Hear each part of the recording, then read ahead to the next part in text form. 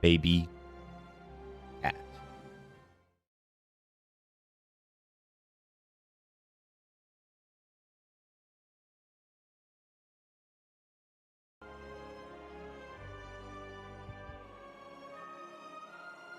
What is more anticipated, Spire 2 or the baby?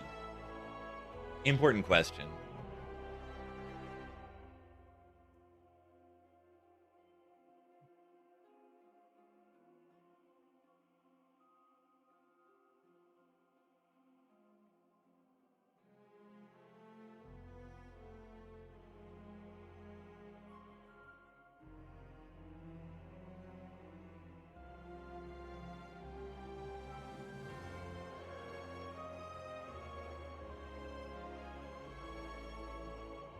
She is a very cat. She is a very cat.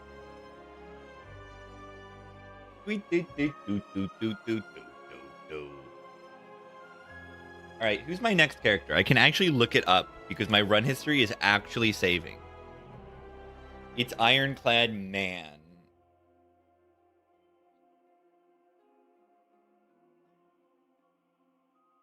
Look at this. This was fun. I like this run. See, Relax. If they balanced Relax like they balanced Brightest Flame, it would not exhaust. I think Brightest Flame used to be bad. Let's go do a little look. I believe Brightest Flame like a few weeks before release was bad.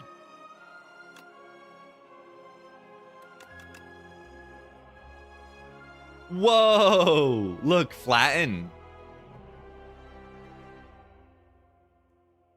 Look at that. Flatten used to be, yeah.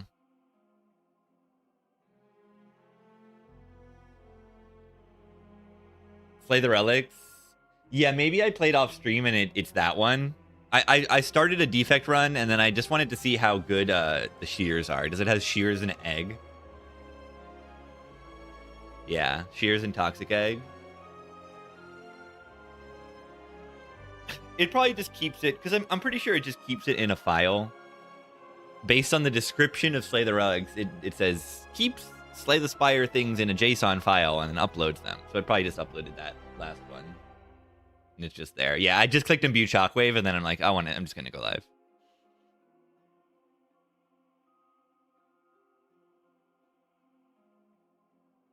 Yeah, Imbued Shockwave. I don't know if I've actually had that before. I've heard multiple people have it. But, I mean, Imbued Shockwave's got to be good, right? Yeah, not this one. Look at this. The 7th card reward you receive on your first ever run now contains Tremble instead of Molten Fist. They nerfed Eternal Armor. Wait. Eternal Armor used to be an Ironclad card?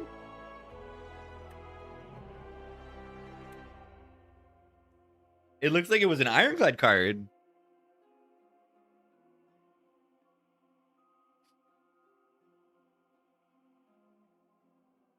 Cloak of Stars used to be 811.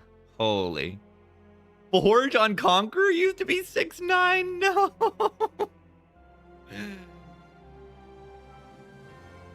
Oh, and look at this parry. Look, parry used to forge and do 1013. Refined Blade was 1011, or it used to be. Wait, what is this? And then the energy upgraded. It was 1011 and the energy upgraded on Refined Blade. Huh.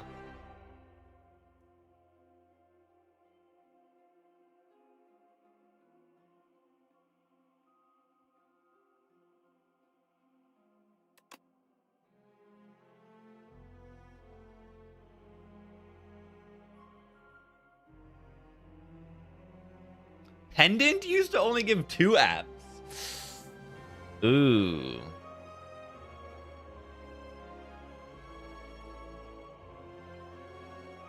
Where is the change to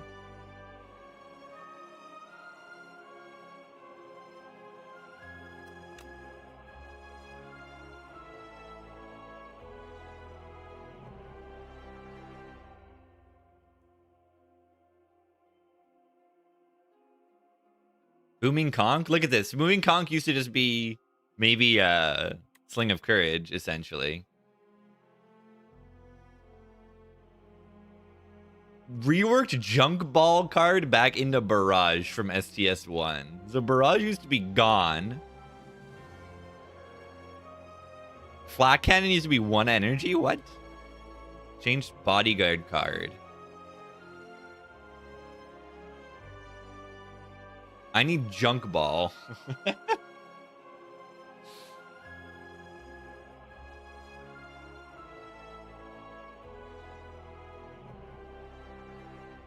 Yeah, okay, here it is. Buffed Brightest Flame. Energy gain increased from 1-2 to 2-3. That's all they gotta do. That's all they gotta do.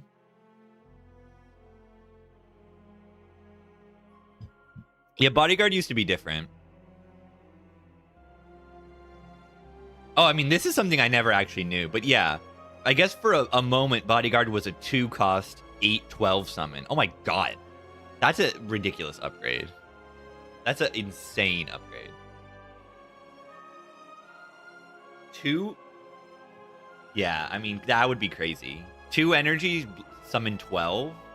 I mean, that's just 2 normal bodyguards, like, almost.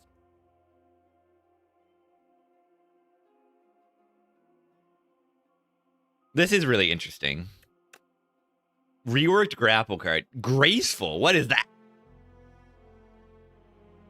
Reworked Infested Prism plus is now a single enemy elite. Maybe Infested Prism, that would make sense. Maybe it used to summon wasps? Or something? It's an Infested Prism, and it would summon little wasps. Who knows?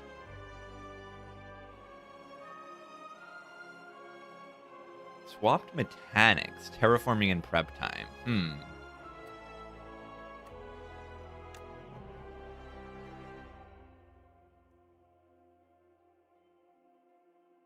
Will we be doing speedruns? Maybe eventually.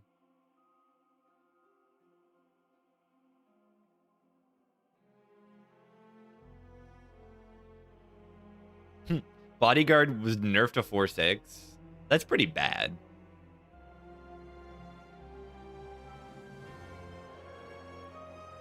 Upgrade no longer increases card draw on fetch. Oh my god. Imagine if the upgrade, if fetch plus drew a card. That sounds broken. Costs an upgrade, but that sounds extremely good.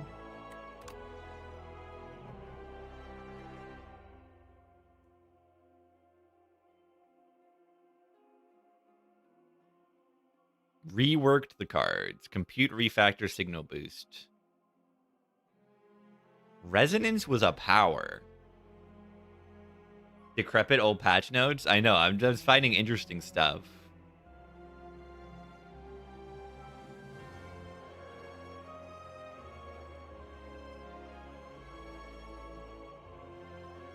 Okay, Vicious used to suck. Look at this thing. It used to cost 2 energy and draw 1. And upgrade to 1 energy. That's a terrible card.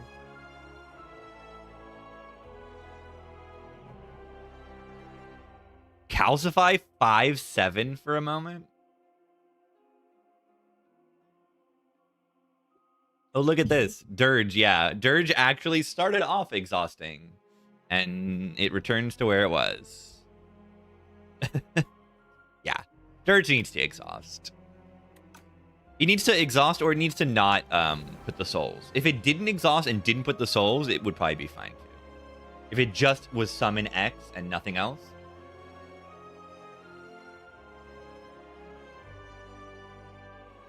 But yeah, next character is Ironclad, I believe. We are on a massive 2-streak. I won this Phantom run with funny Sikkim Rattle. Glam Rattle. This thing killed everything. Glam Rattle with the lighter. It was kind of crazy.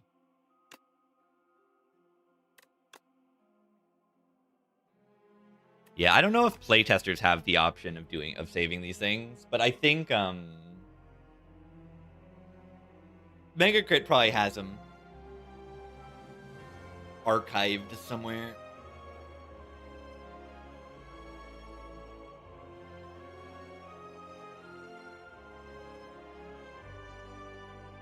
All right, let's clad it up. Baby cat, baby cat, baby cat, baby cat, baby cat. All right, large capsule on the ironclad. I think I will click it.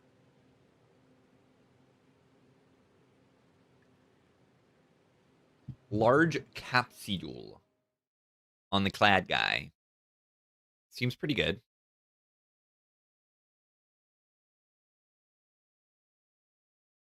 I don't know if these paths give me any information on like whether the capsule is good or not. I think it's just good over these other thingies.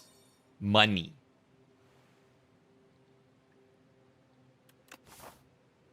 All right. I want to farm elite. I want to get elite rare card. Would like to farm at least 2 elites this act. 3 elites is feasible, but I must go through here to get 3 elites. Alternatively, we can just go to 1,000,000 campfires. Like this path. This is a bajillion campfires.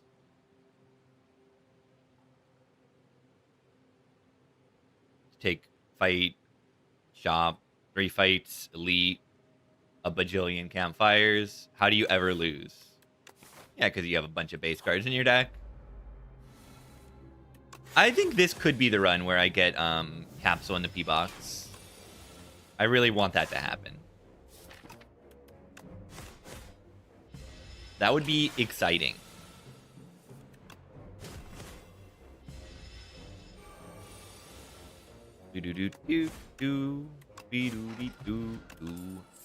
Stomp. Stomp AoE into the kin fight. Stomp's okay.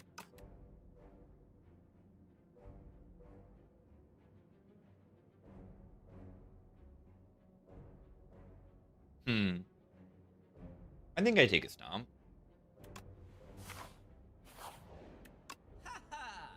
Stomp build.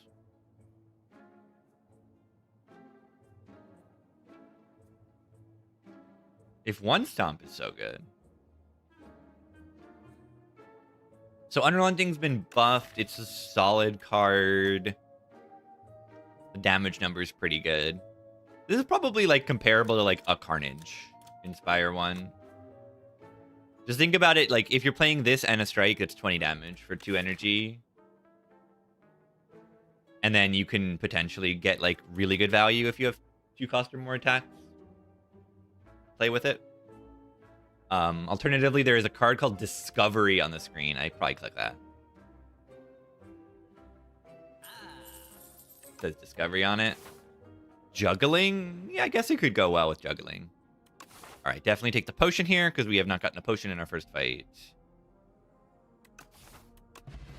Snecko oil. Interesting. It's the guy. I'm just going to take the 1 here. New characters? At least 1. Yes. 28. Discovery gives me a collection, right? Shrug is better than Unmovable. For now, at least.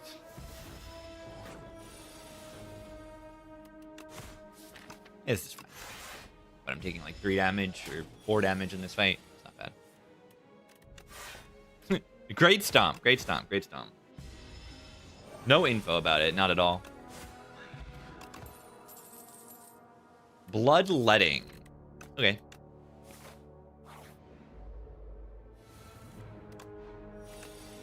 Solid turn 1. Get our damage in. Yeah, they're apparently doing a very loose roadmap.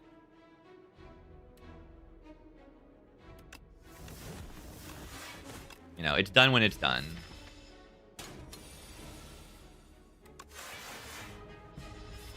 They're not going to give us, like, immediate dates for everything. Which is good, I mean. Alright, Shrug. We haven't put any block cards in our deck. Okay, we have. We put a Defend in our deck. All right, so what am I supposed to do in this fight? Maybe Snecko Oil after playing Bloodletting or something?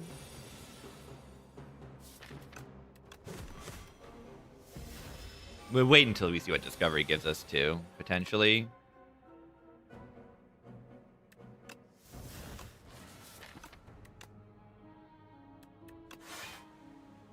I mean, do I even need to?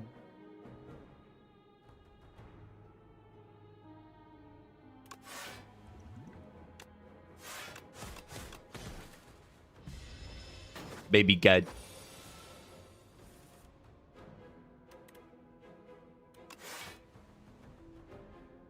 I'll probably save my Snecko Oil. Unless I miss the kill this turn. Which I do. Okay, so it saves like a lot of HP.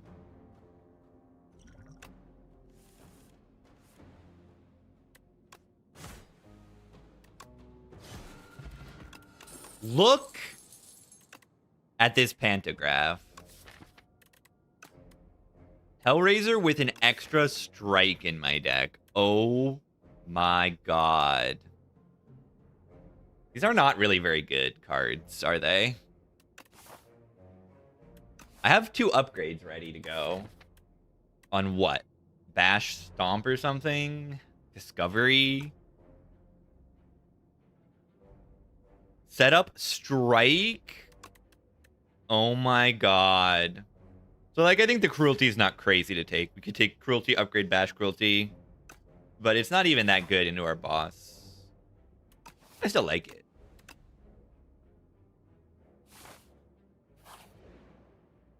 Zone on the Bash is very nice. Now I feel even better about upgrading the Bash.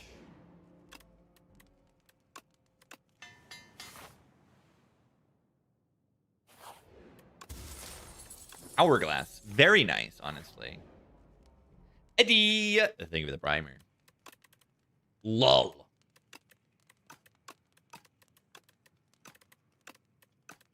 Hourglass is going to be nice into, you know, all the elites, honestly. Just a little bit of bonus damage, and especially a lot of bonus damage in the Potato. And the Frog Parasite is really nice.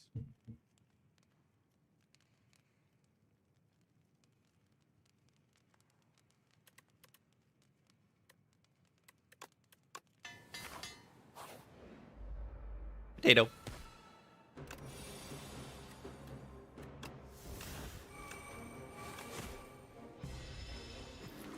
Potato. Potato chips. Ow. What's this? Stampede.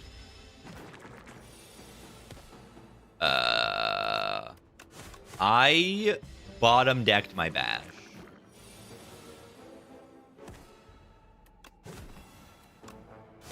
I bottom decked my Bash. That is, like, kind of terrible. It's actually, like, really bad. I'm gonna say that it's, like, really bad. I can just die, like. Hey, we do the stomp.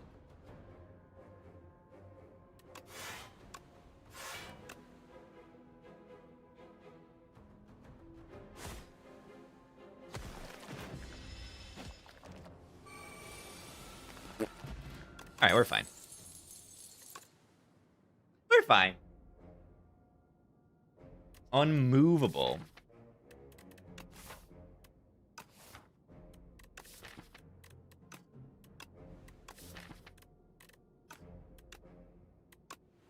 Am I allowed to get these 2 upgraded? 18 HP into the because I do have the Panto, right? So it's just like, do I have enough HP to beat this fight? I hope so. I really want to upgrade Uppercut. Yeah, whatever. I'm not gonna die. Hard pulls can be hard.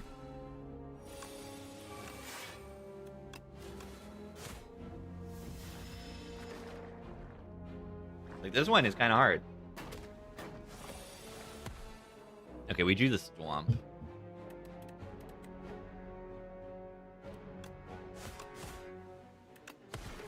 Could Discovery hoping for an attack. I'm not going to risk it. Lost 18 to the fight. It can happen. You know, you bottom nick the Stomp. You could take another 12 damage there pretty easily. Take a Blood Wall. Blood Wall unmovable is like a Impervious. It really is like an Impervious. Spoils map at the very end of the act. Huh. This is a lot more reasonable. And I also have more garbage in my deck. So more garbage means more garbage is good, right? With the hat? Oh my god. Alright, how do I say no? I can't say no. I can't say no. Can't say no. How much extra gold is that? 150 extra gold. Money. Money. And I got Panto, like Hourglass in this fight.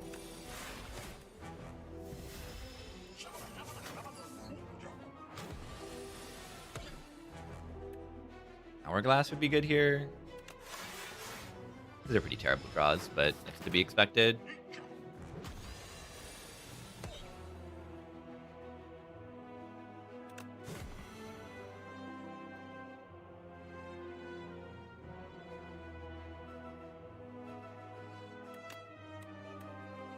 Why did I play the bash so, you know, quickly? I'm just gonna wait and use the fire pot on this guy, probably. Unless... Okay, P-Strike is kind of... hitting. Whoa. Okay. I accept that.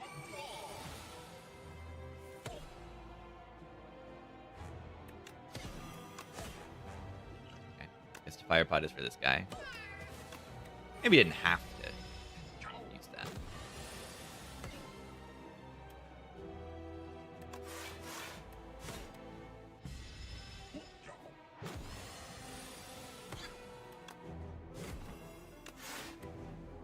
Unmovable.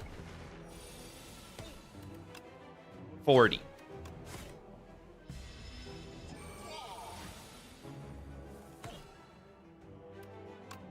40. 6, 7.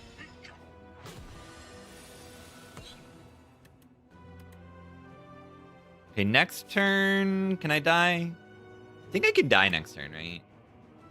They're doing 27.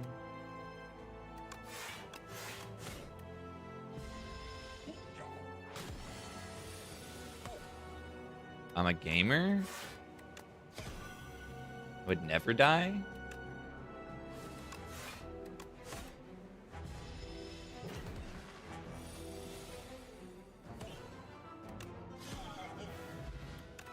I would never die. Barricade 6'9". Today is 6'9". You are wrong. You Americans are wrong. Pantograph? Yeah, without Pantograph, I would have rested. But then I also wouldn't have had the upgrade. So what do we take here? Fiendfire or Barricade?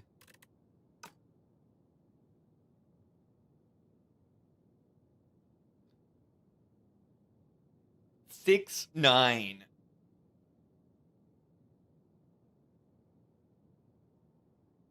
Also, look at my shirt.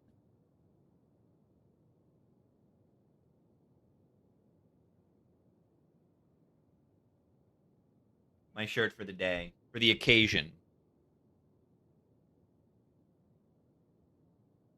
Baby cat.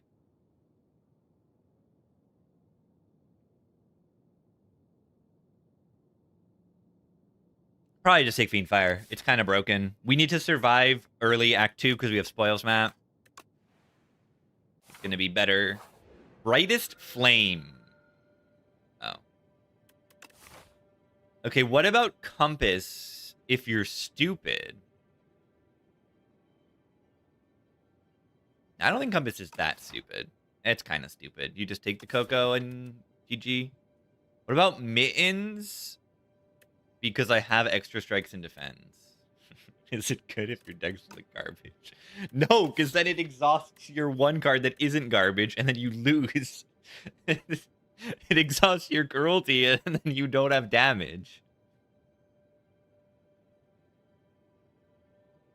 I think Mittens is like terrible. Maybe I've just low rolled every time I click it, but I don't know. I think it's awful. I think the strength is not enough is the issue. You know, if it's 2 strength or something a turn, like, you know, then you can kill stuff. But it's only 1.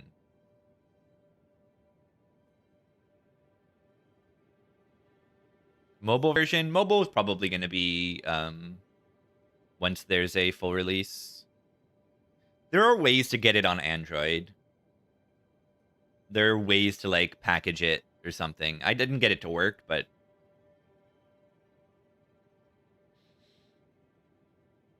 Headbutt mittens? Yeah, you can target exhaust stuff. But yeah, I'd probably just say Coco here, even though it's not, like, the best Coco in the world. It's not even, like, a good Coco yet. And now, do we want to take this early?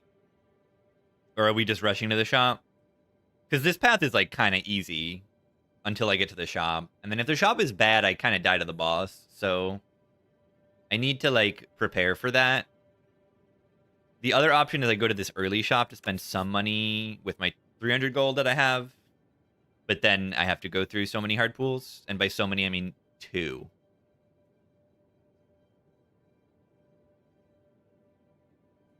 Are Act 2 question marks kind of broken? I think they're kind of broken, right?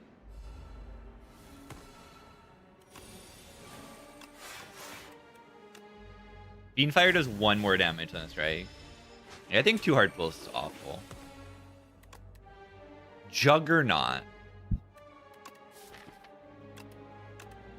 It's buffed. I have to click it. It's buffed. Might lose my stomp, which is honestly kind of okay. It's been kind of bad.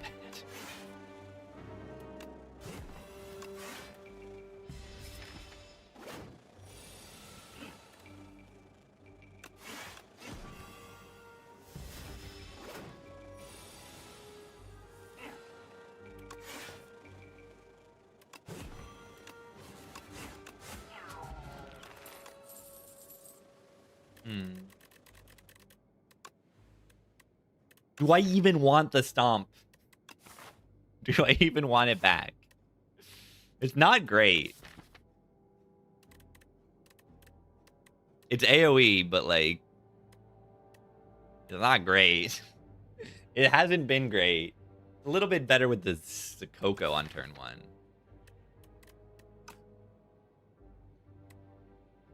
I don't like it.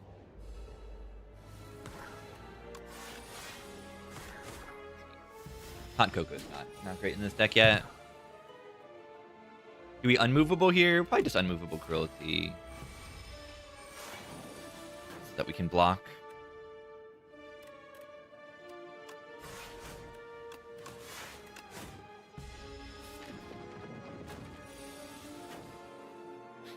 Double uppercut. Ow. Nothing.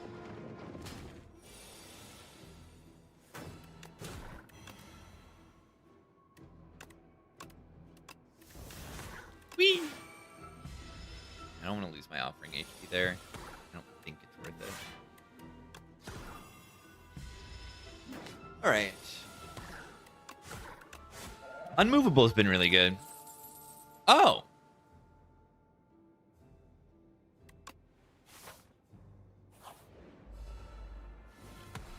That's good. Good, it weakens to 12. Should I Snecko Oil this turn? Because I'm currently taking 11. Why? Because I would be bloodletting into that, so I'd only save 8, best case scenario.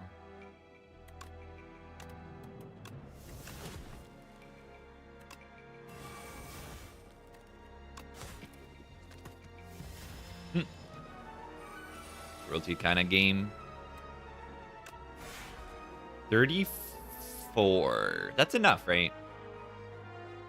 Not quite. Should I play this? I mean, 30. It's 32 plus another 4, so it's 36.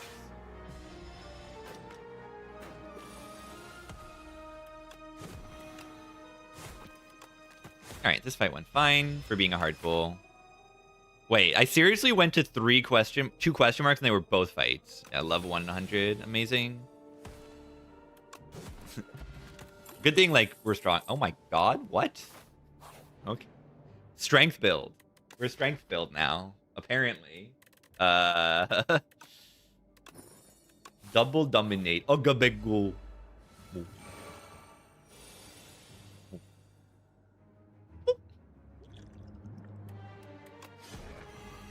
gonna snack oil this turn.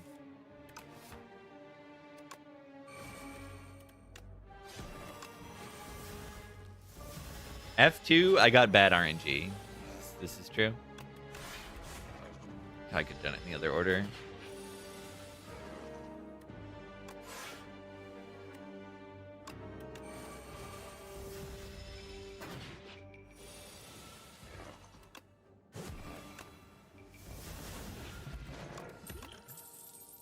Plus.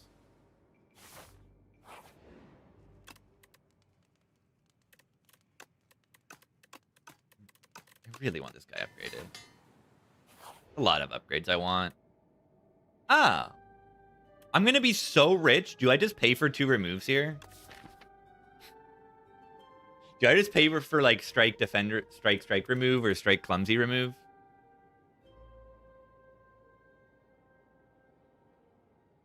I'm going to have 750 gold next floor. Remove the spoils map. I could do that. I mean, it's an expensive remove, but... Getting stronger. I think I'm going to do strike clumsy. I don't have any, like, feel no pain yet. I care about my first deck cycle. We get meal ticket. That's not bad.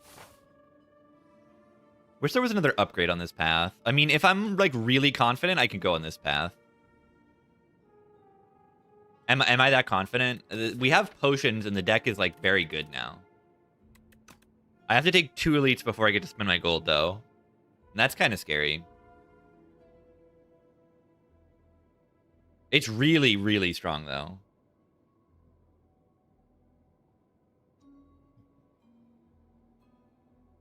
Yeah, I have a fire and a 15 heal. The deck is good. Like, the deck is good. Nope.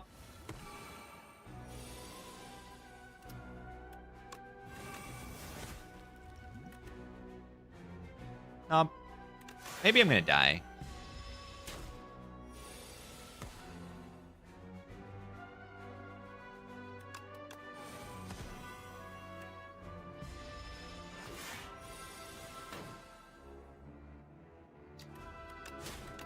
Maybe I am gonna die.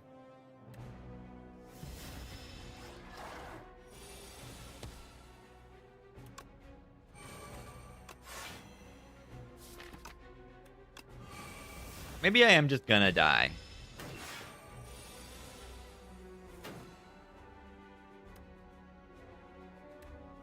That would be fun. Yeah, I meant to deck spot earlier.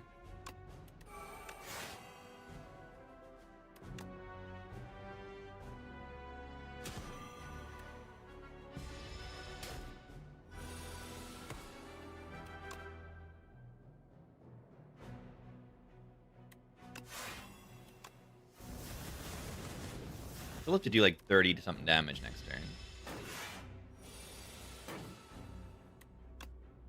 That's fine.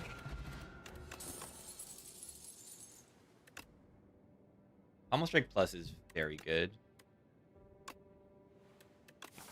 Alright, we might be fine. We might not be fine, but we might be fine.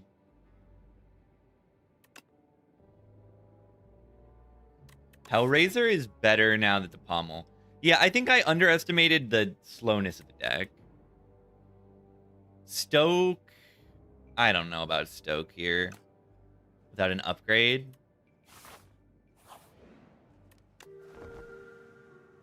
I'm just trying to figure out how to play these. Because I've definitely played these spoils maps before and just like gone to the shop and then just die to the boss. Or die later. Because like my deck is kind of weird and bad.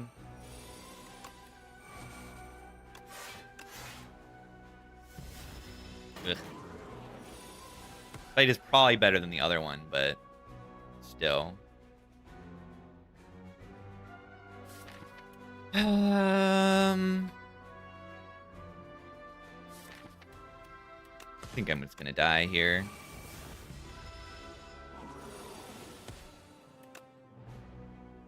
Right? There's like no way to survive next turn. Doing like 30 damage. Did I need to play the unmovable and like not have strength and not kill the enemy? I don't know, man. This was not the right path. Overconfidence. Discovery? Yeah, but do I even play these strikes? And the potions weren't good enough.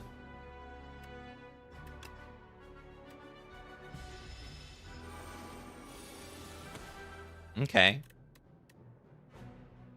Let's first check. 17 plus 9. 28. I am like alive, and then I die next turn 100% of the time.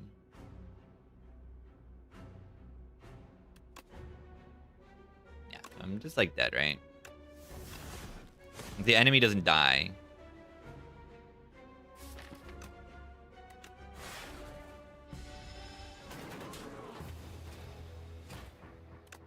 You don't take the elites when you're weak, I guess. I thought I was strong. Apparently I'm not.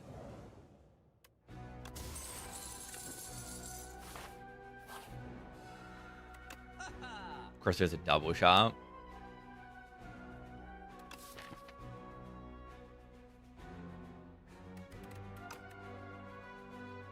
Kept the stomp, maybe. Yeah, hot cocoa hands were never going to be that good. Okay, volley, put the hammer on it.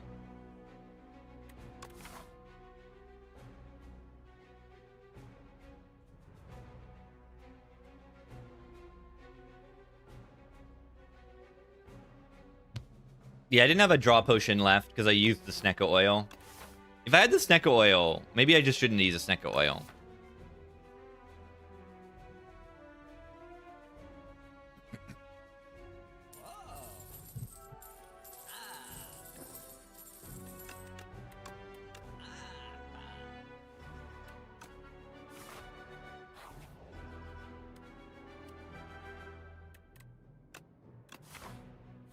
What I was looking for.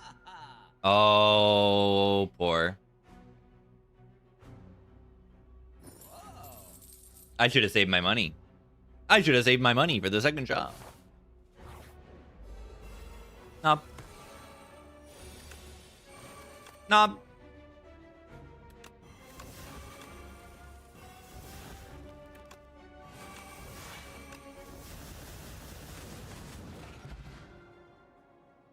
That went better than last time.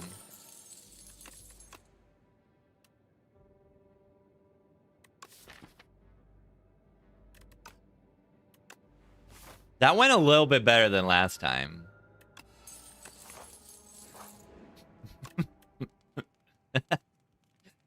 Just a little bit better. Ready for steam. Kosher? No, this is not a real run anymore.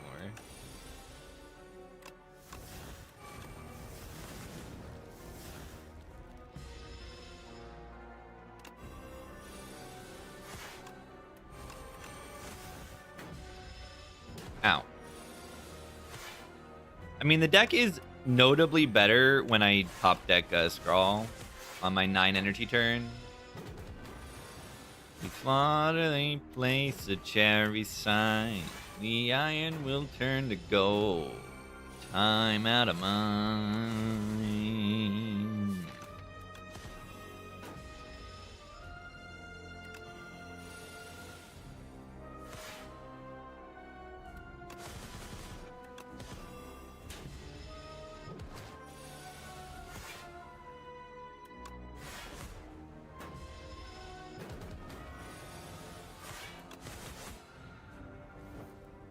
Who is Baby Cat? She's a cat.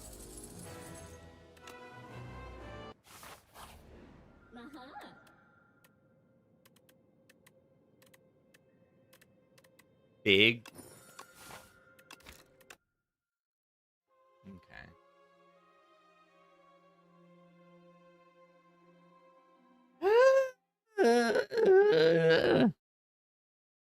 All right. So I actually think I do die there because of the Naba mid, right? Because Infested Prism is much harder.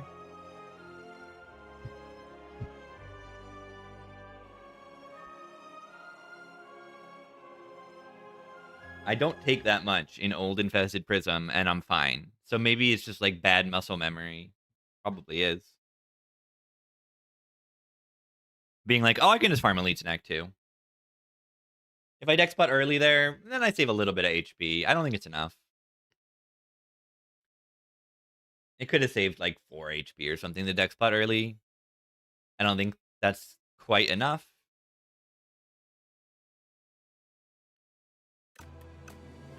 Cool. Baby cat, baby cat, baby cat, baby cat, baby cat, baby cat, baby cat. Soon. I think Poultice is maybe best on Silent. Do I agree on this? I think I do. I think I like Poultice best on Silent because you have 2 defensive cards in your starter deck. You don't mind losing the defend as much. And you have the extra draw to deal with whatever garbage you get, and then you build into it, and then you're OP. Snake Bite. Poison and Shiv build.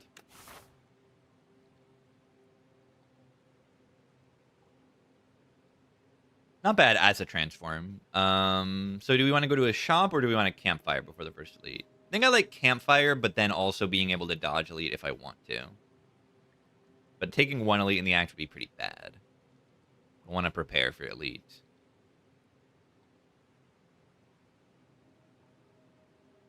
Yeah, it's better because then this kind of can't go to this elite. This elite can only go here. So it's only 2 max elites on that path.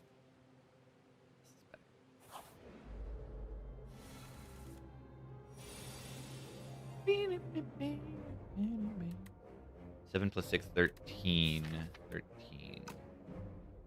12 is not enough. So if I want to make sure this Twig Slime dies next turn, I need to invest a strike on it. Otherwise, if I bottom deck any of strike or neutralize, it won't die next turn. And then still this one isn't dead.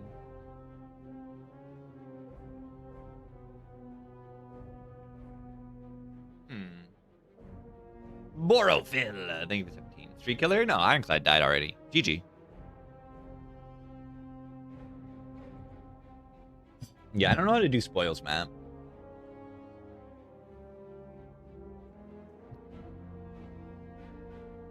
I mean, I do know. You just go to the shop and then you win. I didn't go to the shop and I lost because I had 700 gold that I didn't spend.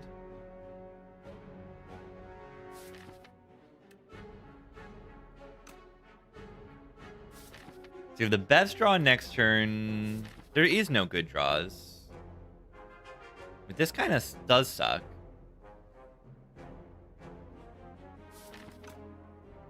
This kind of does suck.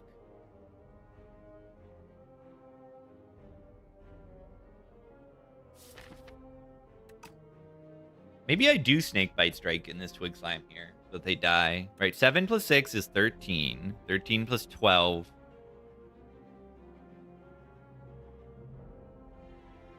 Wait, even the... Yeah, I have to invest a strike.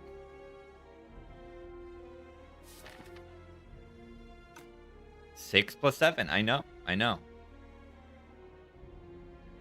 I'm aware. I am aware. But we could also just double strike here, and then I don't know what else. Then I would have to, like, triple attack here and defend, and I have to... That only happens if I exactly bottom deck Phantom Blades. So next turn is just always bad. They're going to do 12 plus 4, 16 damage next turn. And then even if I do the Snakebite Strike here, then there's still 9 incoming next turn. Might be better to just double strike here, and then I save the Snakebite. It's just nothing is that good here.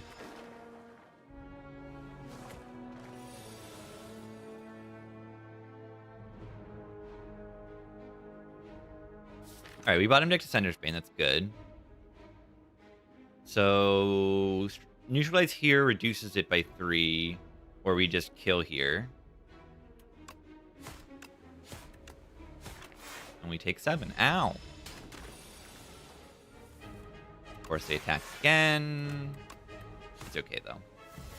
So they don't attack the next turn, and I blocked that turn. Get Snakebite in play, and then they will die. That really wasn't that bad. It was only 7 damage total. Because I drew well on that one turn. Bottom deck Descender's Bane or Phantom Blades was the ideal. Shiv. We want to get value out of our Phantom Blades, and this does that, while also being an adequate card. Sword of Stone. So yeah, there's no shop on this path. I don't want to lose HP for nothing. Let's go to 2 fights here to get potions, hopefully. And the deck is pretty solid. Of course, I say that as I take 7 to my face, 8 to my face. Because I draw no block guard. Snakebite. Sword. Sword is pretty good on silent. I'm already leading Shiv. By leading Shiv, I mean I have 1 Shiv card. Alright, this is good once the sword is in play. So yeah, would you like to do 12 damage for 0 energy or 11 damage for 0 energy? Guaranteed? Okay, the Rick into the Phantom is actually something.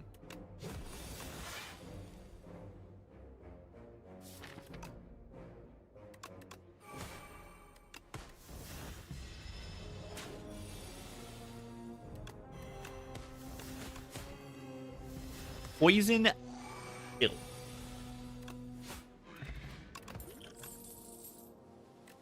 Good cards. Is there a world where it's not Calc Gamble? There's no, like, synergy with Calc Gamble here. I have no draw and no sly, but it's Calc Gamble, so...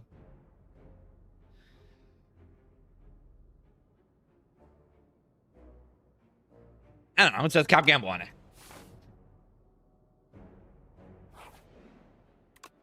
Okay, I guess there's a shop.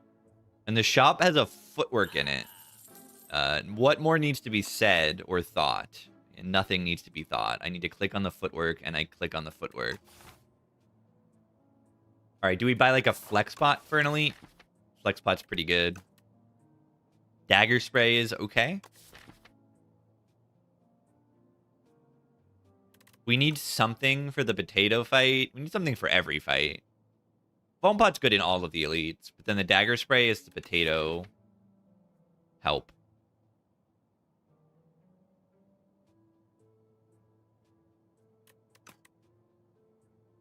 I'd rather just buy a potion. In a world where it's not upgrade neutralize? I don't think so. Bird. Bird. Bird. Bird. Foam pot. And is footwork going to be better than double defend?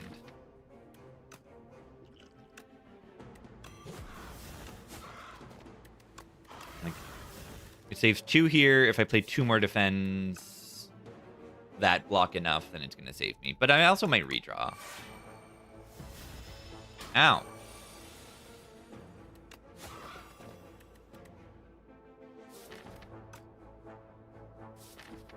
Okay, this is bad. I might need to just, like, flex spot next turn to get the kill. It'll do 16 times 3, right? So we just do it. Good potion purchase, right? And now we have Sturdy Clamp, which is incredibly good. It's an amazing relic. I mean, 2 more elites, is that viable? I don't know.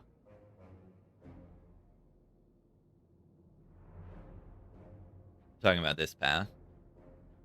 I'd probably do it, and then if I can't take this next elite, I just dodge. What do we take here? A mid or whale? A mid is going to be so good in Phantom, but I need it a little less with the clamp.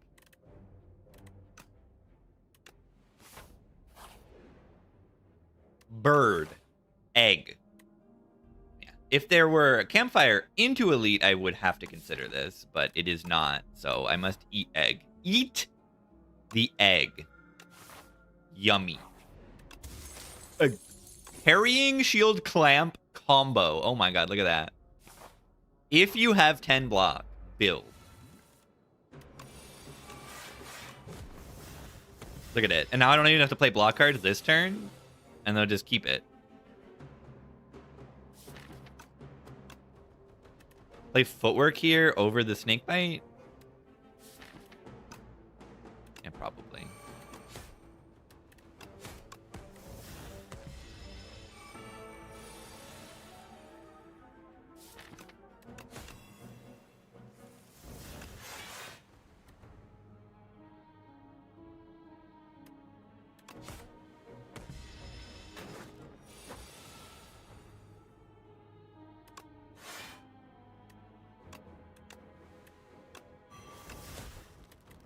All right, this is kind of awesome. Clamp is kind of broken. We can agree, right? Okay, are they dead also? This math is like kind of obnoxious. But like, are they dead? Actually, it's not. I just like play my cards. And then I guess like I might waste speed pot if I'm like wrong. Yeah, I mean.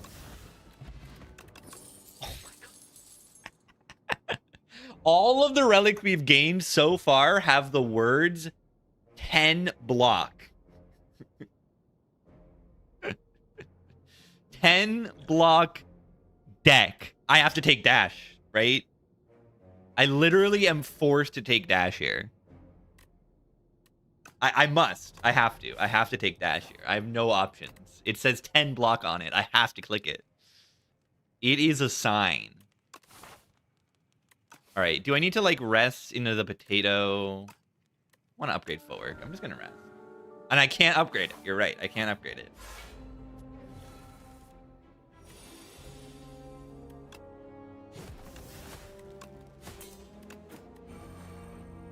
Hey guys.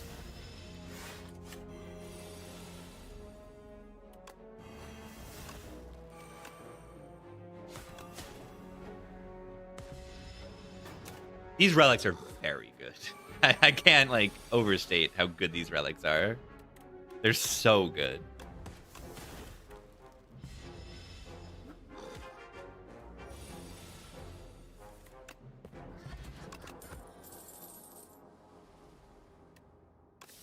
Could take a cloak and upgrade it if we need a little help into the Phantom. Rather just upgrade Snakebite in the Phantom or something.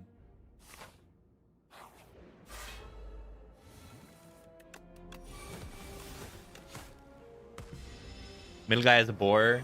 Yeah, he has for a while. But yeah, Clamp is just so good. It's so good.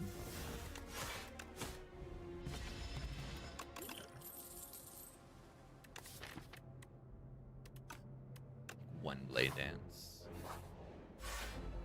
The guy. Like, look at the anchor. Anchor, clamp, boom. Like, that's crazy.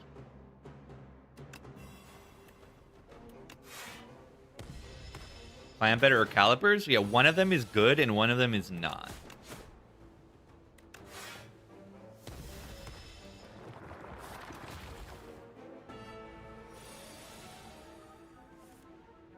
One of them is good and one of them is not.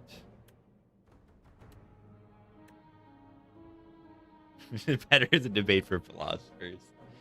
Yeah, Clamp is much better. 95% of the time. Flagon with Speed Fire? Wait, Speed Fire plus History Course. That's funny. I don't know. Do you need the AoE damage? Because that History Course implies you're already in Act 3. Am I calling Calipers not good? Yes! Calipers is not good. 95% of the time. Maybe not that much, but Calipers are hard to activate. You know, you had to overblock by 15 to get Calipers value. If you're overblocking by 15, your deck is probably pretty decent. It can help in certain decks that make burst block and stuff, like Ironclad stuff. Most of the time, it's not good, though.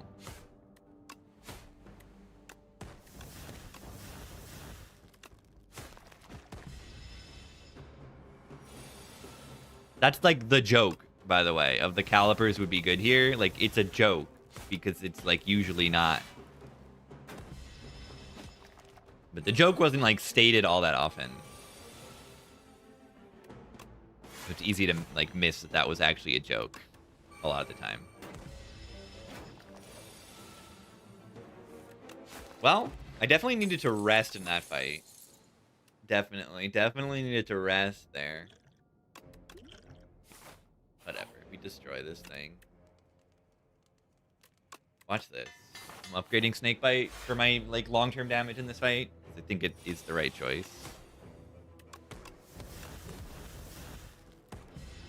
Could have gambled there for redrawing the Snakebite.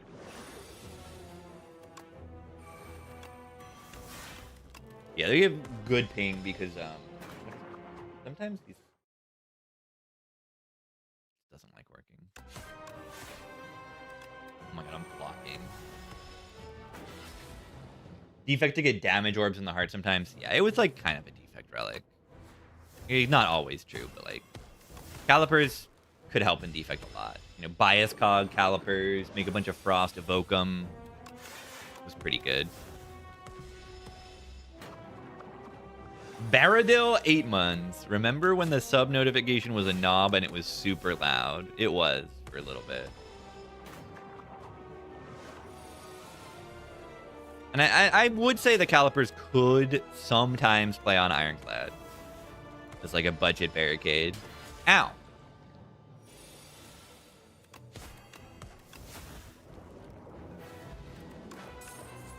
Knife trap.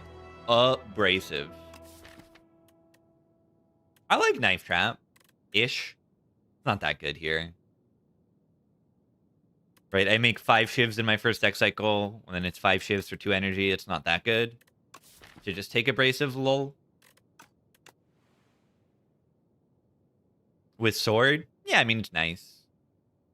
You can get a knife trap later, or get a second shift card later or something. Would abrasive be good? If abrasive would be good, would 2 abrasives be better? Probably.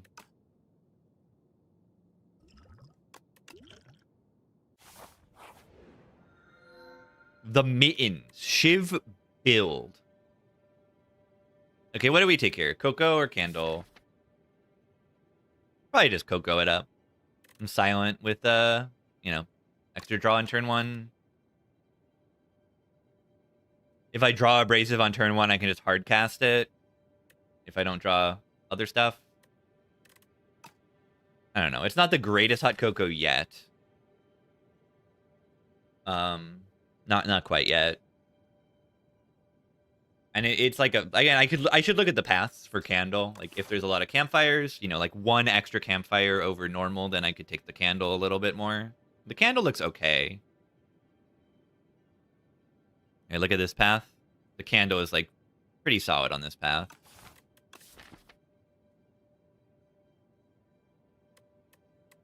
Toasty Mittens. My advice is just to not click it. I've had no success with it. Like where it's actually good. Because it's not enough. I think it's not enough damage scaling to like rely on exclusively. So you still need to click some damage scaling. And that kind of ruins it. That ruins the whole point of the relic. And you have no choice over what you're exhausting. So, like, yeah, your deck is getting exhausted down, but also, like, you have no choice. So, it's not like the deck is getting better as it's exhausting down.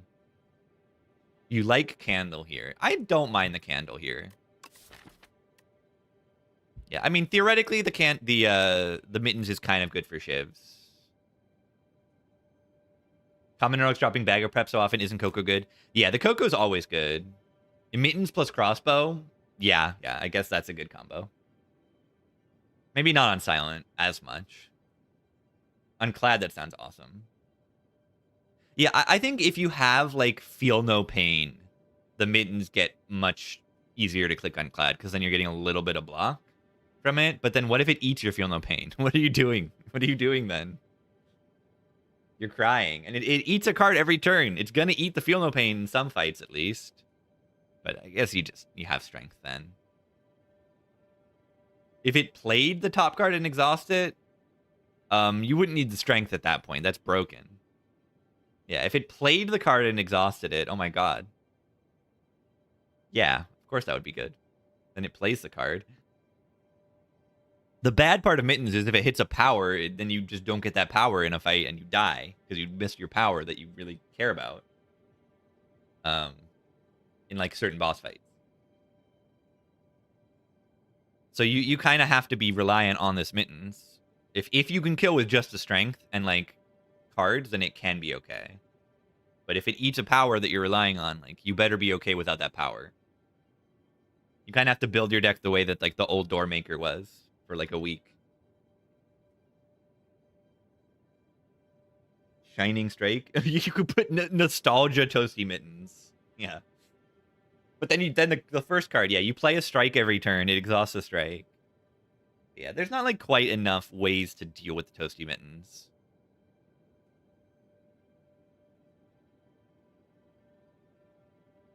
And I just think that the one strength is not enough for me to want to deal with all that. Is the main thing. Right? If it's 2 strength, oh my god, like click it. Like if it's twice as good, yeah, click it. Just go pumpkin? I'm actually not sure. The pumpkin is really good though here, right? Yeah, maybe the pumpkin is kind of broken.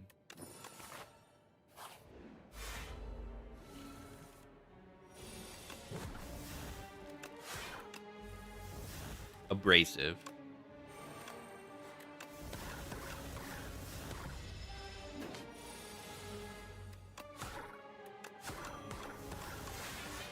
Overblock.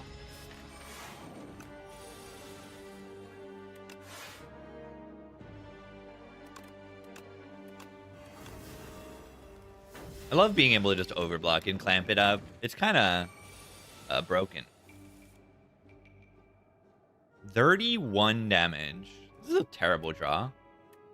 11 plus 18. That's not enough. I don't have my thingy in play. I should have played the Phantom Blades over the poison. Yeah, whatever. This gets me the thing, right? Gets me a mid. Or is 10 more damage enough? Right, I'm playing 1, 2, 3, 4, 5, 6 cards. So I'm doing 18 plus 11. Yeah, 18 plus 11, 29 plus another 10. Yeah, we could get Tent in the shop. 3, baby. Think of the gaming. 3. Wait, did I have Clamp? I didn't have Parrying Shield that turn, right? Easy to forget about that. Another Blade Dance. Pretty good once the sword activates.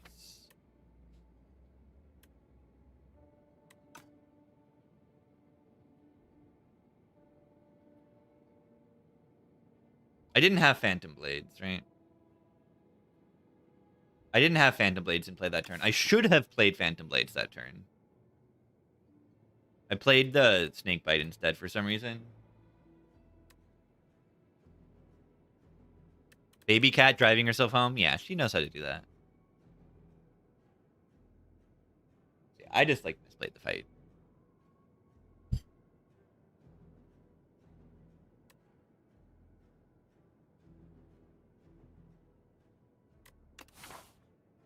Did I miscount my damage?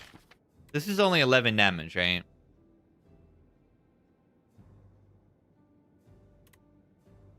$18 plus 11?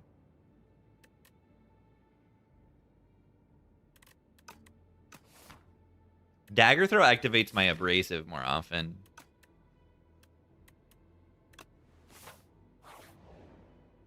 Wongo!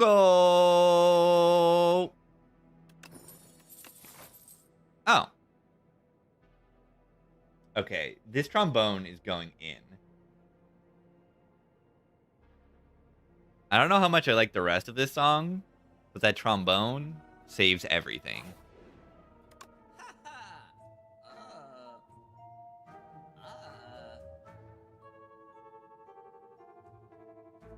I missed tent. It's not tent anyway. Blur clamp.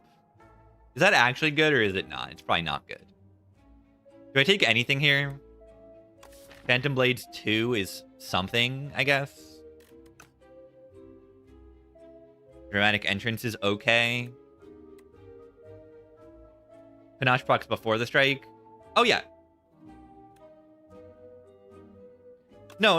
It's because there were 6 cards being played. This is 3 cards, and then 2 strikes get played, and then the Panache activates.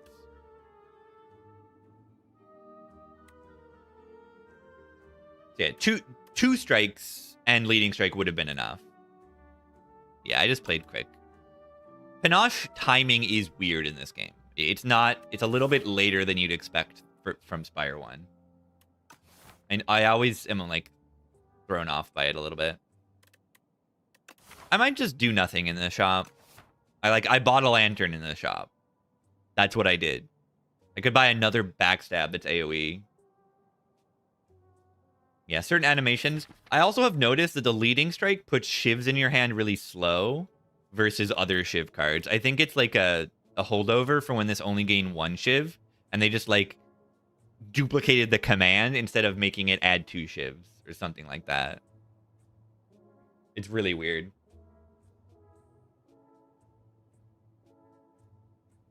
I've F2'd it. I'm like, why is leading strike put shivs in my hand slower than like Blade of Ink? It's really weird. I don't want anything in the shop.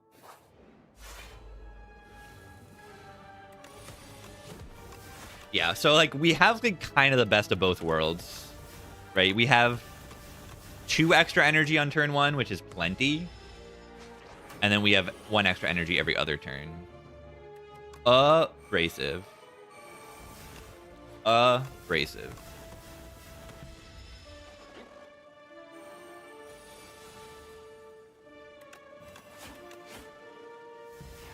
Still play Spire 1. Let's go. Hog Hair. I can just play the abrasive.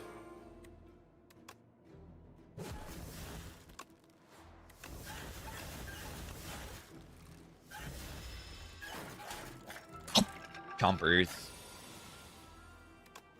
These guys rule. They're also kind of owning me. Always feels good to get a little owned.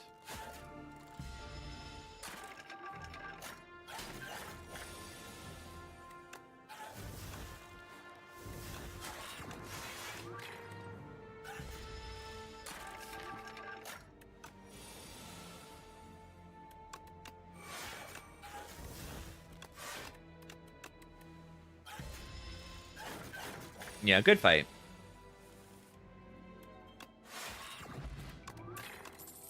A mid.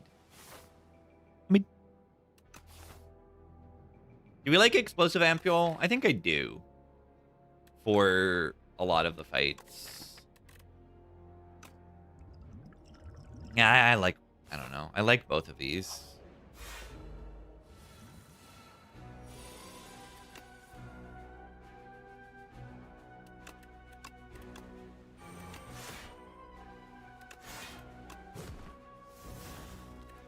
Where's my abrasive? Oh, there it is. Do I weak pot right now? I don't want to save a weak pot for like a Naba mid here. Like, I can weak pot here. I like it because I might not draw neutralize for 2 turns from now. And they're like still not alive. Save me 5 HP right now.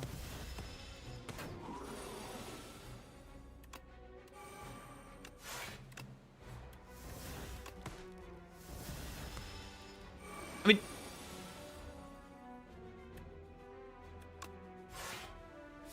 yeah, see, I did not draw the neutralize card.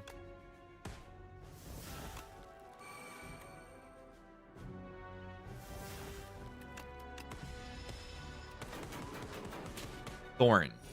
Build. Did I have enough damage if I just like kept playing cards? It would have died to Thorns faster? I don't think so. But I did not consider that line. Backflip's really good. And calculated gamble is also good. And take backflip. I have dexterity. Can kindle. We can upgrade a mid.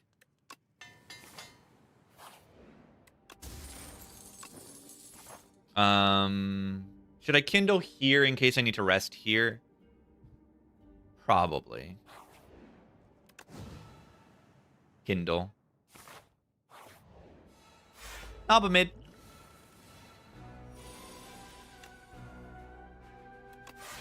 Gonna play the snake bite.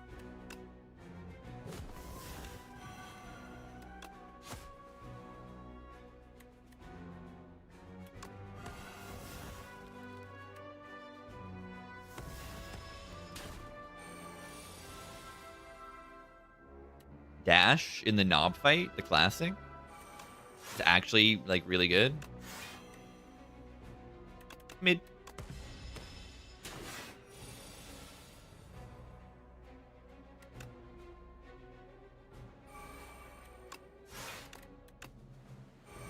Not a huge fan of this turn. I can blade dance into gamble and always... No, I won't always get the neutralize, but I will almost always get the neutralize. Is that smart or is that not smart?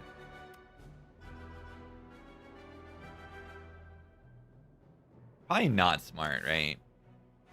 Yeah, this turn feels like you get taxed, essentially. You could also, like, go this path, maybe. Attack pot, a sucker punch. Yeah, that's, like, kind of it. The attack pot.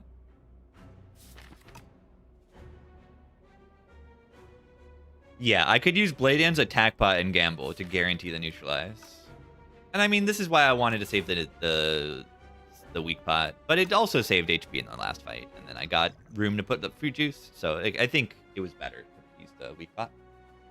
And then half the time I get the other elite where the weak pot is much worse. I think I did fine here.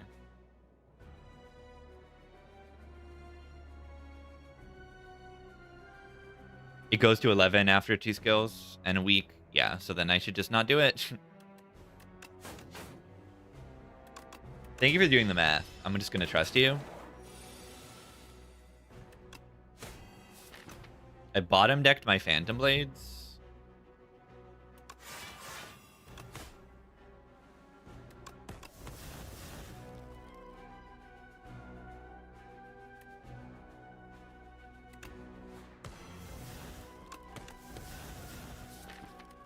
I want them to die next turn.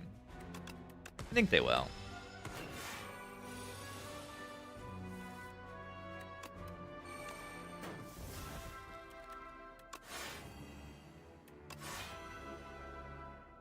I realize I didn't actually do anything now. It's okay. They die next turn, and I'm full blocking. Line didn't really make sense that I was doing there. The Hunt. I also realize now that I have 5 strength. 3 strength. Only increases by 6 during the multi-hit. I think there's some weird rounding, though. Because it starts at what? Times what? It's 6... I don't know. How does the math work, gamers? Do the math, please. I just rest, right? Tiny mailbox, I use the fruit juice. It starts at 6 times 3, and then it goes up by 3, 9 times 3. Yeah, rounding does some weird things. Taquito? Don't give your dog a taquito. Oh, no. I hope that's not a copy pasta. Or if you wrote that copy pasta, it's pretty good. Used to get 5 strength? I think it maybe did. But after, like, more elites.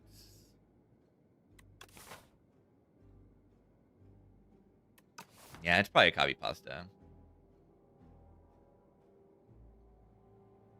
The Hunt. Piercing Whale. The rare card versus the common card. Huh. Now, it might have been 5 strength in pre-release. Like, it was never 5 strength in full release, in early access release. In closed beta, maybe. For a moment, I don't know. The Hunt. The Hunt. Yeah, 3 strength is very good. People underestimate it quite a bit.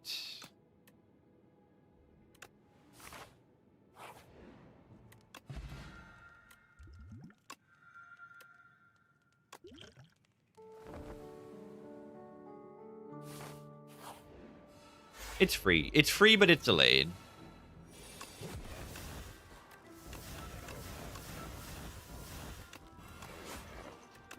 Yeah, I mean, how much damage did it do? I played 1, 2, 3, 4, 5, 6, 8 attacks. I did 24 extra damage with this relic on turn. On one turn, I did 24 extra damage in a singular turn. That's really good.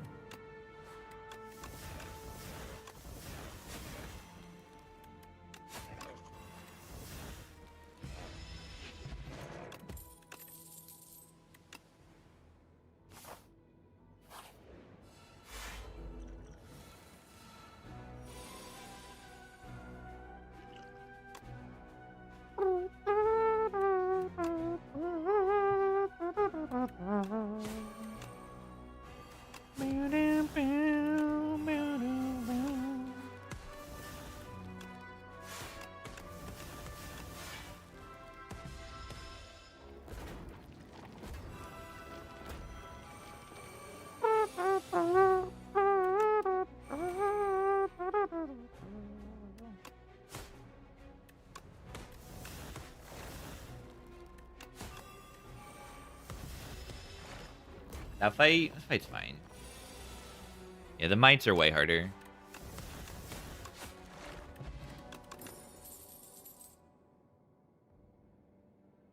You could take a scare here. I have very low weakness. Yeah, the mites are actually scary.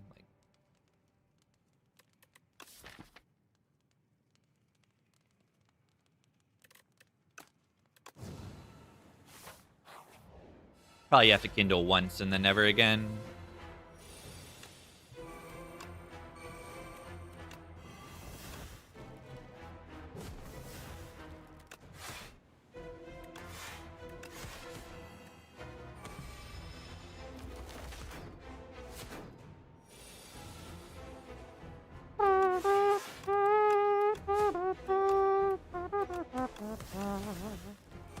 Kindle. It's the new candle if you haven't played Pumpkin Candle new. It extinguishes after 5 fights, and then it can be kindled.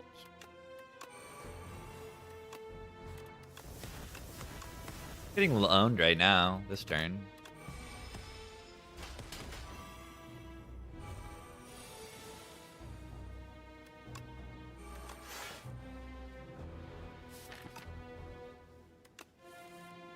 Redraw neutralize, please? Nope.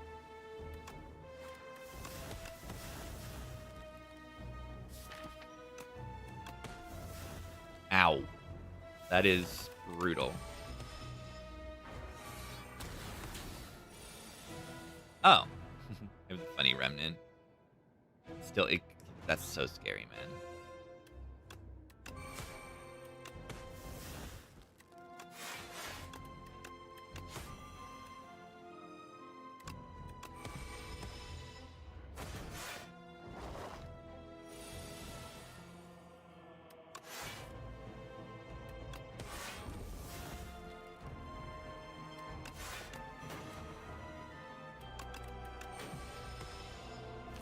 I like this version of the song.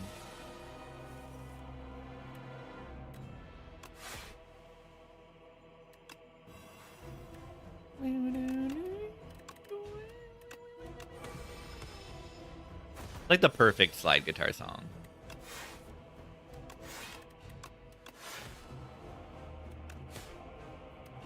Alright, we're kind of broken. I mean, I did use the funny potion, right? I used the cultist pot.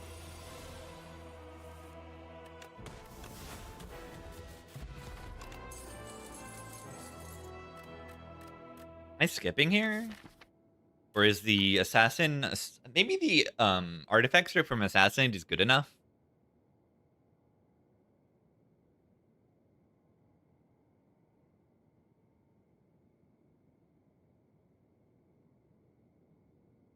Right? Yeah, I mean, the Vaughn is not useless. I think it's good enough. Second backstab. Try boomerang. Throwing axe. Throwing axe assassinate. Iron Club is kind of broken, right? With the Shiv stuff. It's kind of busted. This says your Blade Dance draws a card.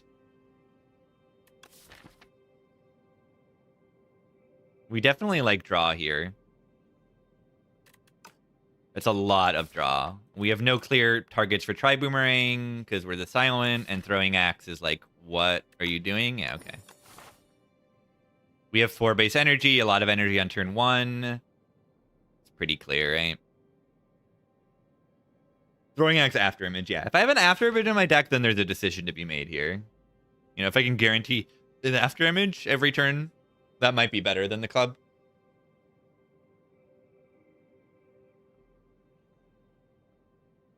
Yeah, the draw is so good. And the Blade Dances draw more than 1 card. It's pretty crazy. Speaking of After Image, I would click it here. I would click an After Image here. I think I take the double shop here. No Eon Glass? No, there's a glass here.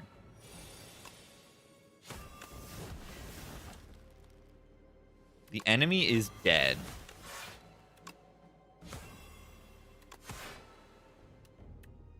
Cat's coming in about 3 hours. Might only play like 1 more run today because of Cat. I don't know.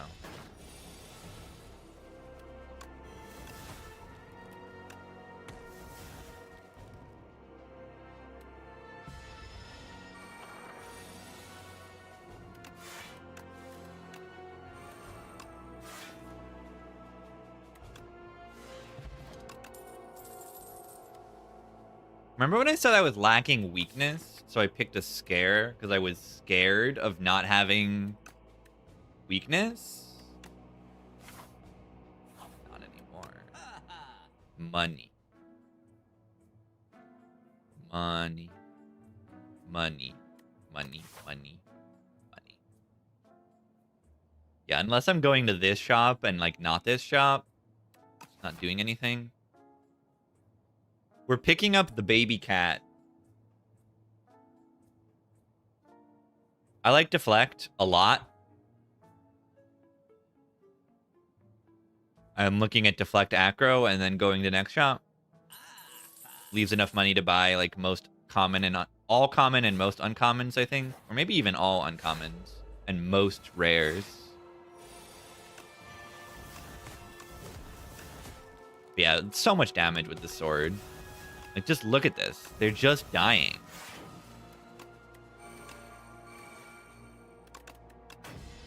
Membership not worth? Yeah, it's not.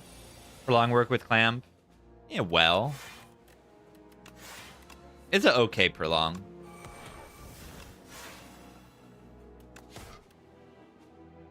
Alright, they're gonna die of thorns, right?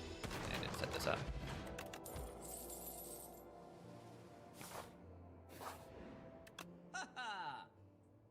Speedster. Wow. Okay, so the relics are bad. Yeah, I mean, you keep the clamp, and then prolong just says gain block, and you gain that much block. It's just like dodge and roll and stuff like that. We can buy potion.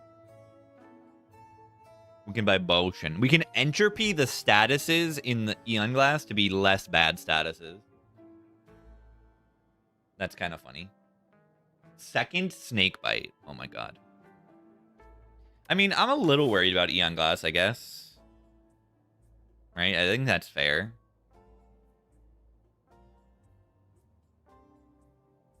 I gotta Kindle one more time.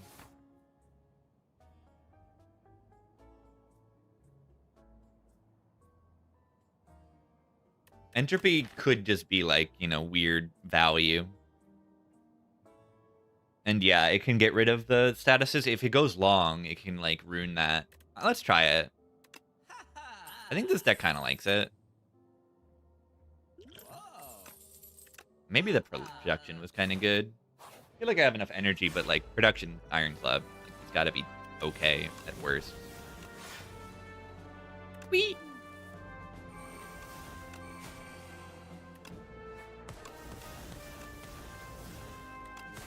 This thing is crazy.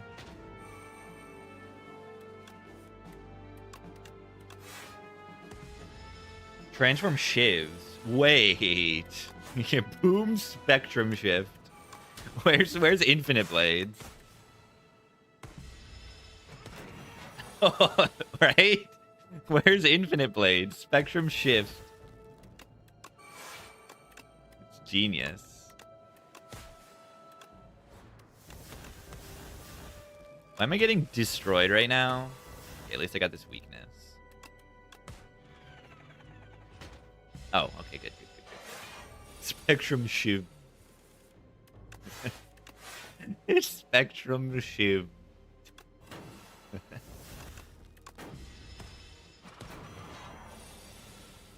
I like that. That is funny. Why am I like weak right now?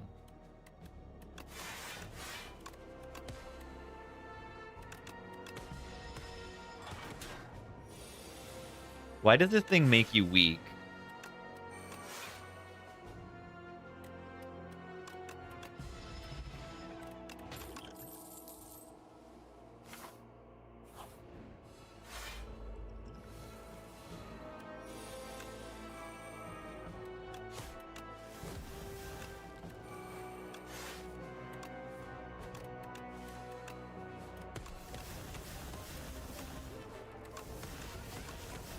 No frail to deal with here.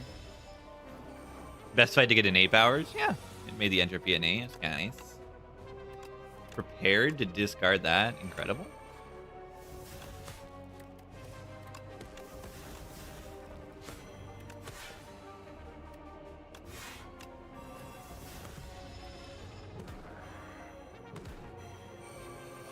Having an energy relic and a draw relic as my 2 boss relics is like kind of really good.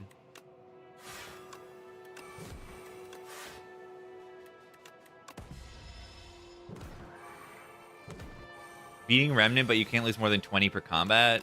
No. Why not? Why? My response is no.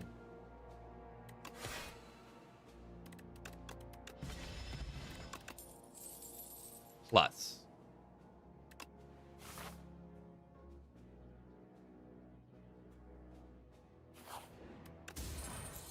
More draw.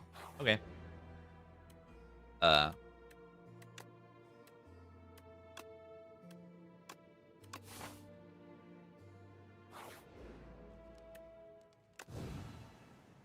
Unfortunately, we have to Canada, right? I only had 3. That's 1, 2, 3, and then I don't have it for this.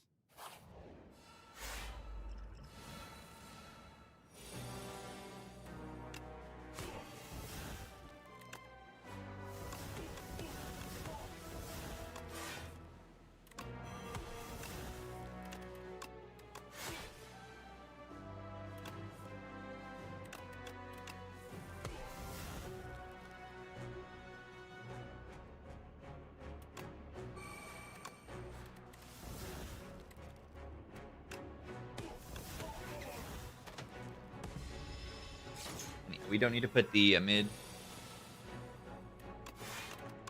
The Welle plans does not need to be put into play. Doesn't really do anything.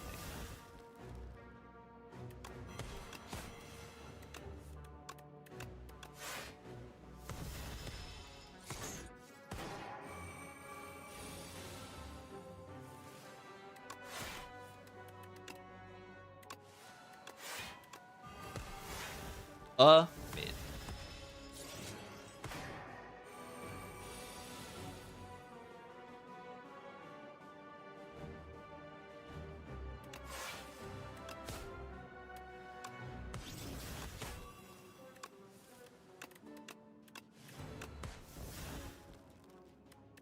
Let's play Entropy. It's funny.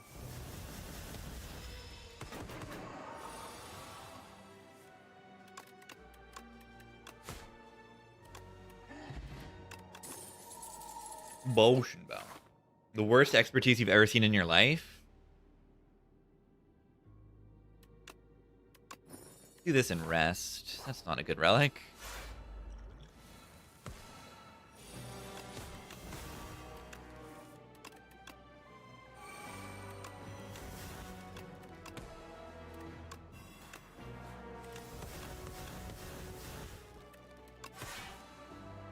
You missed leg sweep? Why did I play the stupid snake bite? Royal Poison not better there? Royal Poison does not give you a relic. I don't think it does, at least.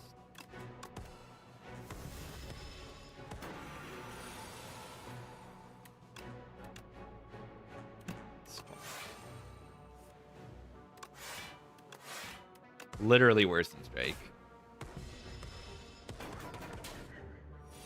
I mean, if I knew it was given Pauper, sure.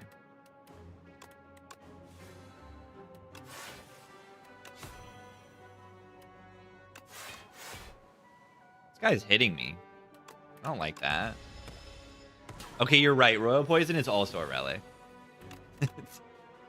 You make a good point.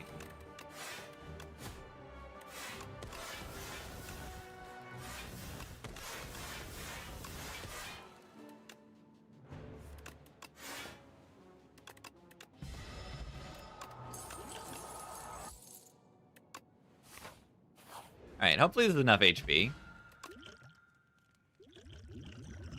I think Attack Pod is not as good as any of these.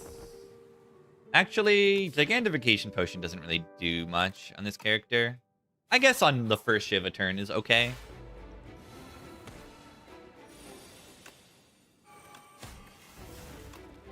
I think I can kill it this turn, probably. At least like block a lot and do a lot of damage.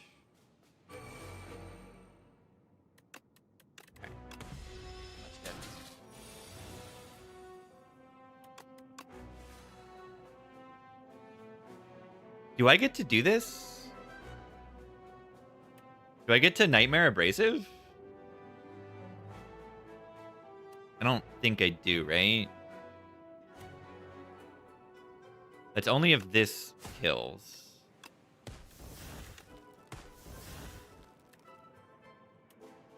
Doesn't quite.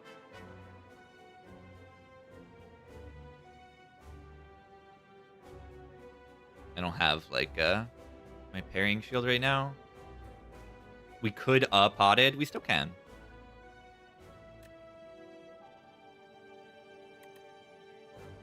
Letter opener.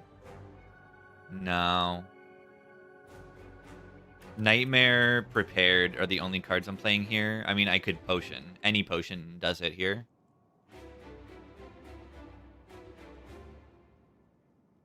If I pot for one dex?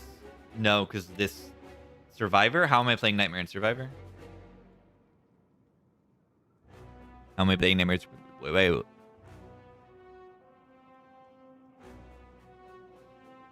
I don't need to Nightmare the Abrasive to win the fight, correct?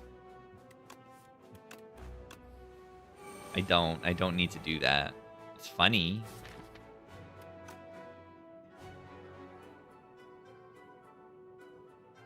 I just want to hold this leg sweep.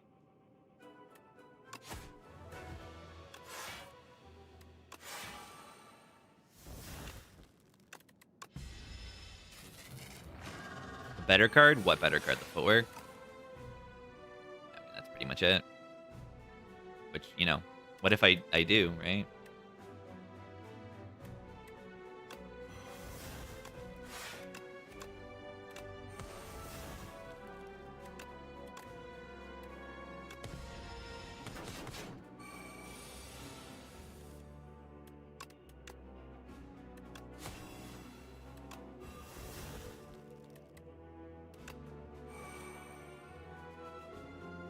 Times 4, 32. I mean, do I just have to play 3 defense here?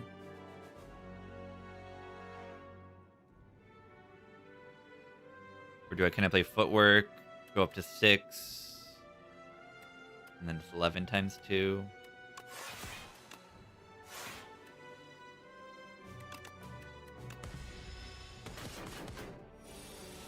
Yeah, the transform effect is kind of new.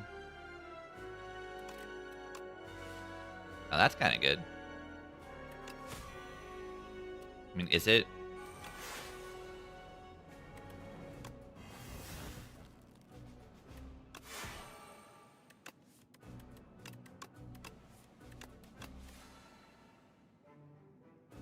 I kind of need to, like, kill it.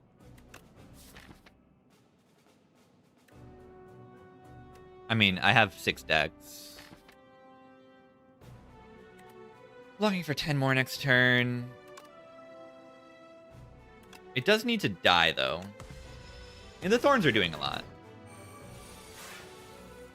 Everything's doing a lot. Oh, this is card to transform. I don't really have a card I want to transform that much. Wow, we just keep getting strangles.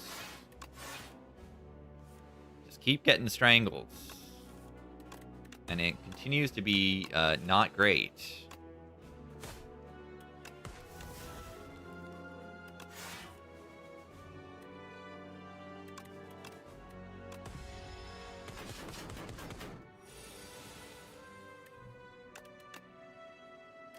Wow.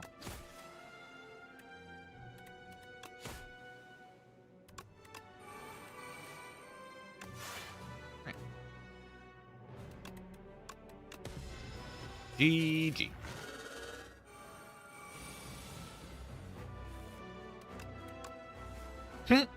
More feet work. More. I have so much footwork. 12 feet. Pretty crazy stuff. Strangle going in. Spin block for 36. Was that multipliers or just decks? Because you can do some crazy things with like Legion and the other guy.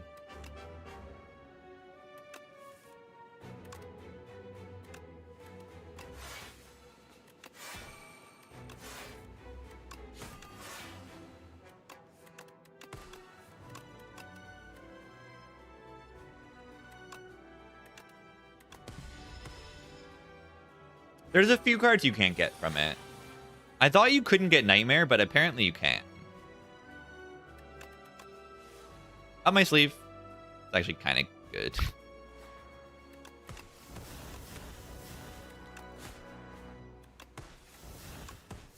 I do need to, like, kill the enemy eventually. Yeah, Legion, Vambrace, Goopy, Fast, and Shadow Meld Defend. Is that what it was? It's crazy. Shadow Step. Interesting. Watch this.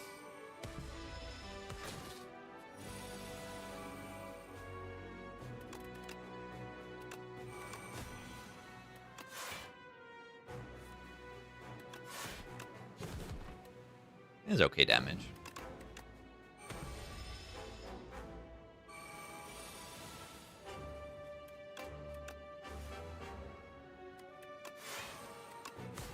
On my sleeve.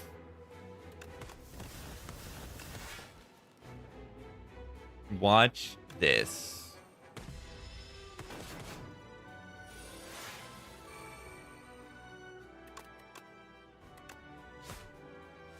Oh my god.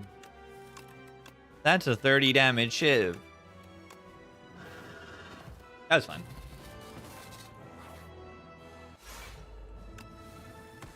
I drink the fish. I drink the fish oil. Good artifact strip. Look at this. Turn 1 artifact gone. That feels good. Okay, okay. Good. Good stuff is happening. That was a very, very good turn.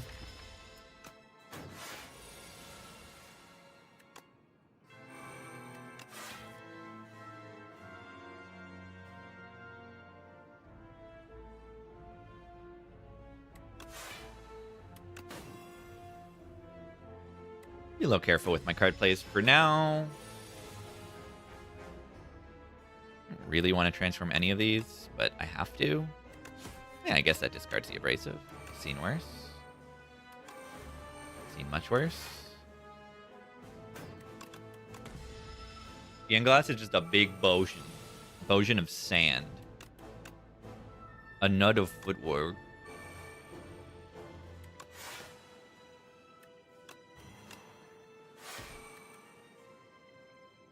They're a big dupe pot lore. Maybe.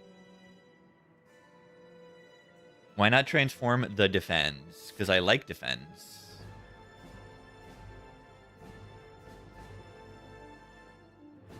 They block. I have 7 dexterity.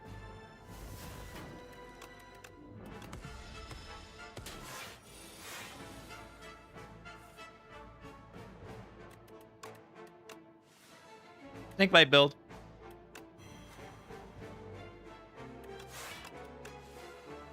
Apparently we're like pivoting to poison right now. Yeah, the status, it will transform into a status, but most statuses are less punishing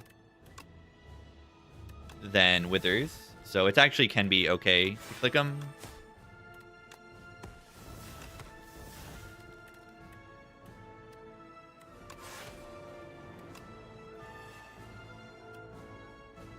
Yeah, it can turn into something like Beckon, right? Right?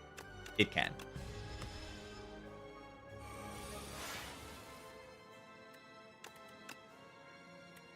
See? Look at that. It's a void now. And what does void do when you don't draw into it? Nothing. It just exhausts.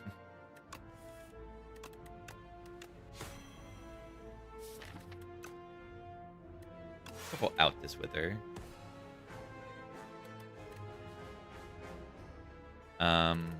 Yeah, this is probably worth it. We're doing 39. Yeah, I'm saving most of my block. I think it... Can it turn into Frantic Escape? I don't know.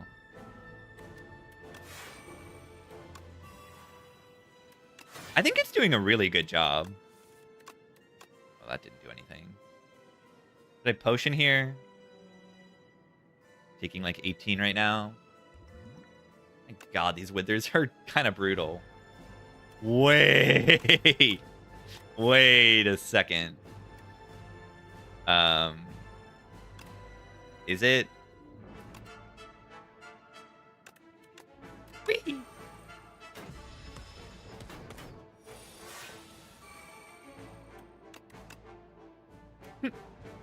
I mean, it's not as bad as a Wither, right? 5 is less than 9, and I can play it to exhaust it. Oh, I should have Gigantification Potion there. I should have Gigantification Potion. What am I doing? That was so much damage, and I just gave it away.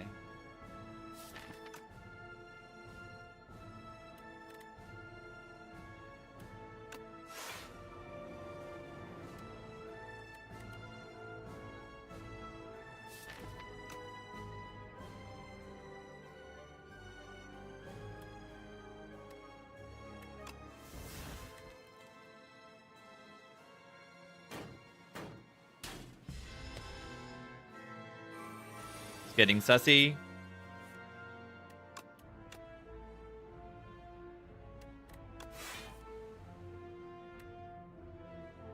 Wither plus 3. I don't even know if the Calc Amp was like worth it. They need to die. Because like, look at this draw pile. The enemy must die. I think that the enemy needs to die, like, now. Like, now. They still have 200 HP, and they're still doing, like, 1,000,000 damage next turn. They have 15 strength. What's their base damage? Is it 12? Like, they need to die, like, this turn, next turn. Like, I don't know, man. Remnant carries? Remnant carries. Okay, if I have more than 20 HP at the end of this turn, I'm alive. So if I can just end my turn safely right now, I should do that. I mean, I could still die in 2 turns to Withers when they're not attacking. But, yeah, if I survive, if I take less than 18 right now, which they're doing 24 plus 35. Oh my god. Why are they doing that much damage? I guess I could just try to kill it next turn.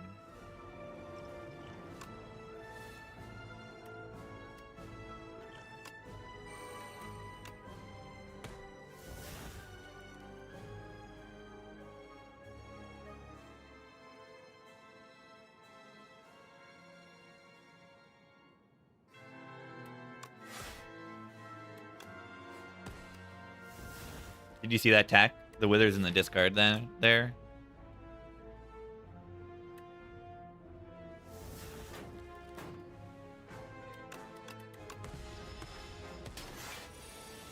Alright. I can never die this turn.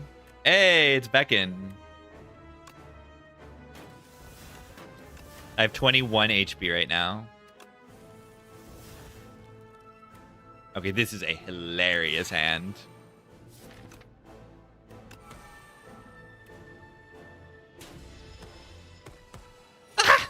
That's terrifying. That is terrifying. That is absolutely terrifying.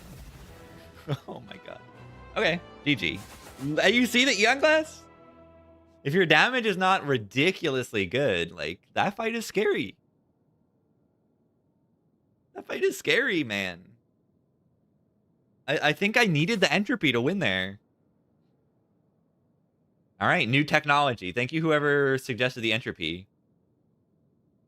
I think entropy into Eon Glass is a real strat. Yeah, bosses after turn 10 are supposed to be scary. Like, that was legit. That was legit. Beat Fume's plans? I didn't have Fumes. If I had Fumes, they would have died a turn or 2 earlier. But, like, I actually needed to use my tools in there. Like, yeah, let's just have the heart as an Act 3 boss. It's a little hard, yeah. It's definitely a difficult fight.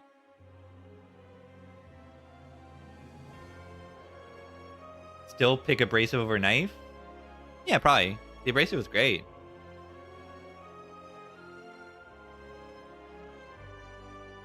Knife Trap would have been good in the Eon Glass there, I guess. I don't know. I never got any accuracies. Yeah, the Doormaker was easy but annoying. And the Eon Glass is just hard, which is really good. I think Eon Glass is great. And yeah, I think they're great. I think the minus strength decks makes them feel a little less frustrating, and also the block being on a turn where you're trying to block already makes them feel less frustrating. Because before they would gain block on their off turn, so like the turn that you have allotted to deal damage and prioritize damage, they had block. So it always felt really frustrating. They felt a lot tankier than they would otherwise be. Enemies gaining block is just always a little frustrating. It makes sense in like the Queen, you know, because the Queen only gains the block until the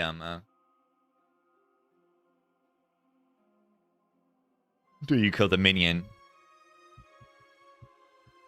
But I just don't like, you know, you draw your damage cards on the turn where the block enemy gains block, and it just feels bad.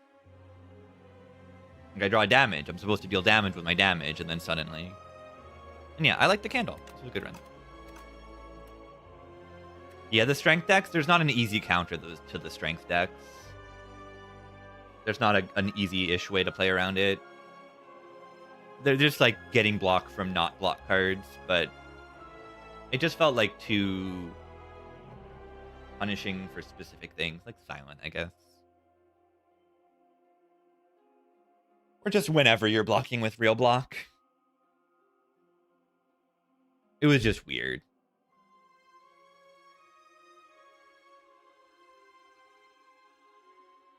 Especially when the statuses were punishing enough.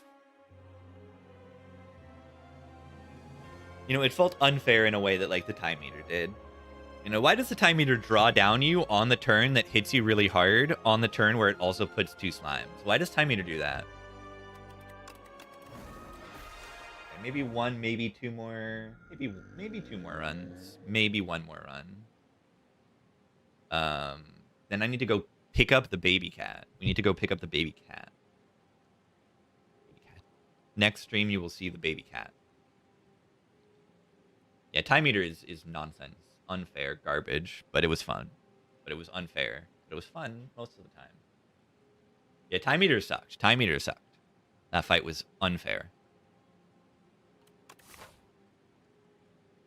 How do I rate Crucible? I think it's kind of okay on Regent.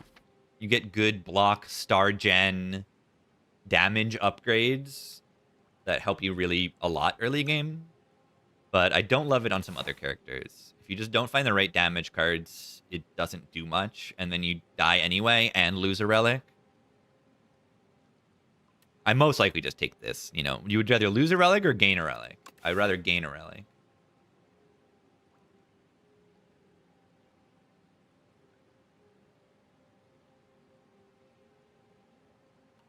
The change they did to event with it. Yeah, that makes it a little worse too. This doesn't change. This doesn't work in events anymore. Event card rewards. You can't get like the upgraded colorless cards or the double common cheese event. It just doesn't work anymore on those. They changed it in like the last patch or 2 patches ago. I don't know. It's a weird change. What is it on my wall? It is a quilt I made. And it has colors representing the 4 Spire 1 characters.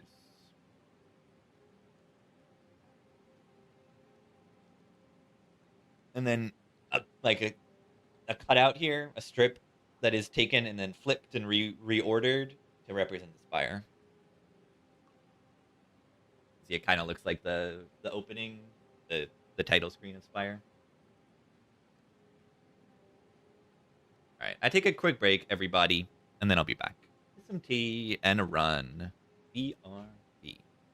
Kirby.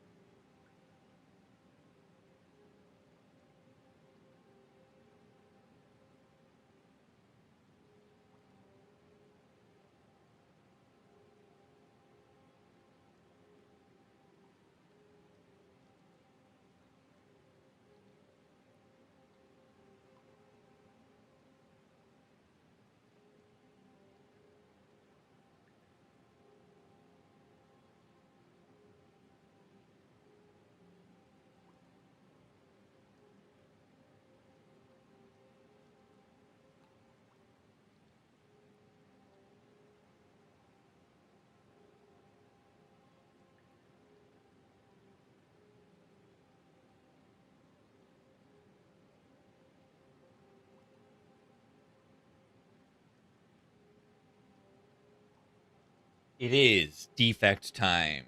It's not defect time. It's regent time. I lied. It's regent time. All right, we take a relic. We take a relic. When is baby? 2 hours-ish. You picked tent on humidifier. That sounds good. 22 months, door. I think 22.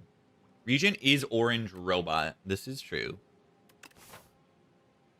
This is true.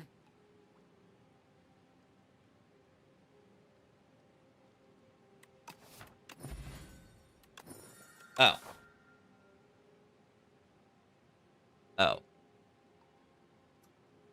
Oyster. With more steps.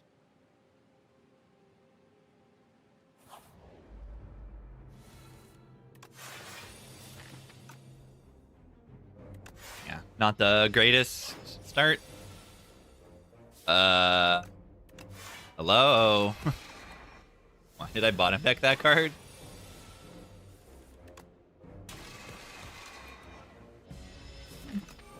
Still can't kill it next turn? That's insane. This is all just because of that terrible draw on that one turn. 1 out of 6. That's kind of bad. Pillar of Creation on floor 1. What if, though? What if, though?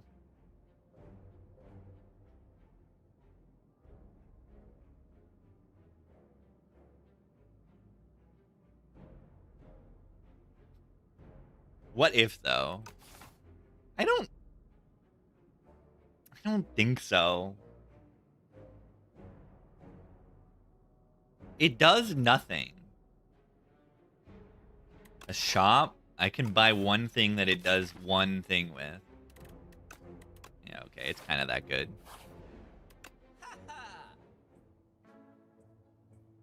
Yeah, I mean, there's collision course right there.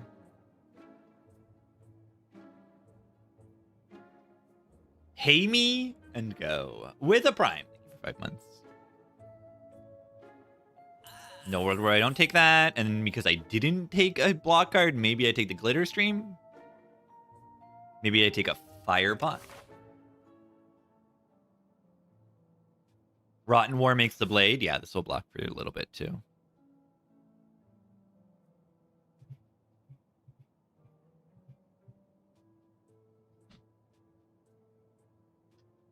Hype train. Slushy with a prime. Let's go.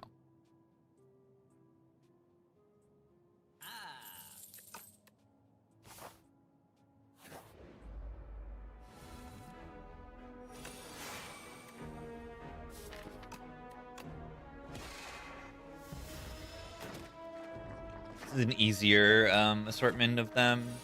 And does less damage.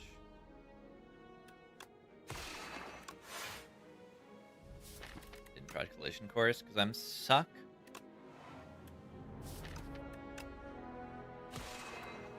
Festivities for baby. I'm gonna pet them a little bit, I think.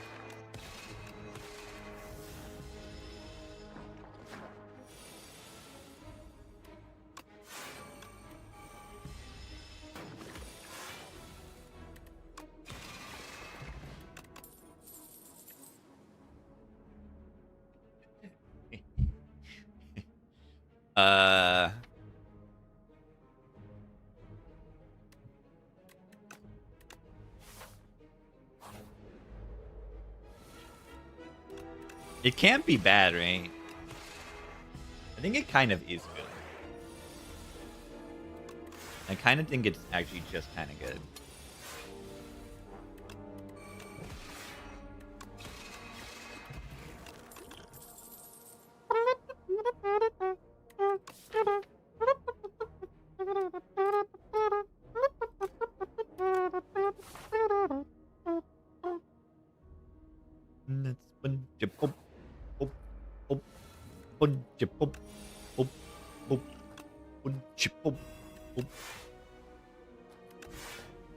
Tiny.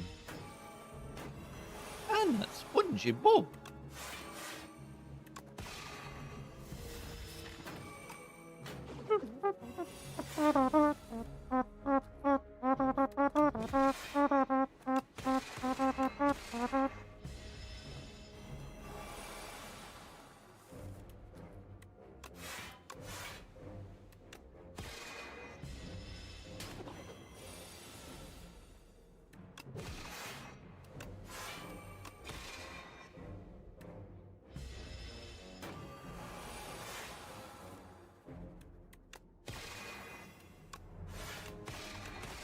I want another thingy. I think the DVD is aligned pretty well right now. These do not make cards. All right, I don't know if I feel safe enough to take the elite yet, but I am set up to be like very strong if I survive.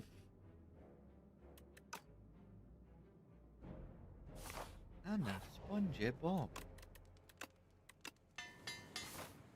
Right, I don't feel that confident in this elite. I guess with the foam pot I feel confident. Well, I guess I blocked this turn.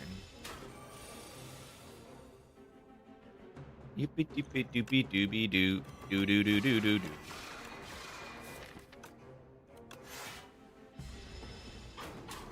It's a funny song. Happy to draw this.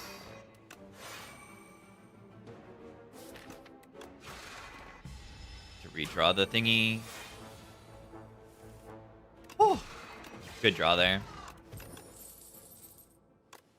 Another Pillars of Creation. Another one. GG. I really need more. Like, I don't even have like important upgrades here. I'm gonna rest.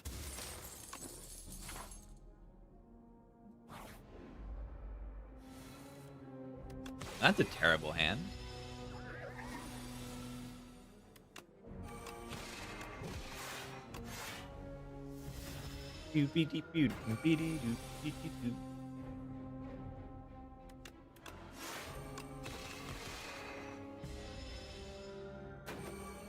Special code? I'm not allowed to give it out.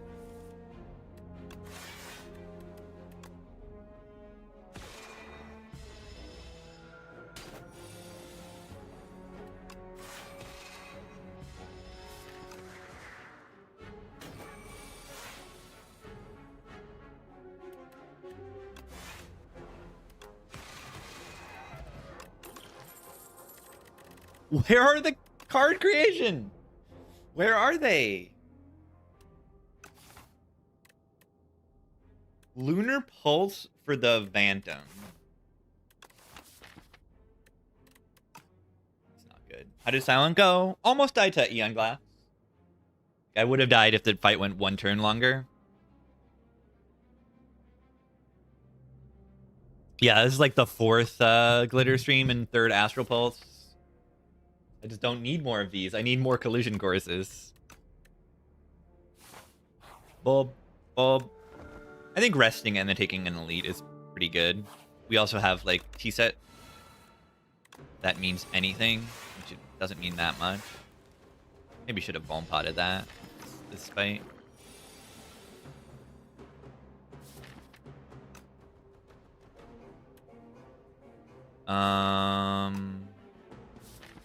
Do I just not play the pulse? Because if I play this, right, we have 7 stars before we might redraw this. And that's not enough to play Falling Star and 2 Astral Pulses. But I'm also scared of, like, you know, not splitting in time and then never drawing my cards.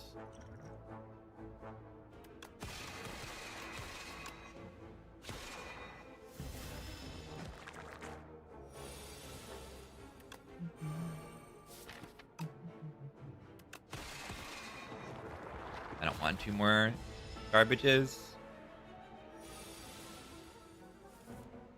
Of course.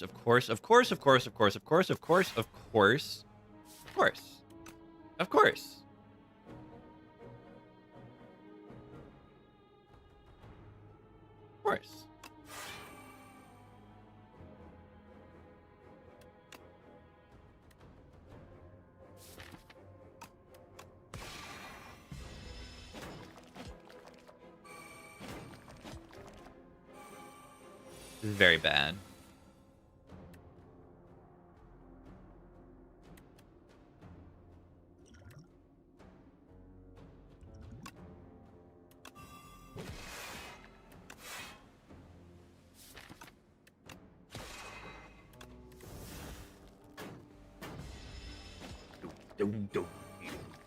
I listened to this album the other day. I'm playing this Venerate. I'm redrawing it. I'm redrawing the Astral Pulse. Right now. I lied.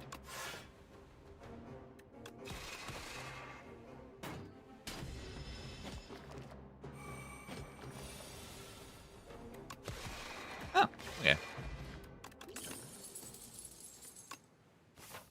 Card creation card.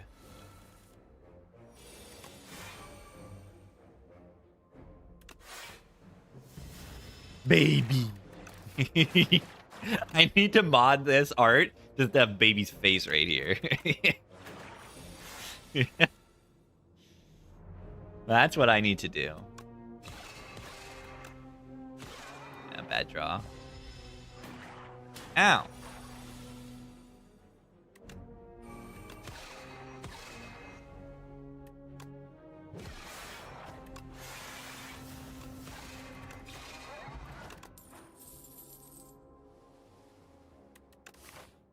All right, how am I beating this boss? Bundle of Joy build? The Phantom is gonna kind of own me. Summon Forth is not good enough on its own to be even worth thinking about.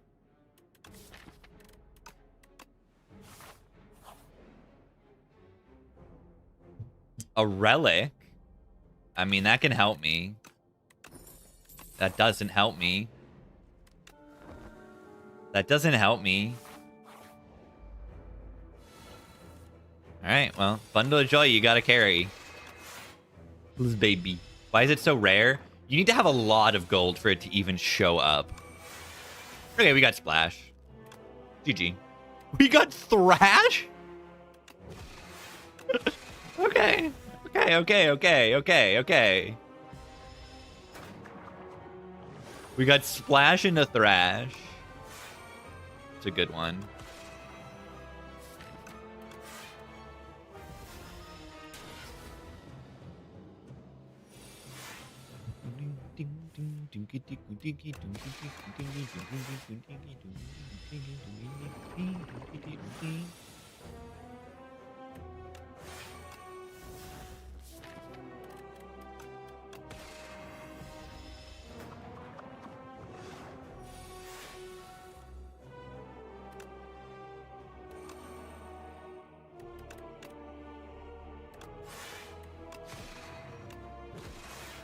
Nostalgia Splash sounds so good when I gain 8 block just for playing it. We could do Stomp and Thrash it. Or should I have just kept thrashing? You can just play the card too. No, I don't want to. That was the wrong. I just thrash it. I'll just thrash it. Because I don't want to draw in and splash. I want to have it every turn.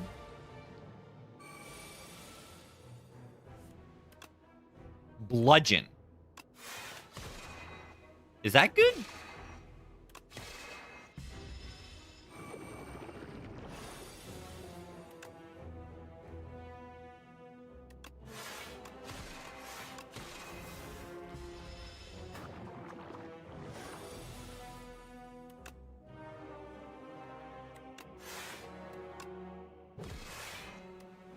Alright, they're dead. That was a fun way to win the fight.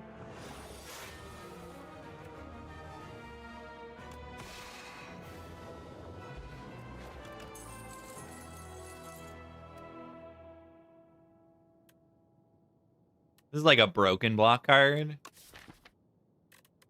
Or a bunch of strength.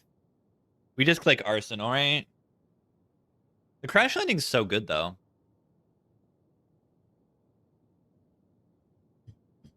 Altogether, yeah. Ever not Arsenal? I mean, this Crash Landing is kind of broken, isn't it? Doesn't this just say full block the enemy and deal 21 to every enemy? Prism Shivs. Not quite. Imbued Bundle of Joy.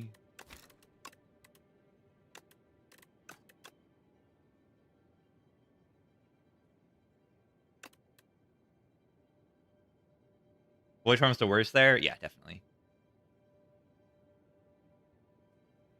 What is baby cat? She's a cat. All right, which one of these? It's an okay shrimp, yeah, but it's not as good as the other options we have. Because also, like, I can't upgrade Arsenal and then get strength out of the bundle of joy. Yeah, I've gotten Prism a few times. I would have clicked it here for sure. It would have been pretty good. Extra energy to put powers in play and then lean into card generation would have been really good. It's a very, very good Prism. We just take the tooth, though. We get the upgraded Among Stars really, really strong. I don't mind Radiant Pearl either. Just 2 energy to get Arsenal in play and stuff in play is actually really strong. It might actually be better. I mean, the weakened Vuln is like too good, right? We have no AoE in the deck yet. Okay.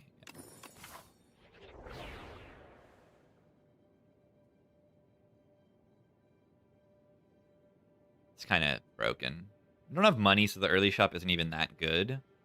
But still lean towards this path. No AoE? Okay, we do have AoE. I lied. I lied. Sometimes I lie. Astral Pulse is better in this fight. The nerf.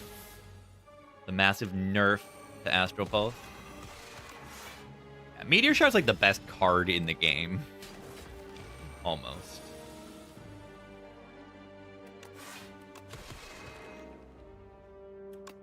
Obviously, you have to take it instead of a different boss relic, but it is one of the best cards in the game.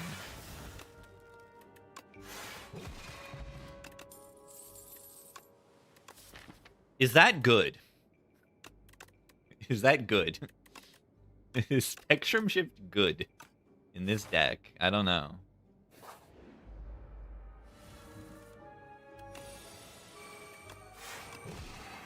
Yeah, weakness and vuln to all enemies for 2 turns while also doing like respectable damage. Crazy card. Absolutely crazy card. You are not allowed to take that, by the way. You're absolutely not allowed to take that.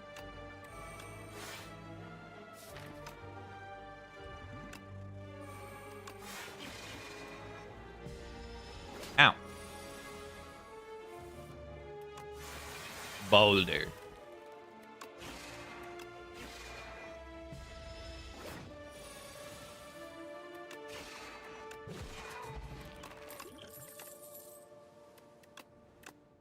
Manifest Authority is insanely good.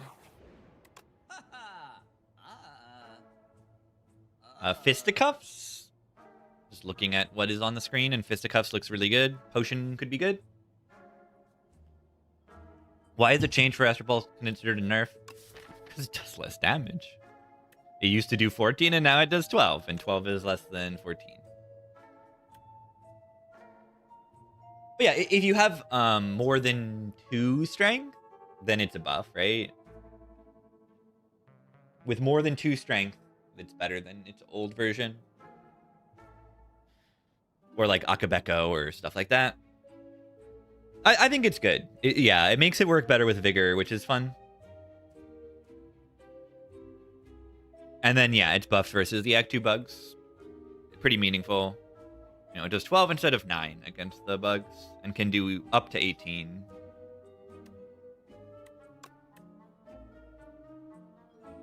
A little bit better in the Phantom as well. Changed Monarch Gaze? Yes. They changed it for Pride Month. I think they did. They lowered its energy cost.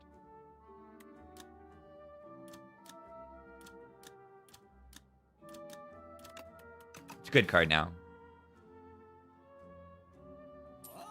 I'm buying this Cuffs.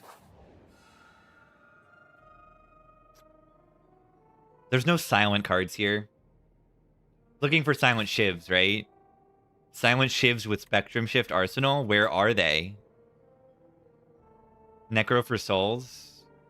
Yeah. But also Ironclad for Exhaust. Ironclad, could you imagine Stoke here. Could you imagine Stoke? Oh yeah, Anger, actually. Anger is really good here.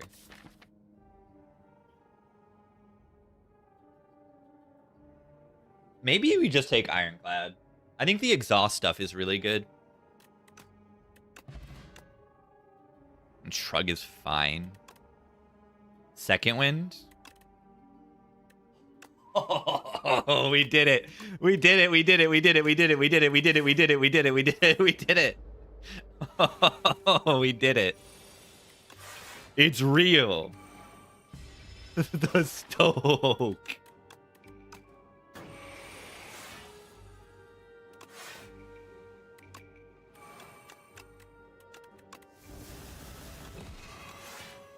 All right, this run is popping off. Oh, look at this, look at it, look at it. It blocks for 2 per card, gives me a strength per card. That is crazy. That is crazy. That's crazy, that's crazy, that's crazy, that's crazy, that's crazy, that's crazy, that's crazy, that's crazy.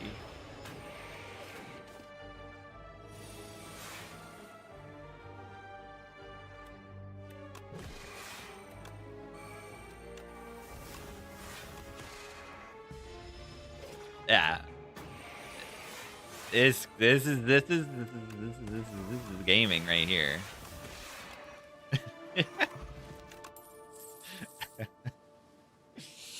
Better than anything the defect status cards could do. I mean, yeah, it is. What is my upgrade? Is it the Arsenal? Spectrum Shift? Stoke?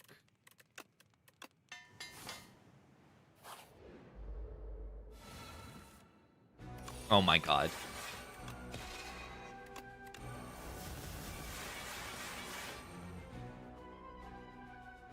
Okay, that could have been better.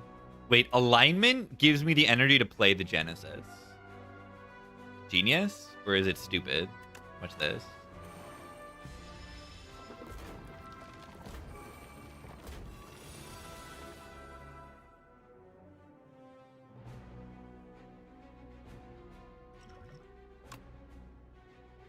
Eternal.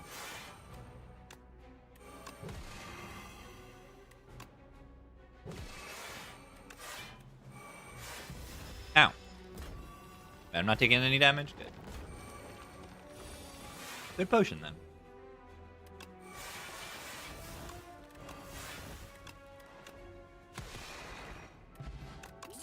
Look at this pantograph.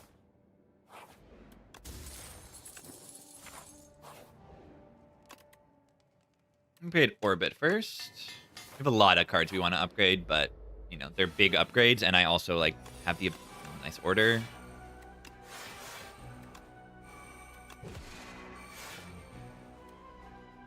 Evil. Ow. Watch this. That was kind of bad.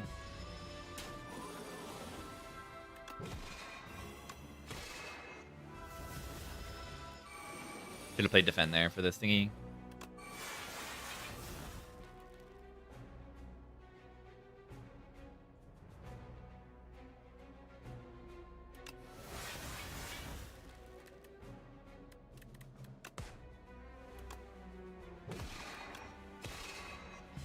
I want them to die next turn.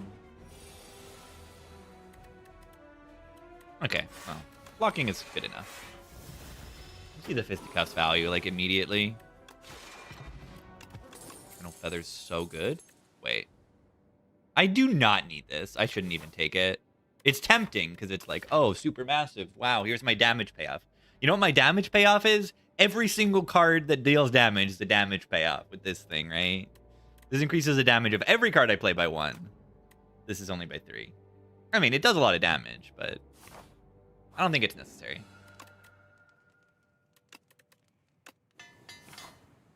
All right, time to fight the Knob mid. We should be good at this fight. Oh, where's my energy?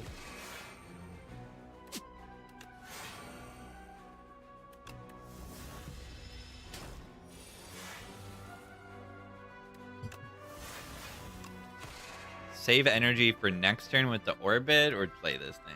I don't know.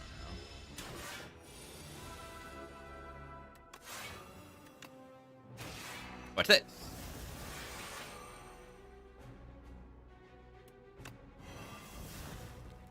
Still taking a lot of damage. And by thought, I mean 10. Eternal armor. Oh, my meteor shower is not playable next turn. That's kind of bad. Am I in danger?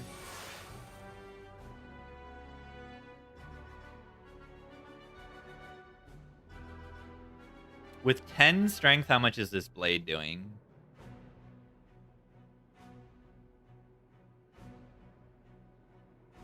Yeah, that defend didn't do anything. It was funny. It has 6. 46? I have 10 strength and it's doing 13. Or I will have 10 strength. So yeah, 46. It's not that much. It needs to die next turn, right?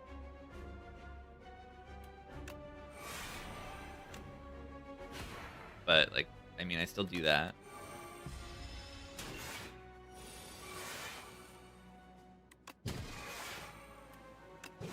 Alright, we're fine. It looked scary, but it wasn't really. Beat into shape. No thanks. And, like, Pantograph Eternal Feather, right? Like, I'm gonna heal to full.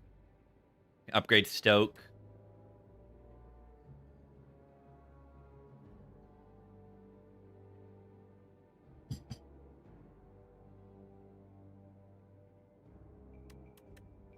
And yeah, we also have the Planisphere. We're healing even more if I go here. Take Beat into shape. I don't think Beat into shape's good here. I don't think it's good in general, but it's fun. But it's not good here. You know what would be fun about Beat into shape is if this Forge number scaled based on the damage that this deals.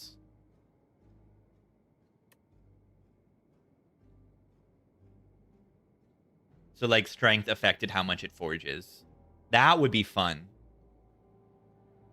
I'm gonna F2 that.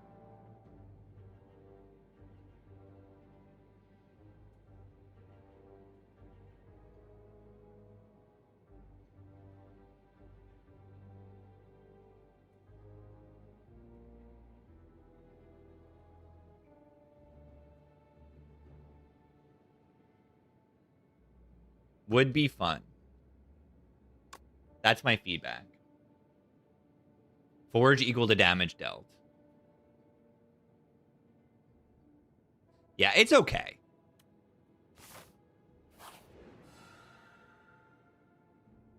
We definitely heal enough. We do not need the Book of 5 Rings. I'm never giving up Regalite. And I'm never giving up Bag of Prep.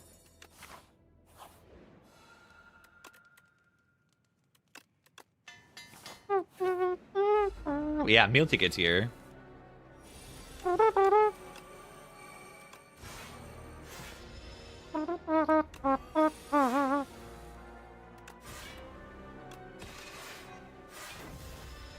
Not a great turn 2.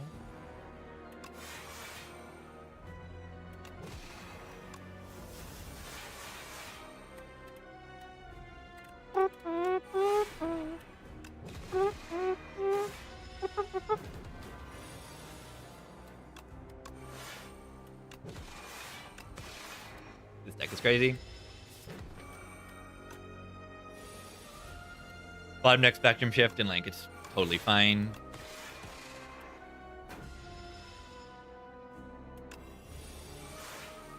Only Star Gen we stoked? Wait. Scrawl? Stoke.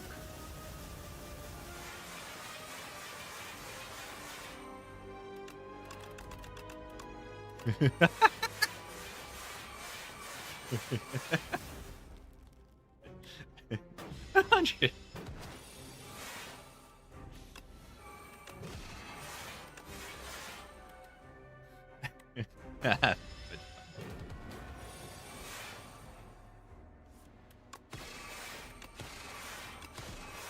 Whee!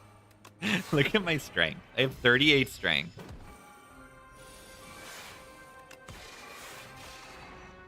I take a real calamity.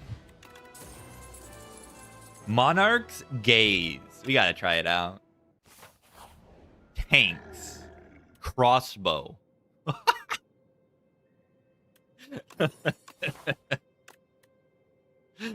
Oh my god.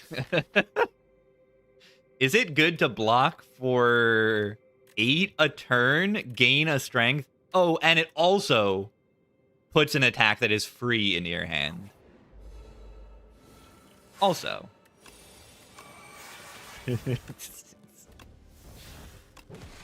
Whee!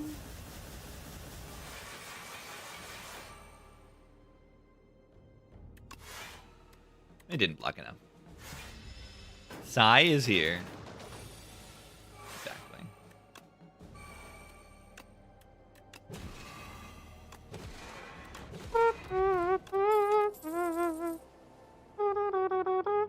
And yeah, it's an attack, so it's gonna decrease the opponent's strength by some amount. I don't think I need a second orbit here. We have 4-bit build. What about a spectrum shift and an orrery that gives me like 12 more spectrum shifts?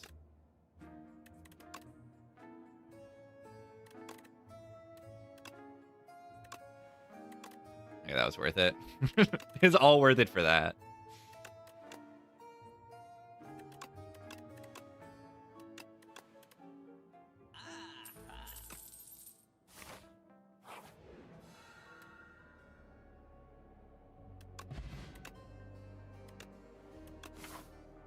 That's good.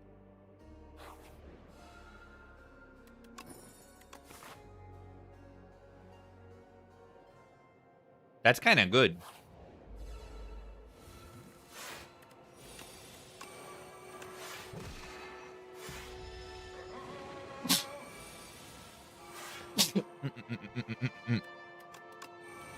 Any sneezers?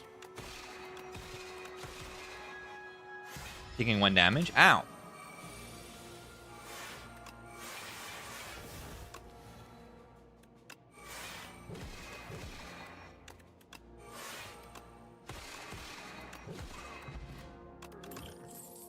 Deck is crazy.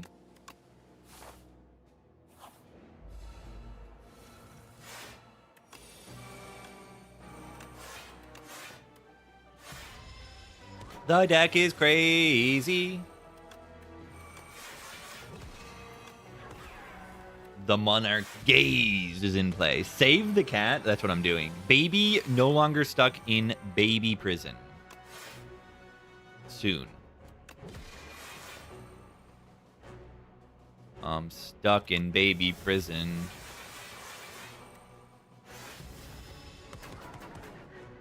Like 2 hours from now.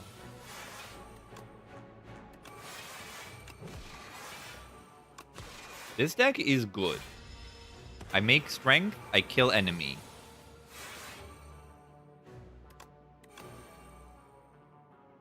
Gain 33 block, 3 strength, and put 3 random cards in your hand. That seems kind of good.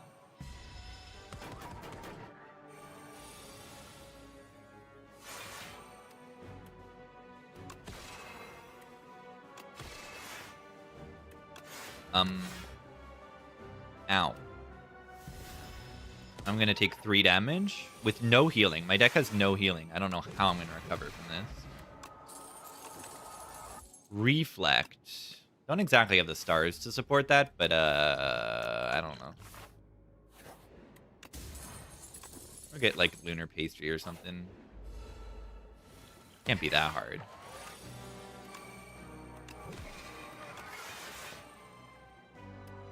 Taking more damage. This is ridiculous. It'd be illegal to take damage.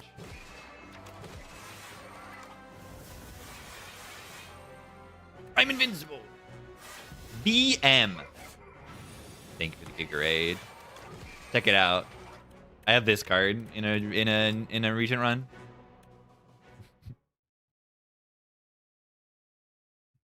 I got it from the event. And not only do I have that, but I have Pillar, and I also have Pillar, and I also have Pillar, and I also have Arsenal. The deck is very silly, and look at my boss relic also. A bit of a nonsense run. Am I taking damage here? It's embarrassing. Yeah, nuts combo right now. Absolutely insane.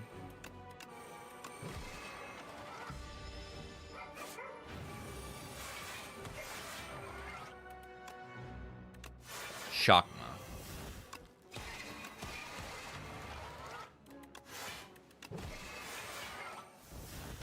Oh yeah, I also have Regalite. We also have a Pillar in play from the start of every fight.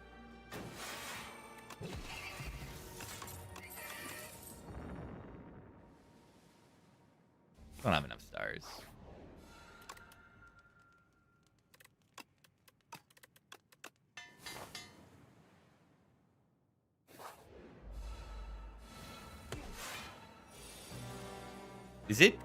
Is it dead?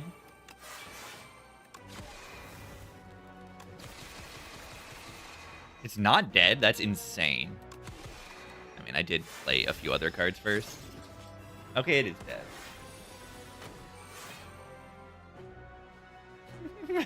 It's trash landing, second wind.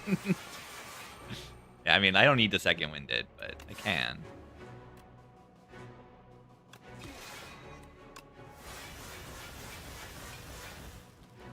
Gain a bajillion block and a bajillion strength. Oh, and do 20 AoE also. Why not?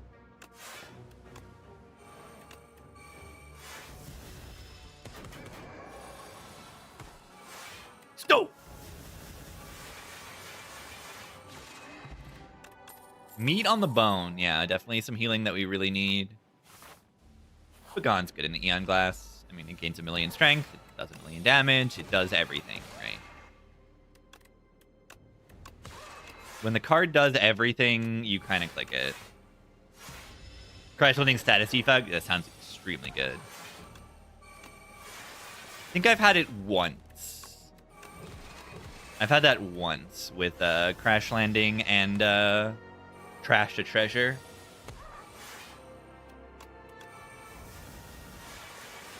Bomba. Plus. Probably take Glow here. A little low on some stars, but it doesn't really matter. Vision Force is absolutely broken here. You block 1,000,000, deal 1,000,000 damage, gain a strength. For 0 energy. Collision Course is so good. They need to nerf this thing like 8 damage, honestly. Like, it's so good. Like, it used to be 9, right? On initial release of Spire 2, and then they buffed a lot of region cards. It needs to go back down. I think.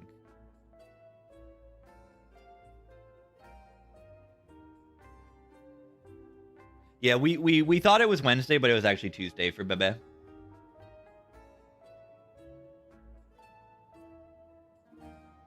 Yeah, 11 is just a little too much for this card with so much good synergy and a common.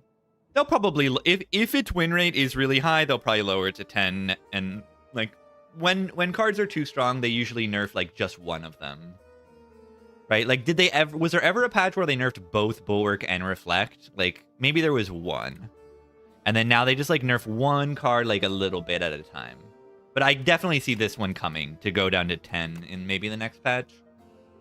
I just think it's a little too strong for a common. You could also make it an uncommon. I think it's a little bit too good for a common.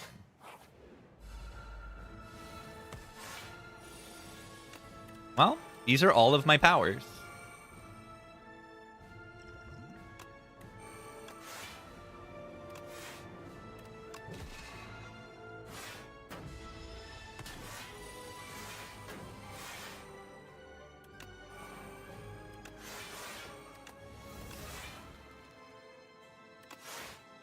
Be gone. Foul Wither.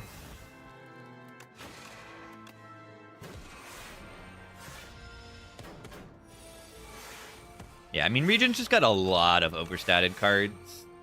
Entropy's so ridiculously good.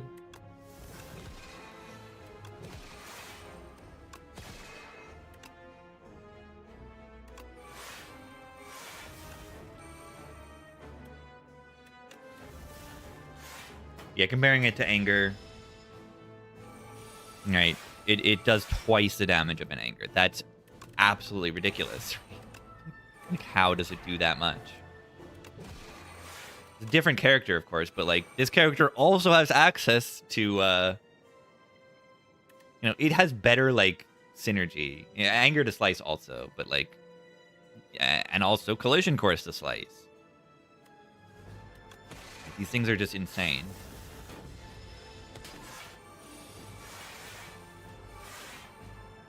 I just want Regent to take a little bit more finesse to play. Regent is really cool.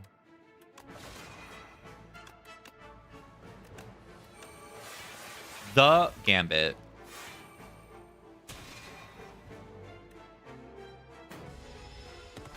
Gonna play Necrobinder. I think I need to just get ready for the baby cat. Watch this. We put Wither in hand. And the reason we put Wither in hand is because I'm playing the Funny Stoke card.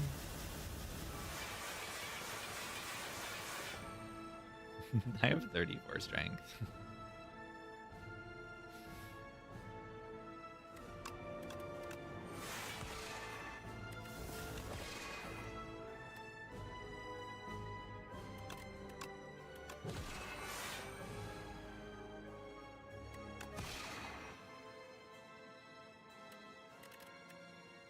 I don't know what's happening.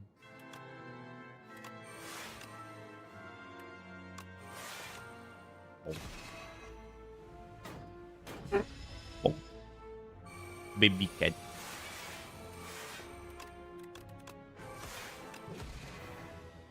The deck is kind of good, I think.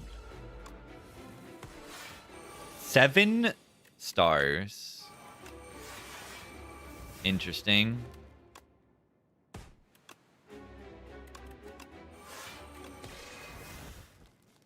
It's a very interesting decision to generate this card.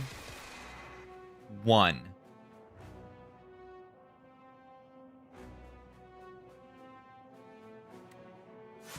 Ow. Let the knob get a hit in. Let the knob get a hit in.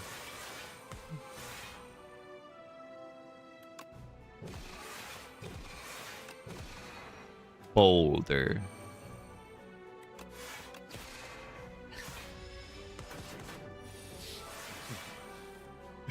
the 5 damage one is so good.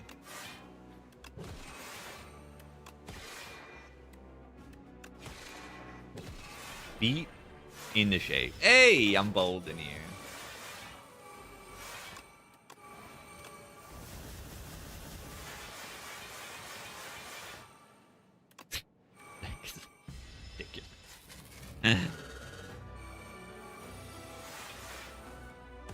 Boulder. 1. Bolus. I mean, yeah, another arsenal is what we needed. We don't have enough strength. Look at this. Clearly not enough strength.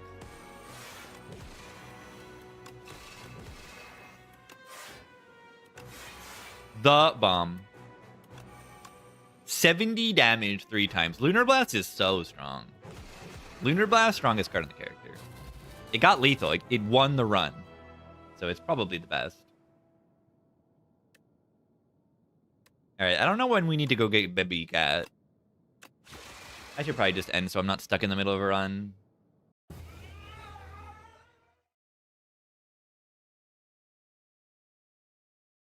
That was a good run, though.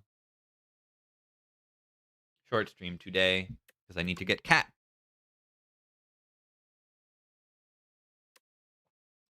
And Cat will be here tomorrow. I didn't update my streak. I'm on a 2 streak now. Oh my god, I'm on a 2 streak. Now, I really needed a big, I can yap a little bit. Maybe I could do a tier list or something. I mean, a tier list will take longer, but like a short tier list. I could do like Act 1 boss or like tier lists. When I do a tier list, I want to do a tier list that is useful. Curse tier list. A fruit tier list? I don't eat enough fruit.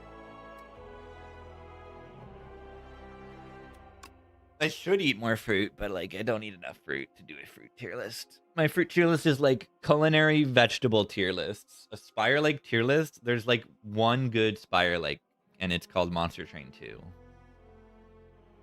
There's one good like deck building roguelike, and it's called Monster Train 2.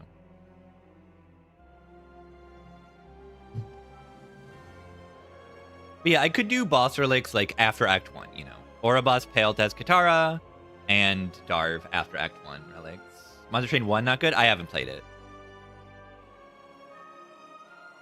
But I think Monster Train 2 is a lot better.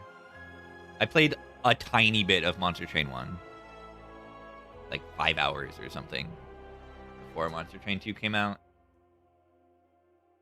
But Monster Train 2 is really, really solid.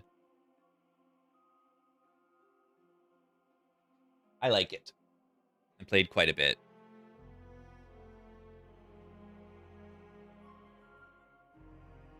Yeah, I think it's better balanced and better variety.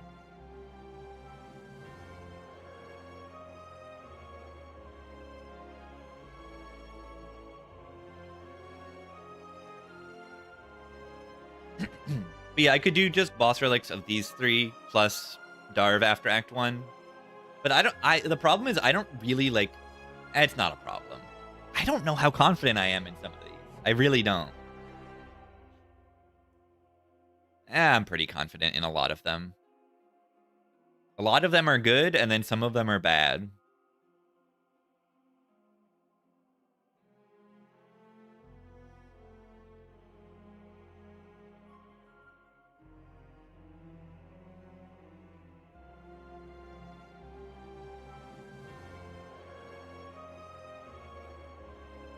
In between good and bad, there's something like this guy. I don't know. Maybe this thing is better than I give it credit for, though. This thing, every time I've clicked this, it's been great.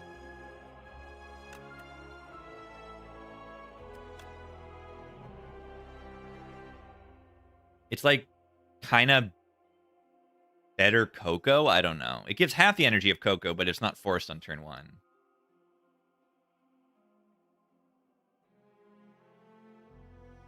You can also get some other things. Like this can get upgraded with the thingy. I know what it is, a bellows. Can upgrade it with bellows, can get upgraded with Apo.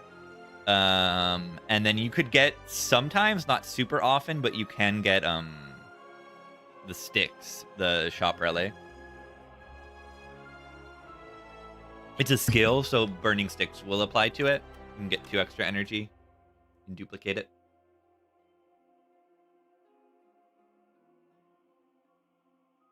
And that's all pretty cool.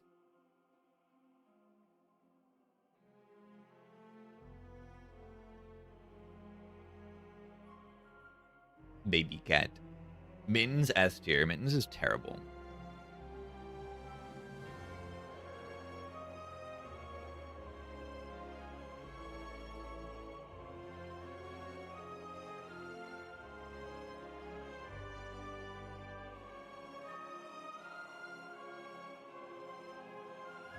All right, let me bring up let's do it, I guess. I don't know.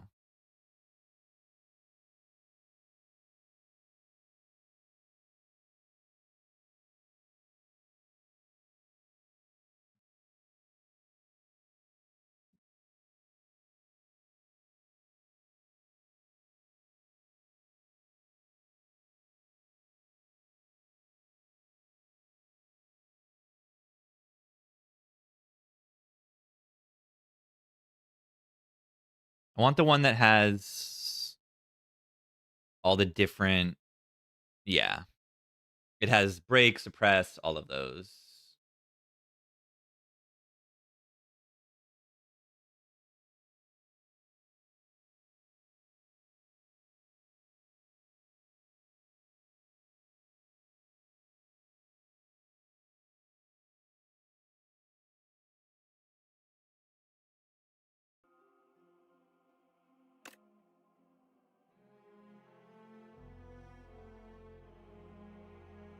Why does it have pale first? I guess that's fine. Doesn't have them in the right order.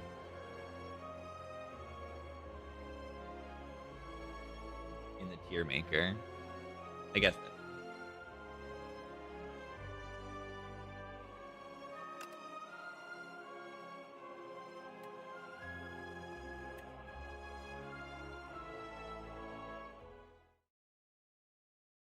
I'm gonna make a new.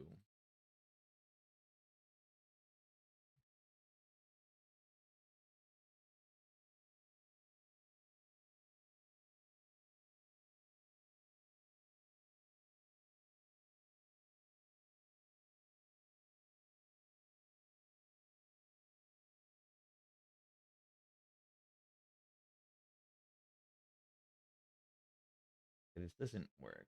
It's not able to capture it.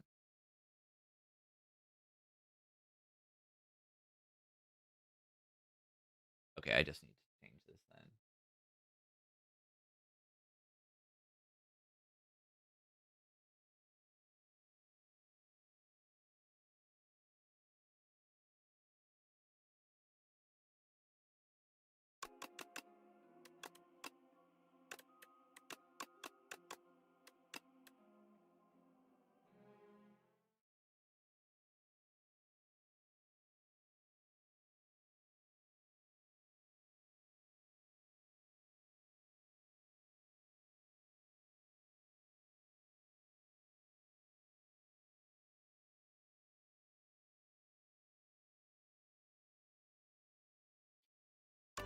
Okay.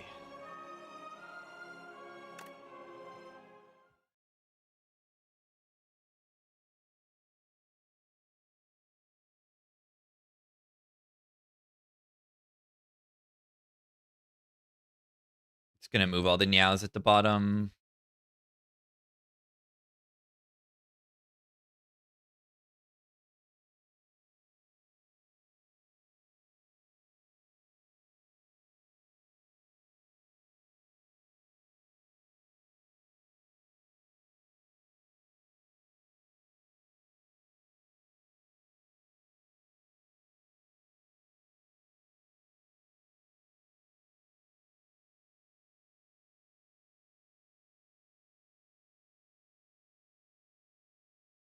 Boom, boom, boom, boom, boom, boom.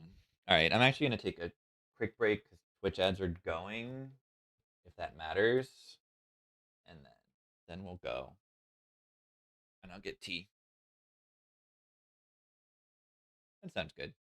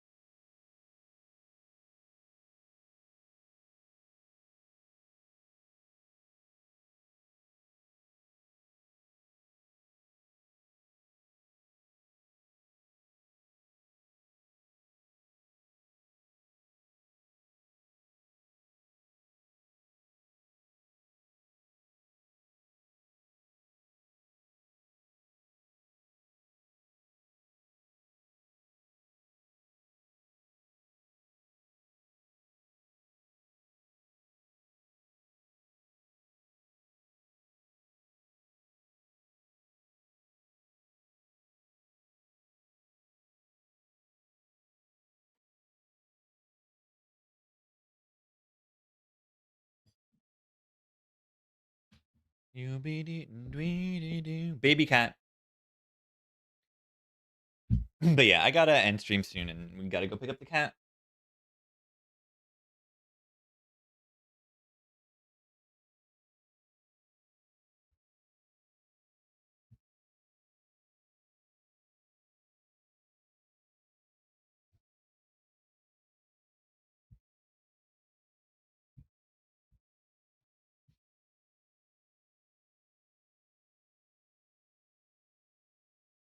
Ah! Ah! All right, I want to make the tiers here.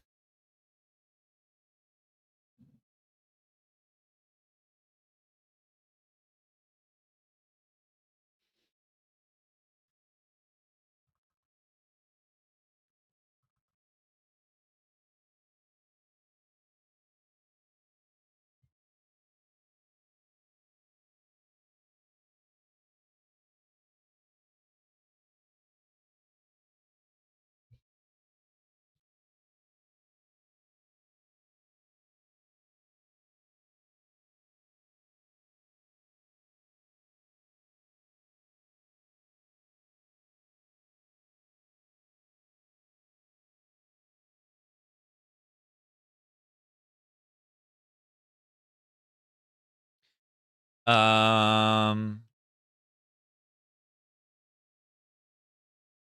situationally? Did I spell that wrong?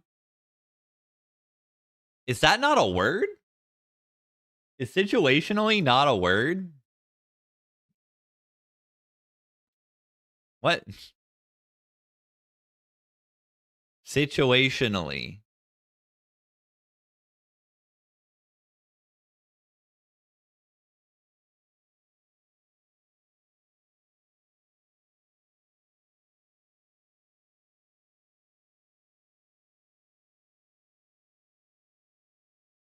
All right, I'll add it to the dictionary. It's situationally a word. All right, for some reason, it wants us to start with pale in the relics here instead of Oribos, so I guess I will. I don't want to reorder all of those.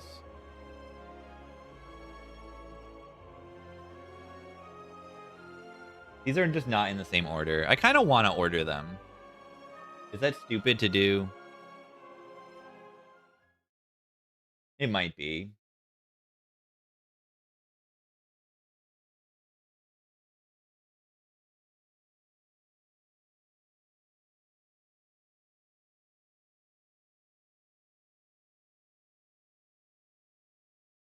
I don't need to do it.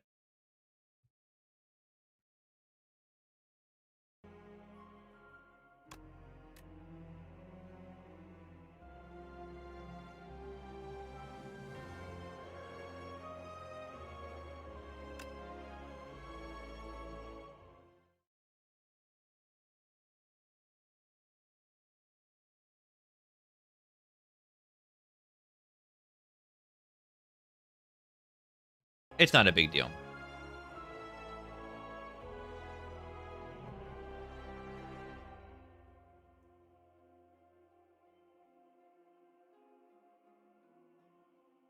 All right, I want to collect my thoughts. What are the main ideas about boss relics in Act 2? I'm mostly looking to save, right? I'm thinking like chip damage so that I don't need to rest constantly, or just raw output are the things I'm looking for the most.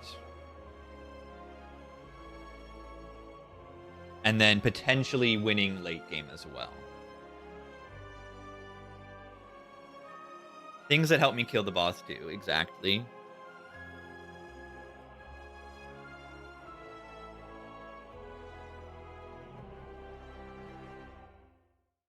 And I think...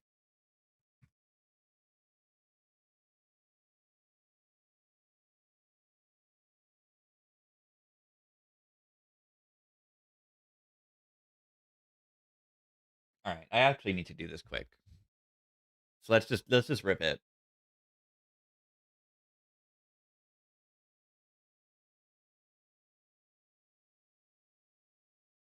Hello, everybody. Let's talk about ancient relics. Today, I'm just going to go through all the ancient relics that you can pick going into Act 2. Those will be the ancient relics from Oribos, Pale, Tezcatara, and more infrequently, you will get some Darv relics. I'll talk about those that you can get into Act 2. Ancient relics going into Act 2, you're going to mostly be looking for some level of consistency, increasing your output, and increasing your ability to prevent chip damage. A lot of the fights in Act 2 just chip you down every turn, and saving that can make a lot of a difference for your survivability, ability to fight elites, and get more powerful. We are going to start talking about Pale's relics. The first one is Pale's Flesh. Pale's Flesh says, gain an additional energy at the start of your third turn, and every turn after that. So this essentially does nothing for turn 1 and 2.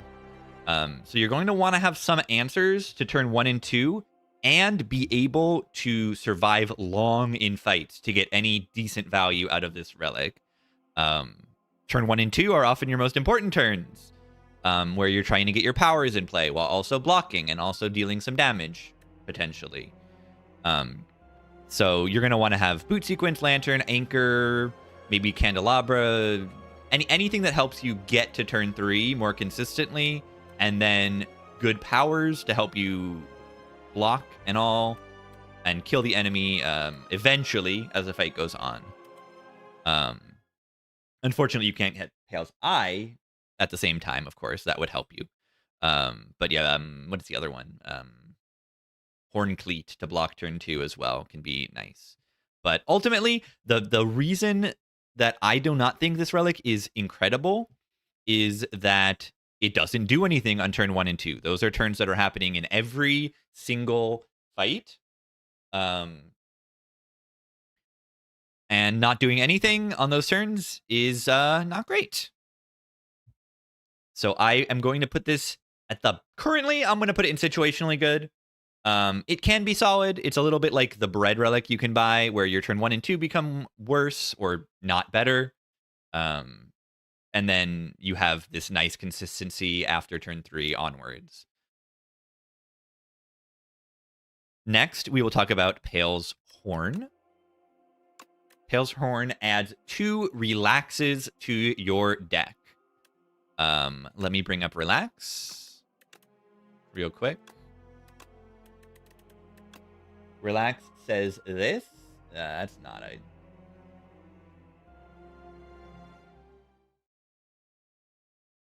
I'll just do this for now.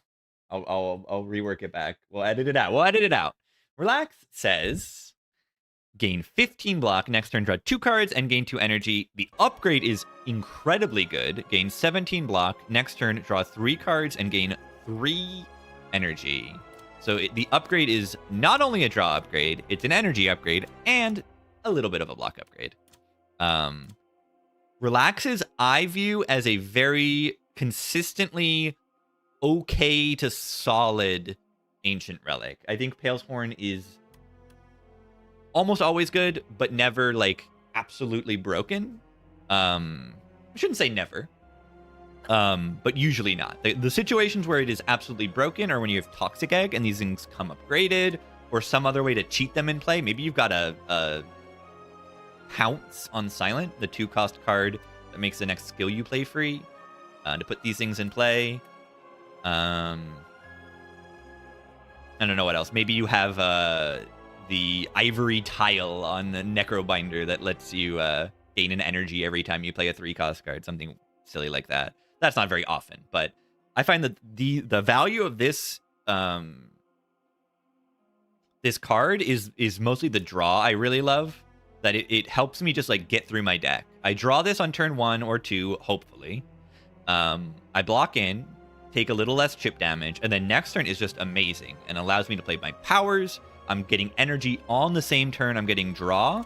It's a little bit like Doppelganger from Spire 1 if it blocked. At least the upgraded version. Is turning 3 energy into 3 energy and 3 draw. And that's just good. This is a good card. The only issue with this is mostly just opportunity cost of picking a different boss relic. So let's go back to Pale's Horn. Where am I going?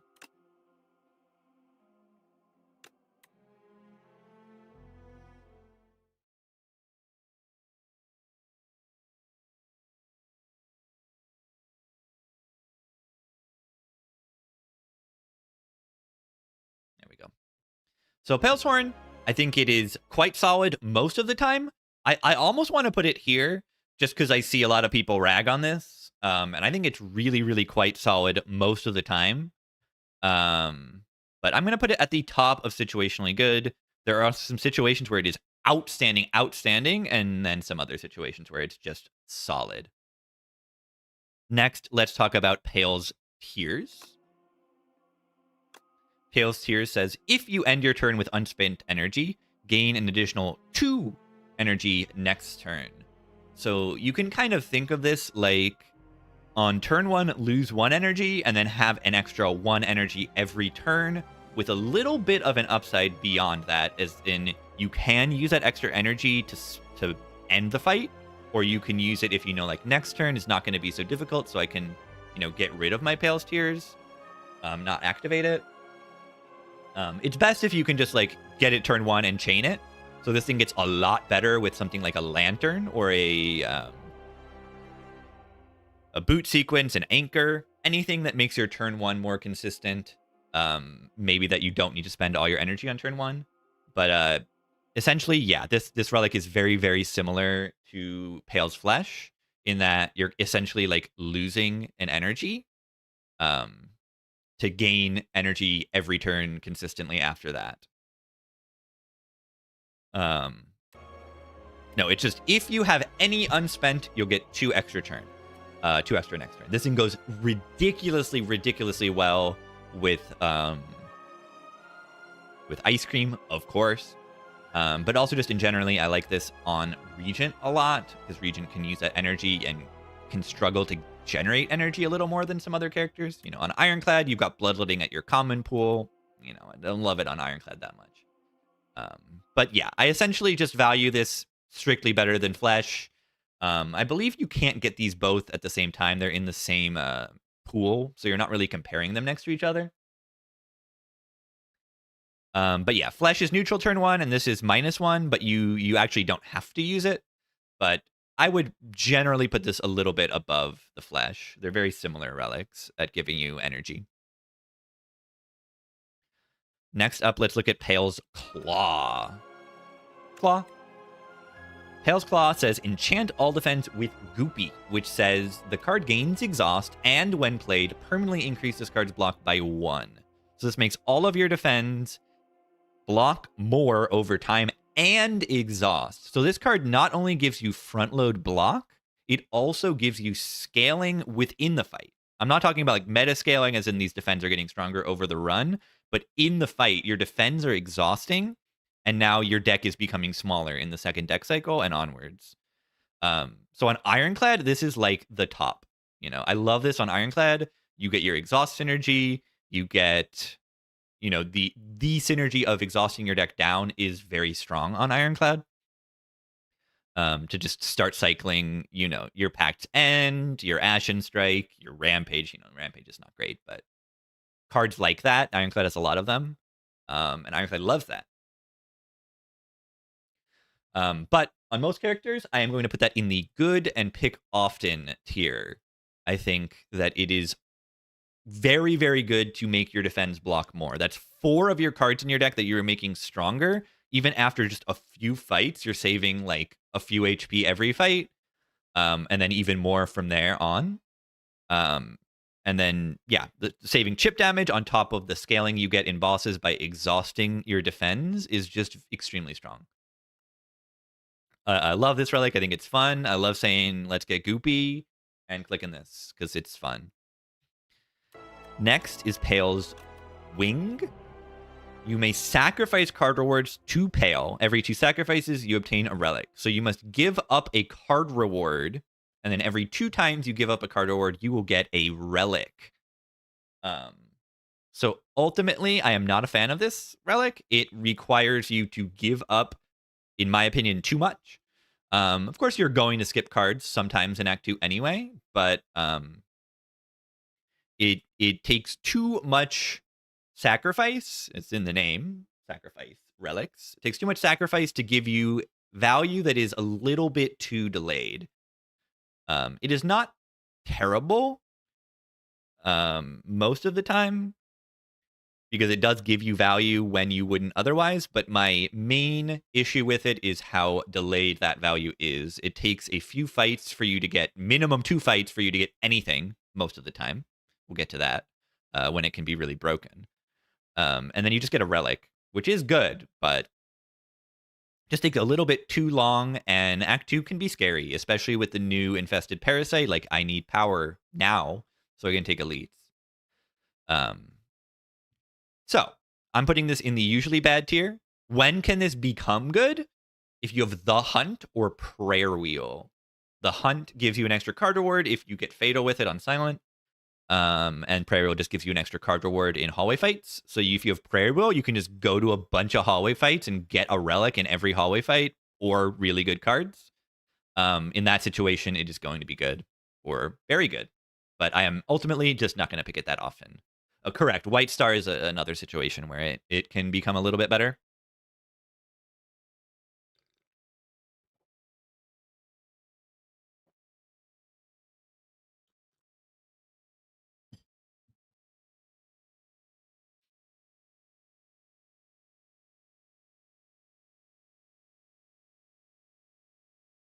I think there might be only one never pick, honestly. Maybe 2. Maybe 1.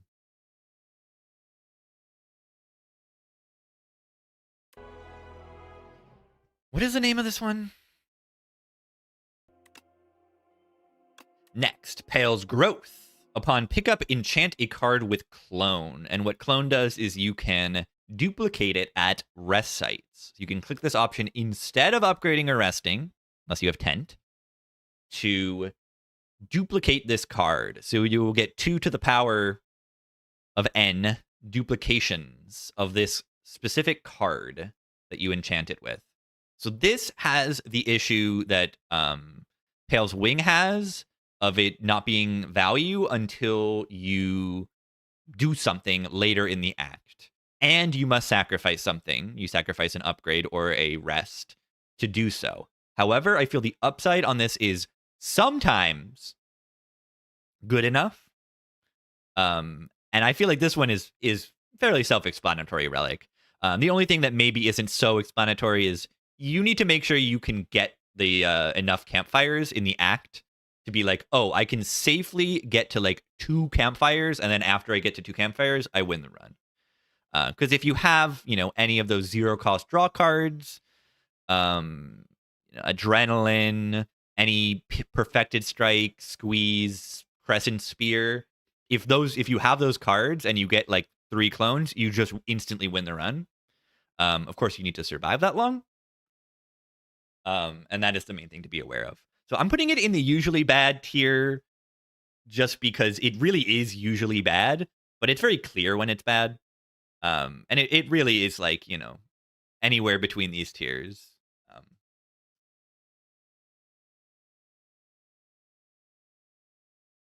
It can really depend on the run. And this one is a very, case-by-case basis.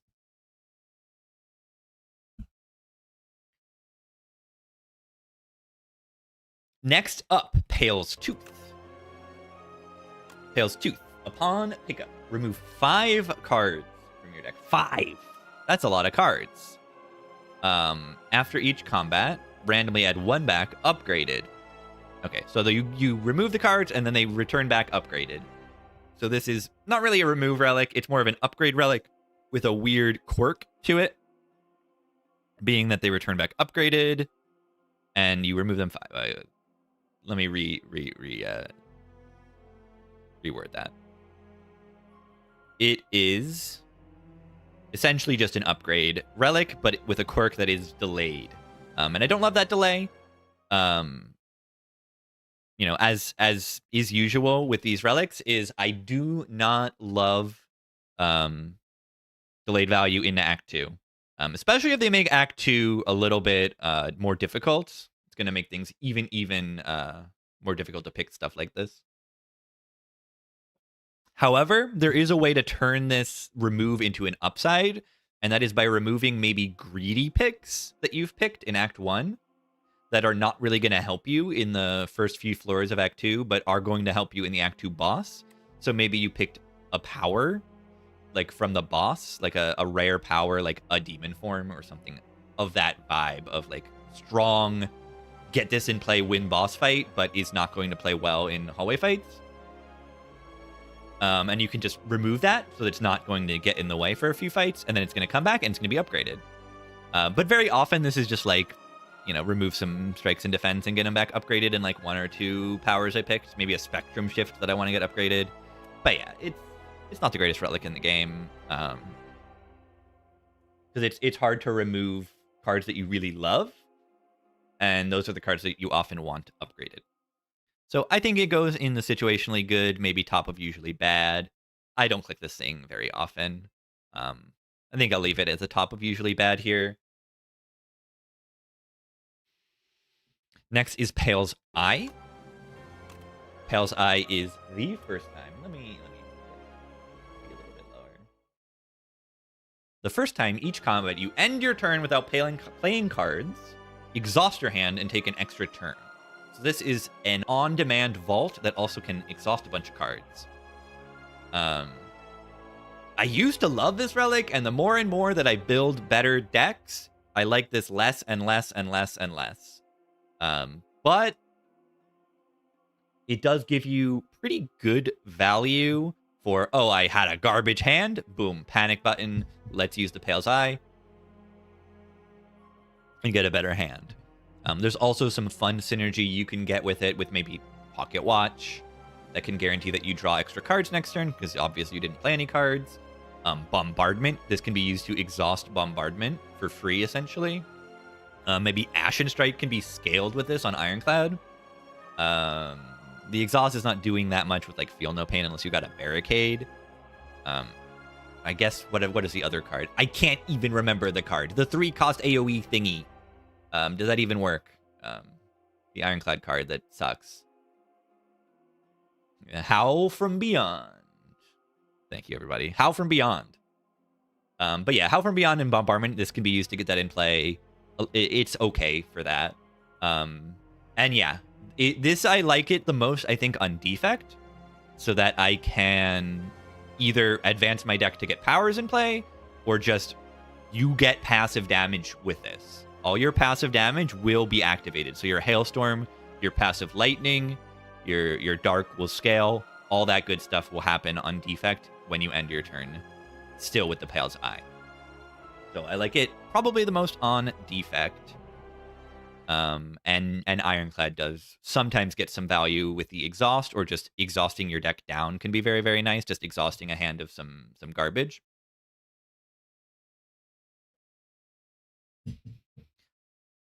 Who is it worst on?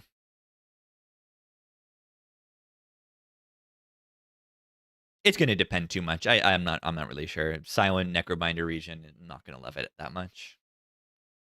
Yeah, Pale has very consistent options usually, and Pale's Eye is just not as strong as some of the other options that are just almost always going to be in front of you. So I actually think I want to put it at the top of usually bad. Is Pale terrible? Pale's not terrible. We're getting to the good stuff. We're getting to the good stuff. I swear, I swear.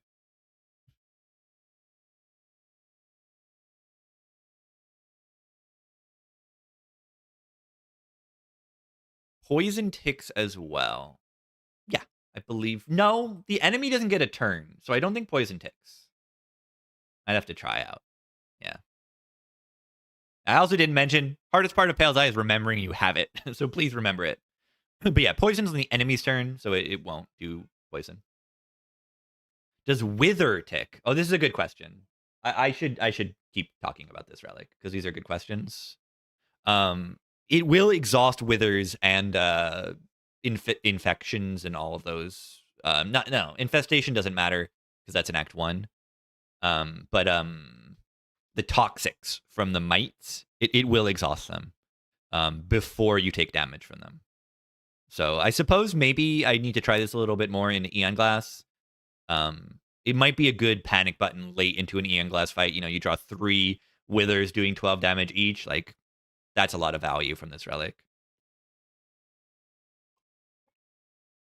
But still, that's a little bit too delayed. Like, not until the late Act 3. But it's a scary fight, so it's reasonable to build into it. I'll put it at the bottom of here. Next, Pale's Blood.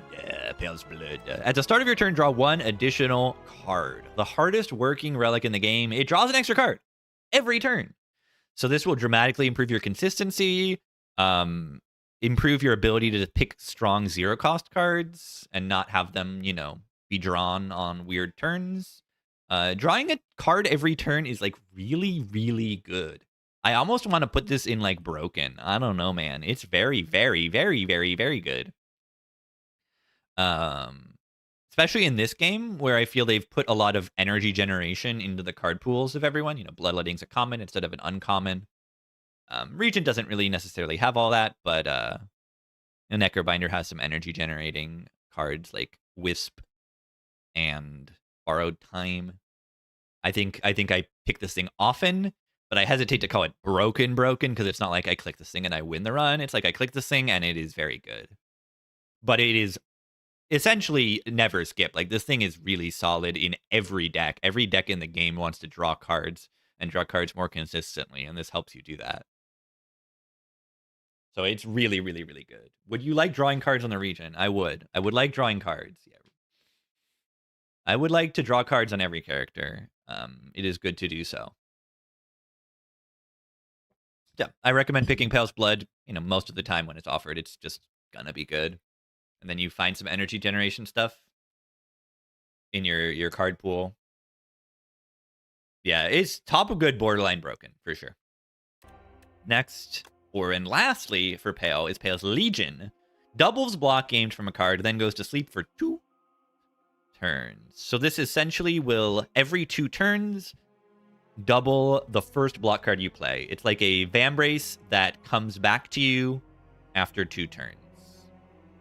This is extremely good. Wholly broken. Yeah, first vibes on this were that it was good, and opinions have only increased from there. This is extremely good in Act 2, where there's a lot of fights where they just take a turn off. The easiest example of this is just the Bullbug Rock. You use this, you double your block, you get 16 block because you can do it, and then the Bullbug sleeps next turn. And so does your little Legion. You also get a little friend next to you. But ultimately, this thing just gives you good HP savings constantly throughout the run. Double is a big number. This can play with Barricade. It plays with block cards. Yeah, additionally, you can have passive block that maybe lets you not have to use it, and you can save it for a future turn. If you don't need to play a block card on turn 1, you can save it for turn 2. It goes to sleep the turn after that you play it, that you activate it. And yeah, things like Dodge and Roll and Glitter Stream will be doubled. The next turn block will also be doubled for it. So there's also a few cards where it's incredibly good there. Ultimately, this thing is just ridiculously good. The purpose of relics in this game is to save you HP in fights. And this relic saves you a lot of HP in a lot of fights. Probably gotten even better with the Infested Prism, because if you play a block card, you want it to be dense in that fight. And that's what this relic does. It's just really good. All right, let's move on to Oribos relics. Everyone's good friend, Oribos. The Shrimp. Electric Shrimp. Upon pickup, enchant skill with Imbued. This card is automatically played at the start of each combat. That is really good if you have the right card. So you need to have the right card, a ideally high cost, energy cost skill. And that will make this thing very, very, very strong.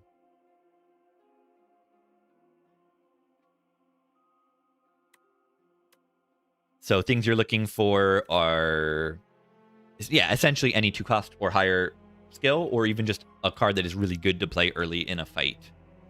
So Deathbringer, End of Days, Reanimate on Necrobinder, Dirge. X cost cards will play for their X cost. Nightmare sounds funny. Decisions is a good Regent card. You know, ultimately you can figure it out. The Smith is good, but ultimately it depends on if you have that card or not. So I can't put it better than situationally good, but you know, sometimes it is just like winning you the run because it's just so good on turn one. You know, a Glacier on defect is probably a primary one. You can put it on not yet on Ironclad and have like a better Black Blood, which is really, really funny. But you mostly know when to click it. But I think be aware of when it's like not obvious, like lower cost cards that are just really good to get in play on turn one. Like I've shrimped a Chill, and it's been very good. You know, it's just worse than Glacier most of the time, but even just shrimping a Chill, I mean, can actually be really good. The other cool thing about this is you can duplicate it, you can mirror it, you can upgrade it, you can yeah, you can only duplicate it with the Dolly's Mirror, and you can duplicate it with the Mirror event in Act 3 that duplicates your whole deck. And that's all. But yeah, I'm putting it in the situationally good tier. Next, let's talk about the Glass Eye. Upon pickup, obtain 2 common, 2 uncommon, and 1 rare card. This is essentially just an orrery, but guarantees a rare, 2 uncommon, 2 common. So you're able to improve your deck pretty dramatically, but yeah, it's just adding cards to your deck. Those cards can be very, very good occasionally, but I find that Ouroboros has better options most of the time for the Glass Eye. So I am going to put it at the bottom of situationally good. S tier with Pale's Wing, yeah, that totally can happen for real, right? But yeah, if your deck is incomplete, needs cards, it's never bad. This relic is never bad. But it's also rarely like broken, winning you the run immediately.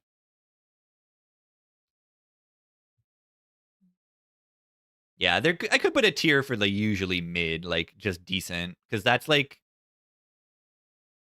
what these are. I don't know. Like these two are like just kind of always solid, but never like super broken. Anyway, let's talk about the Prismatic Gem. Um, Prismatic Gem is the most tragic relic because they have a lower drop rate for this relic, even though it's so fun. You gain energy at the start of each turn. Card rewards now contain cards from other colors. So you can get cards from every other character. And you gain an energy every turn for that downside, so-called. Not always a downside, but often it is a downside, but it's not that big. I am not going to put it in the broken, but I do pick it every single time I see it. It's really good. And really fun. So, you know, I see this thing, I click it. I click it. It's the perfect combination of fun and good. Only downside is that it doesn't exist. It functionally doesn't exist, sadly.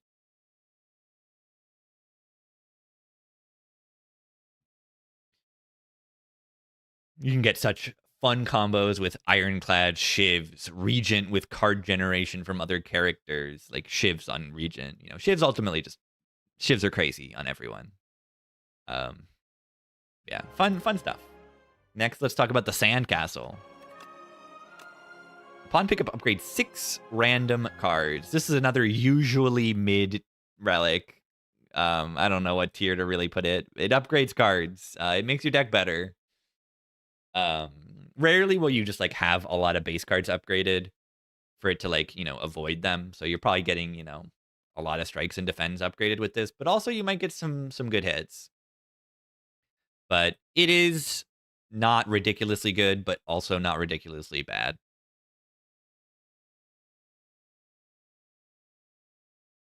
Castle Fishing Rod. Yeah, maybe you have a bunch of random upgrades from the Fishing Rod. Maybe you picked Niao's Talisman and a Strike and Defender already upgraded. But yeah, maybe I need to make a mid tier here. I'll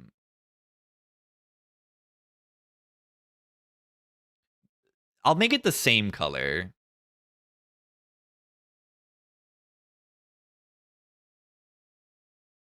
I'll make it the same color as the one above it because they're not like these are not like better or worse. That's the wrong color.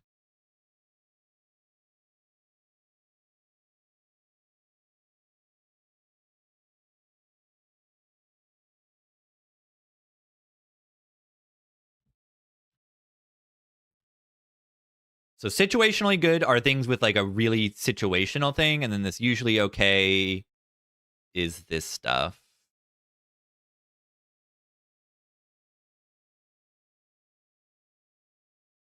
Here's what I'll do. We'll do this.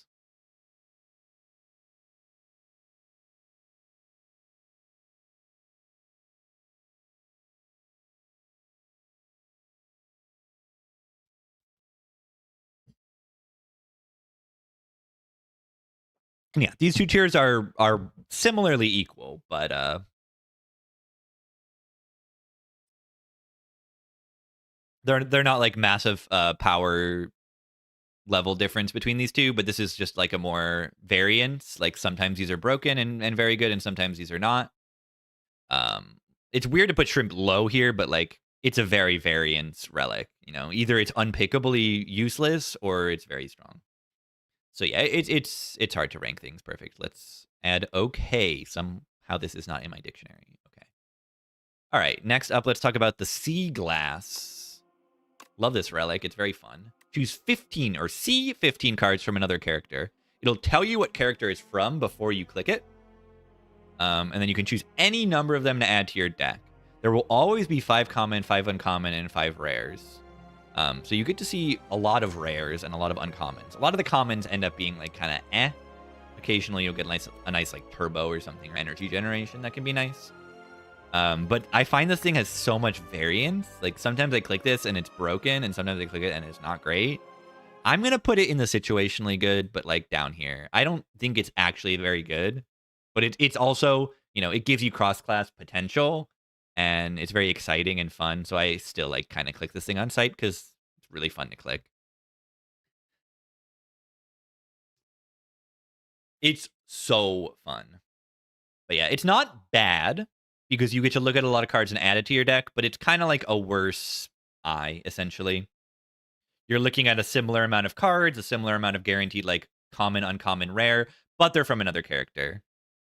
So they're inherently going to have less synergy with the cards that you have. So I could just put it like at the bottom of here because it really is usually okay. But it's very fun. I don't know. It's somewhere in the usually okay, situationally good area because it does depend a lot on the character as well. The character that you're being offered. Let's talk about the alchemical coffer. Upon pickup, gain 4 potion slots filled with random potions. So you get 4 slots and 4 potions. Potions are very useful to survive early Act 2, and they're useful pretty much regardless of anything. So this is like a quintessential usually okay, probably top of this tier, honestly. That's a lot of value to help you survive Act 2 by getting 4 potions. And then even if you don't need those potions, you get 4 potion slots, which is a lot of slots.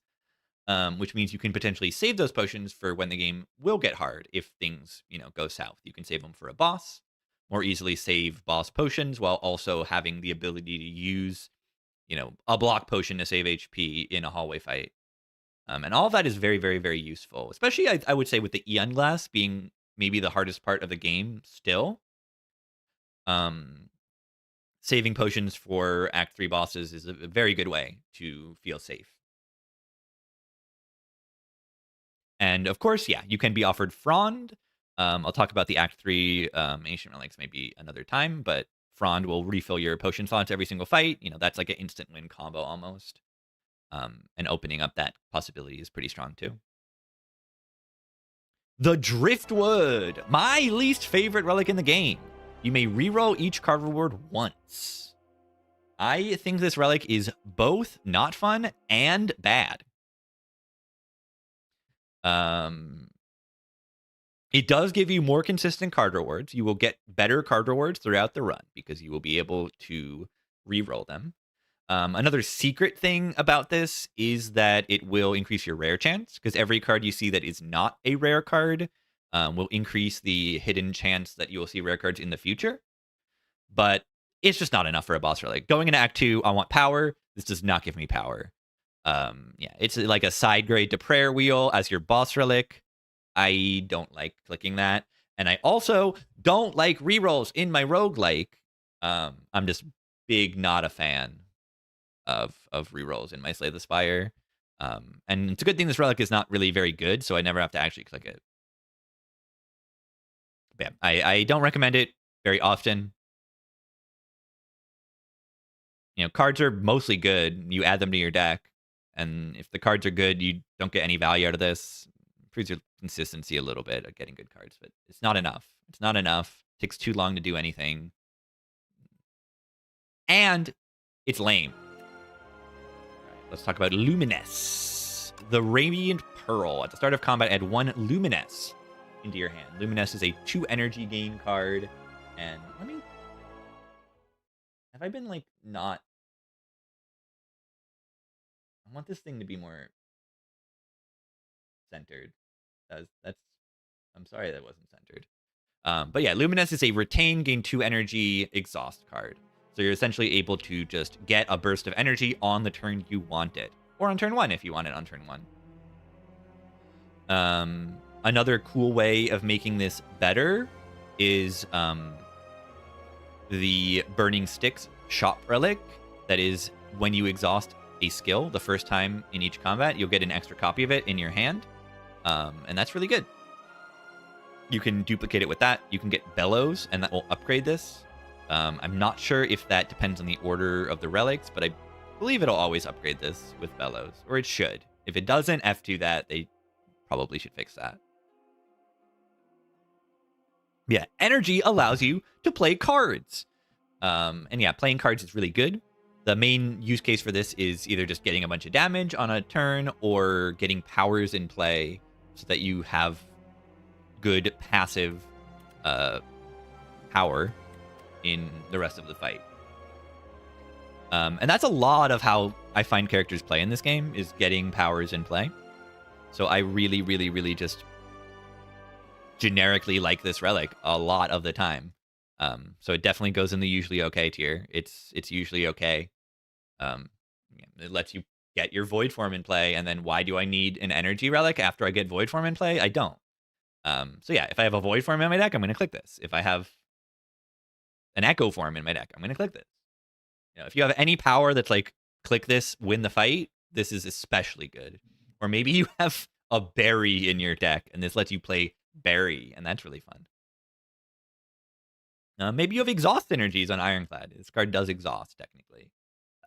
Probably not a huge factor, but I find this relic very, very often really solid. Could even be up here. Maybe I should click it more often. But yeah, burst energy is very, very good. You get it in every single fight, and that's just a lot of value. All right, so let's talk about a lot to talk about here with the Archaic Tooth. Upon pickup, transform a starter card into an ancient version. So let me go to the cards, and we'll talk about the cards, and I'll rework this so that it looks better. Guys, this might take too long. I might need to go get the cats. Or maybe let me see. It might have.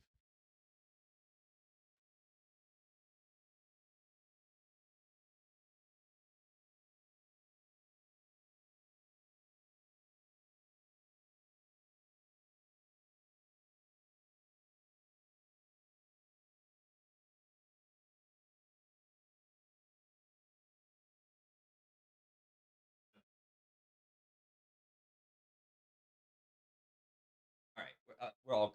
They went to get the cats.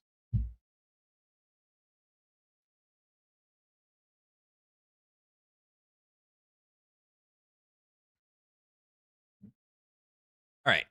So, first off, let's talk about Break. I definitely value this tooth differently on every character, of course, because you get a very different card. Um,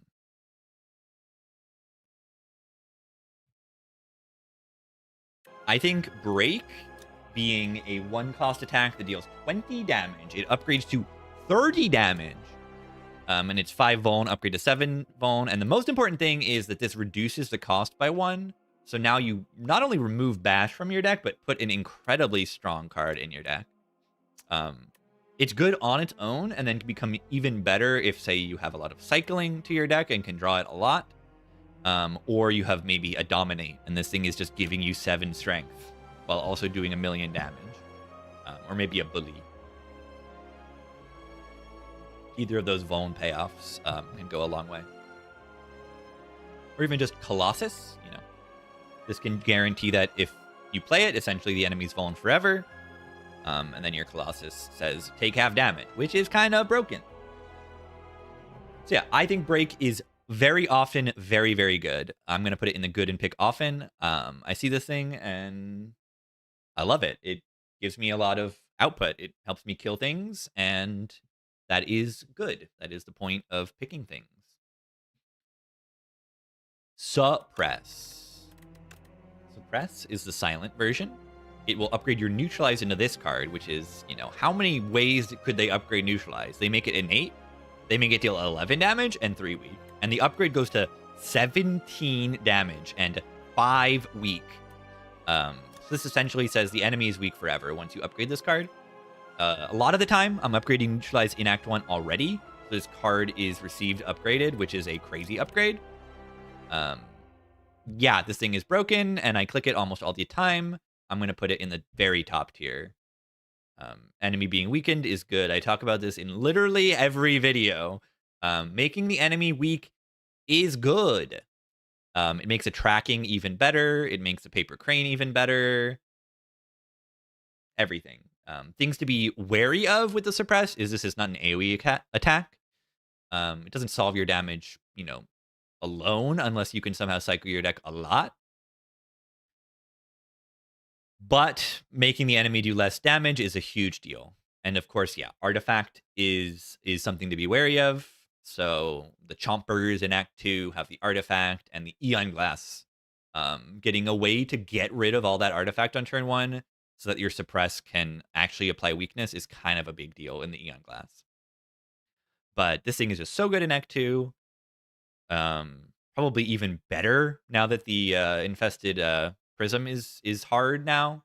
Making sure that they're weakened is the best way, one of the best ways to block. You know, any way to block that isn't playing block cards or playing block skills in that fight is going to be incredible. And making them guaranteed weakness for the first 5 turns plus is extremely good. So yeah, I click this thing very, very, very often when I see it, and it is very, very good. Next, let's talk about, where are you? Meteor Shower.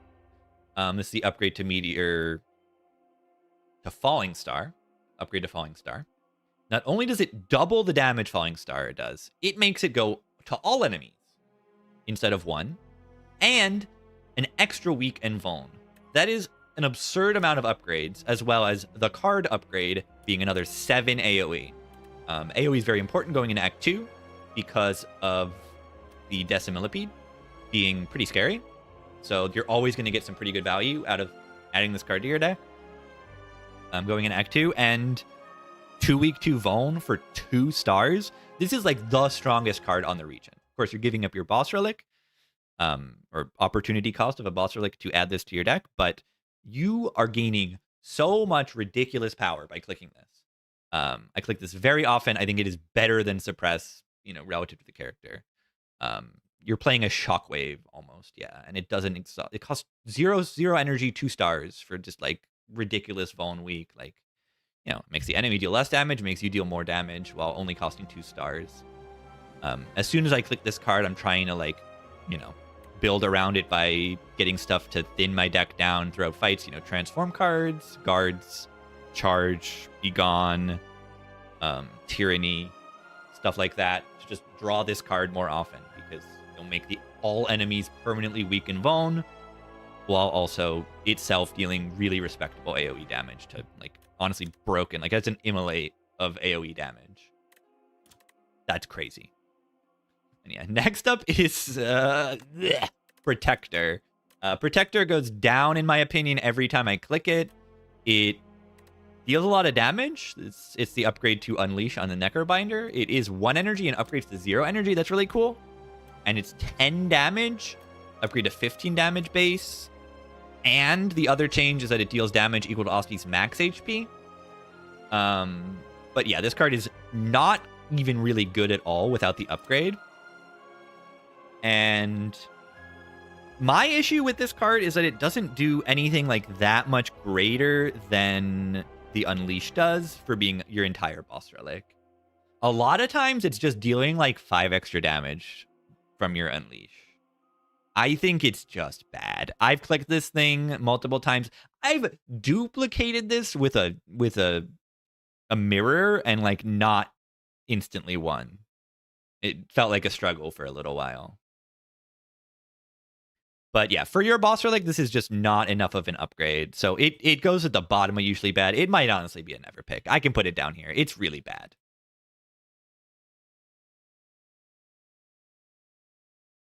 Yeah, it doesn't help your deck where your deck is bad. So if your deck is already blocking and keeping Osti alive and all that, aren't you already winning and not taking any damage? Right? If Osti has max HP, but not current HP, to get any value out of this, that means you're not taking any damage. So this helps you by doing 4 extra damage if you're not, already broken. So it goes in that win more category of like, it's only good when you're already winning. And it doesn't help your deck, diversify and become better where it's weak. And that is what you're trying to do. You're trying to shore up your the things that your deck is weaker at, become more consistent. And this just doesn't do that. So yeah, don't click it. Bad. Next, interestingly, is Quadcast. Why is it all the way down here? Quadcast is a defect one. It is the upgraded dual cast. It is the same energy upgrade and evokes your rightmost orb 4 times instead of 2 times. Allow me to show you one thing. I think this is really funny. So Quadcast is a boss card, and this is just a card. The chat is covering. There we go. This is just a card. So yeah, Quadcast is kind of owned by just a rare existing. Not honestly that much to talk about on Quadcast. It is really nice on a Dark Orb. Really just okay with every other card that is being evoked. So I think it goes at like the bottom of situationally good for me. And that situation is you have a Dark Orb, and then it's just like solid. It's just solid. Okay, now we go to the upgraded starter relics. Let me bring this up.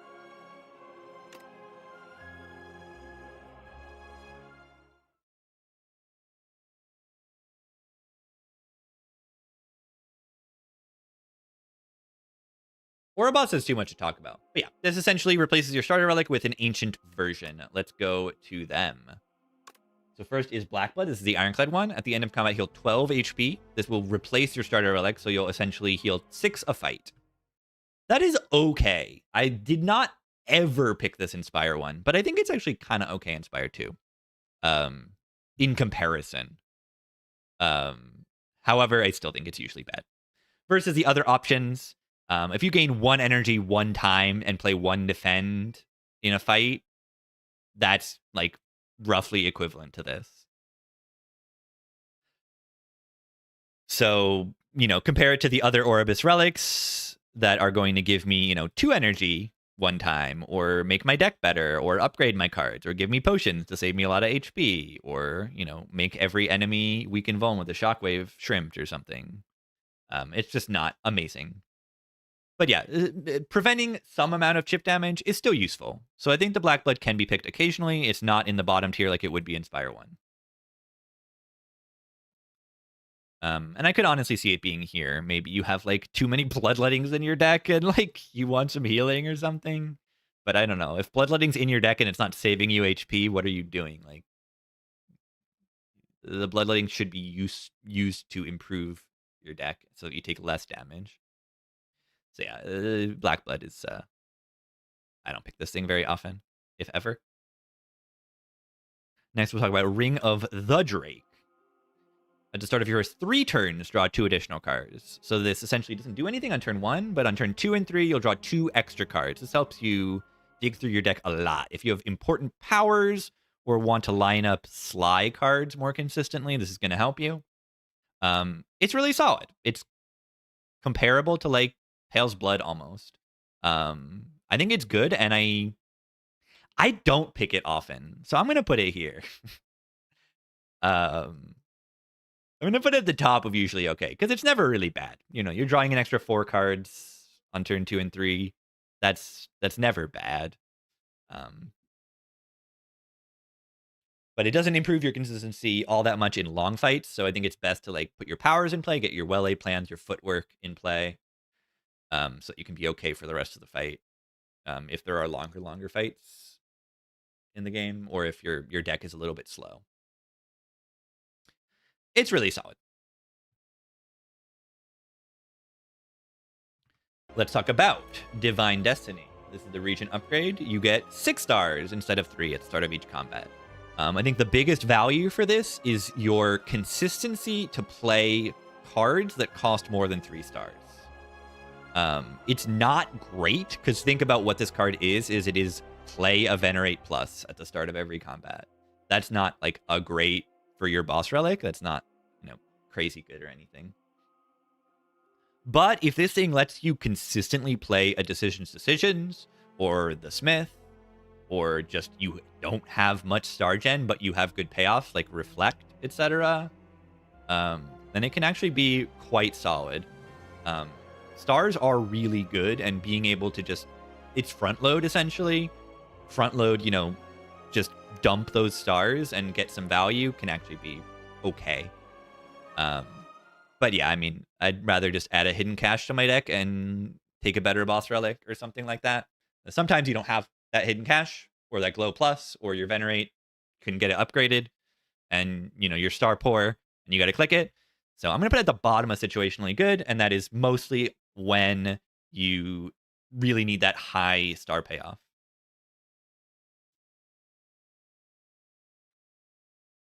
All right. Why is Tezcatar's Ember here? What are you doing?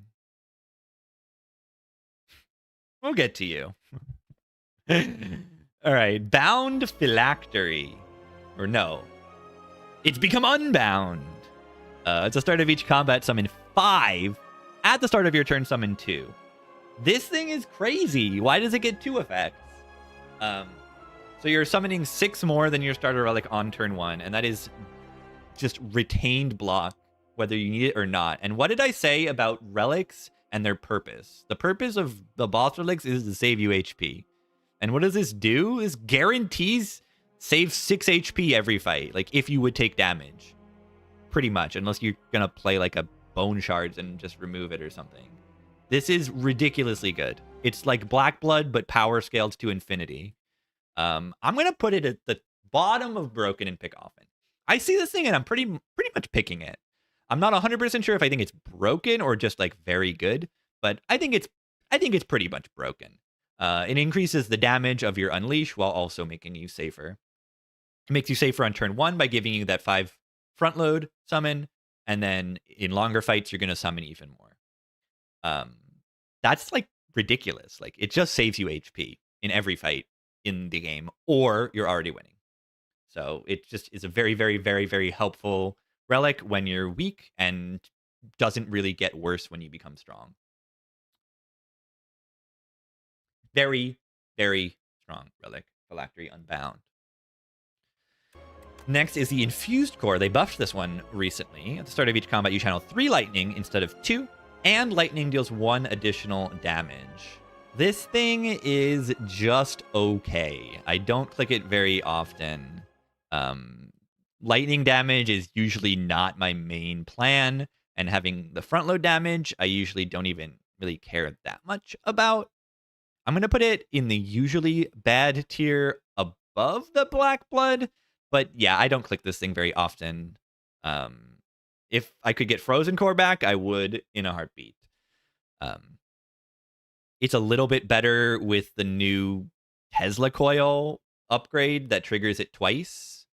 But yeah, I'm seeing these suggestions for making lightning AoE. That would be interesting, but that would kind of mess with glass orbs. Glass orbs already does that.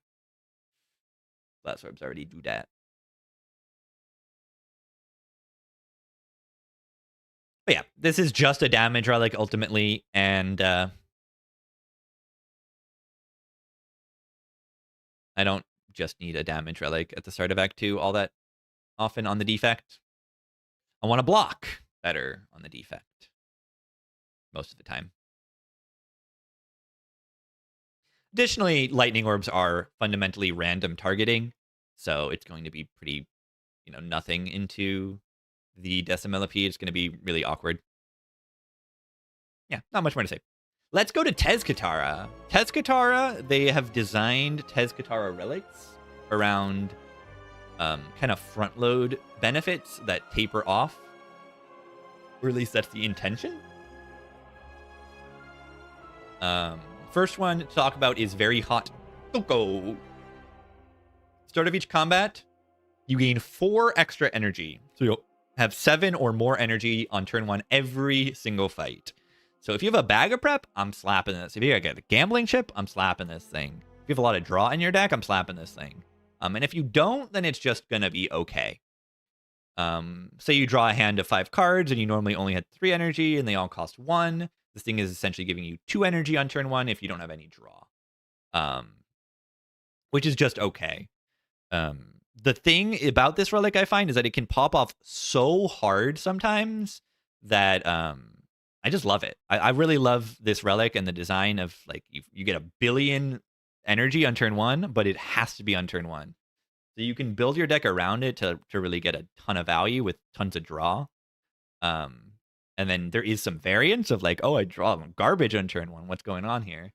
But you can, mitigate that randomness with some potions potentially, or putting a bunch of draw cards in your deck. The front load is just so strong. I think I will put this in the usually okay, which is weird because it's usually okay. And then sometimes it really is just like popping off. Like it's so good sometimes. I think it is very comparable to the Radiant Pearl. Is that what this is called? Radiant Pearl? The thing that gives you the Luminous. You get more energy than the Luminous, but it's forced to be turn 1 instead of later.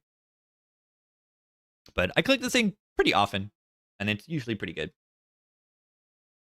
I must mention Bread as well. The lose 2 energy on turn 1 and gain energy every turn after. The Shop Relic. You get this in Bread, and suddenly you're just like, a ton of energy every turn. It's really, really nice. Enabling that is really good. And yeah, on Silent, you have a lot of draw access and a default Bag of Prep, essentially. And Bag of Prep is a common, and yeah, it goes crazy. Ice Cream's a rare relic that it goes well with, but it's a rare relic. Ice Cream and Cocoa. That sounds like a yummy day. Speaking of yummy, the Yummy Cookie. I love that the Yummy Cookie has a different design for each character. It's very cute. But you get to target 4 upgrades. And guess what? That's better than 6 random upgrades. This thing is usually really quite solid. It upgrades the 4 most important upgrades in your deck. If your deck is not gigantic, you're going to be drawing these cards a lot and saving HP. And that is good. Not too much to talk about there. It's just pretty good. If you have really premium upgrades, it gets better, of course. But even if you don't, just upgrading some block cards you added to your deck and some damage cards to your deck is okay. Also enables you to rest a lot more in the Act 2. And not feel like you're falling behind, which is kind of nice. Yeah, compared to Pale's Tooth, you get 1 more upgrade, but like you can't even put it on the cards that you care about. This is just better. Almost all the time. Of course, you're never actually pitting them one against each other, but it is kind of better. What are you doing here? All right, what's the next relic? The Big Hug. Big Hug. From Tez Katara. Upon pickup, remove 4 cards from your deck.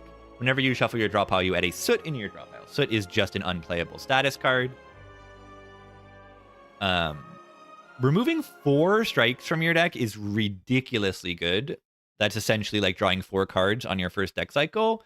And think about how many deck cycles it takes for you to just like replace those useless strikes with these Soots. Yeah, that's like turn 1,000,000, and hopefully you've already won by then. So yeah, this improves your consistency dramatically in every fight for the rest of the game.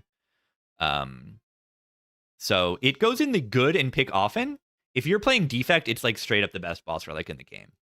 On Defect, you have Flak Cannon and Iteration and Trash to Treasure and Compact. A lot of things, right? That make it just like remove 4 strikes with upside. And that's ridiculous. Honestly, I think I put it like here or something. Like maybe even above the Pale's Blood. Because these are both essentially just like, making your first deck cycle better and so on. Very similar relics. I'm going to put it above just because of how broken it can be on Defect and maybe Regent. Regent, likes getting rid of those base cards to lean into the star stuff more often. And then maybe you have this card generation aspect where every time you shuffle, you'll trigger Pillars and Arsenal as well. But Regent doesn't have necessarily the greatest ways of exhausting them, but you do have guards charge. Your minion cards can be used to target the Soots and make sure that they don't totally clog future deck cycles if you're, doing that kind of deck cycling thing. Yeah, I love this relic. Big Hug is great almost all the time. Next, let's talk about the Mittens. We go from good relic to not good. At the start of turn, exhaust the top card of your draw pile and gain 1 strength. This is the worst boss relic in the game. I've clicked it a lot to try to play with it, and it forever underperforms. The reason being, in my opinion, is that 1 strength is just not enough. 1 strength a turn is simply not enough for the risk of this exhausting your key cards and just losing. I've picked it with Shivs on Silent, and it just isn't enough. Because that 1 strength isn't enough, I still need to take the accuracy anyway. I'm not killing things on its own. It's just so bad. The output of it is not enough. Maybe you can do some Feel No Pain and stuff, but I really don't think it's enough. I do not think it is enough for it to be worth it. So I don't click it, and I recommend you don't either.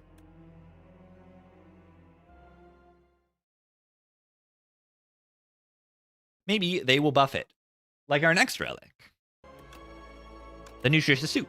Enchant all strikes in your deck with Tez Katara's Ember, which makes them cost 0 and deal 3 extra damage. So you've got 9 damage or more strikes. Maybe you got Strike Dummy, or some of them are upgraded.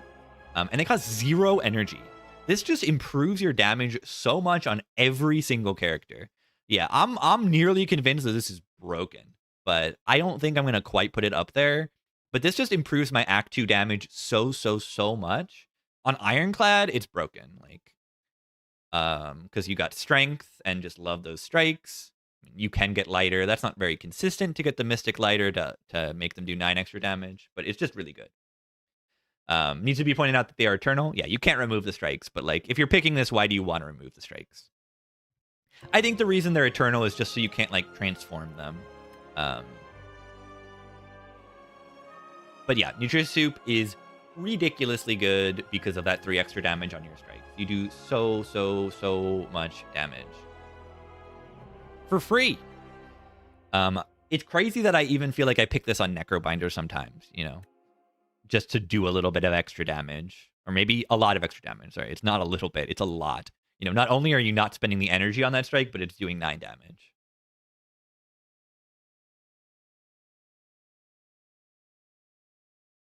But yeah, if this thing, I think it can only show up if you have 3 or more strikes in your deck. Am I wrong about that? I might be wrong. It might be 2 or more. But yeah, I mean, if I have two strikes, I'm usually not going to click it. If I have 2 strikes, I'm usually not going to click it. Sometimes I might even. But 3 or more strikes, I'm slamming it. If I'm ironclad with 5 strikes, I'm absolutely slamming this thing. Maybe I clicked a large capsule and I got an extra strike. Easy, easy peasy. Load up on draw and Vuln and just kill everything with these really strong cards that are in your deck instead of your garbage strikes. Next is the Storybook. Upon pickup, add 1 Brightest Flame to your deck. Let's bring up the Brightest Flame. Gain 2 energy, draw 2 cards, lose 1 max HP. Upgrade 2, gain 3 energy, draw 3 cards, lose 1 max HP. Yeah, this is like the strongest upgrade in the entire game. You might notice one thing this card doesn't say is exhaust. It does not exhaust. So yeah, there's supposed to be the downside of losing 1 max HP, but ultimately that is just not a big downside. So you're essentially adding a super duper overpowered offering to your deck, and that is very, very good. Guaranteeing that the energy you're gaining is next to draw is ridiculously good because you're gaining the energy with more choices of cards to spend that energy on. So you're more likely to, have powers to put into play, or your really expensive attacks, or just not putting that energy into strikes and defense. Because you think about Hot Cocoa, this says gain 4 energy and don't draw any cards. This upgrade says gain 3 energy and draw 3 cards. Every deck cycle. And of course, you lose 1 max HP, but it really is not a big downside. If you're scared of that, I recommend just clicking this thing and playing with it a little bit. It is one of the strongest boss relics in the entire game. It's going to go at the top of Broken and Pick Often. The only reason I don't click this is because it's kind of cringe because it's so strong, and I want to, have a little more fun with the game and pick something weaker that's more fun. Yeah, I can see them nerfing this to lose more max HP or gain 1 less energy or something like that. Or maybe the upgrade doesn't upgrade draw also. Yeah, if you're trying to win more runs, you should essentially just click this in every run. And then where does this especially shine? I love it on Silent. Any deck that can cycle a lot can get this thing in play multiple times and be ridiculously good. And then, yeah, it's in the boss gauntlet where you're fighting the 2 bosses at the end of the run. Like, it's just free. It essentially doesn't cost max HP. And maybe you can hologram it on defect, definitely. Hologram and All for One will bring this back. And that's insanely strong as well. A lot of reasons to love this relic in terms of power level. A lot of reasons to hate it because it's so strong. All right, let's talk about the Seal of Gold. The Seal of Gold. At the start of your turn, spend 5 gold to gain an energy. You must spend that money. Do the math quickly on how many fights go, how many turns fights go on for, roughly. Let's just say they go on for 4 turns. You're losing 20 gold a fight. How much gold do fights drop? They drop between 7 and 15. So you are losing gold every single fight. You're not gaining, essentially. Elites drop 25 to 35. Inspire 2, is that how much?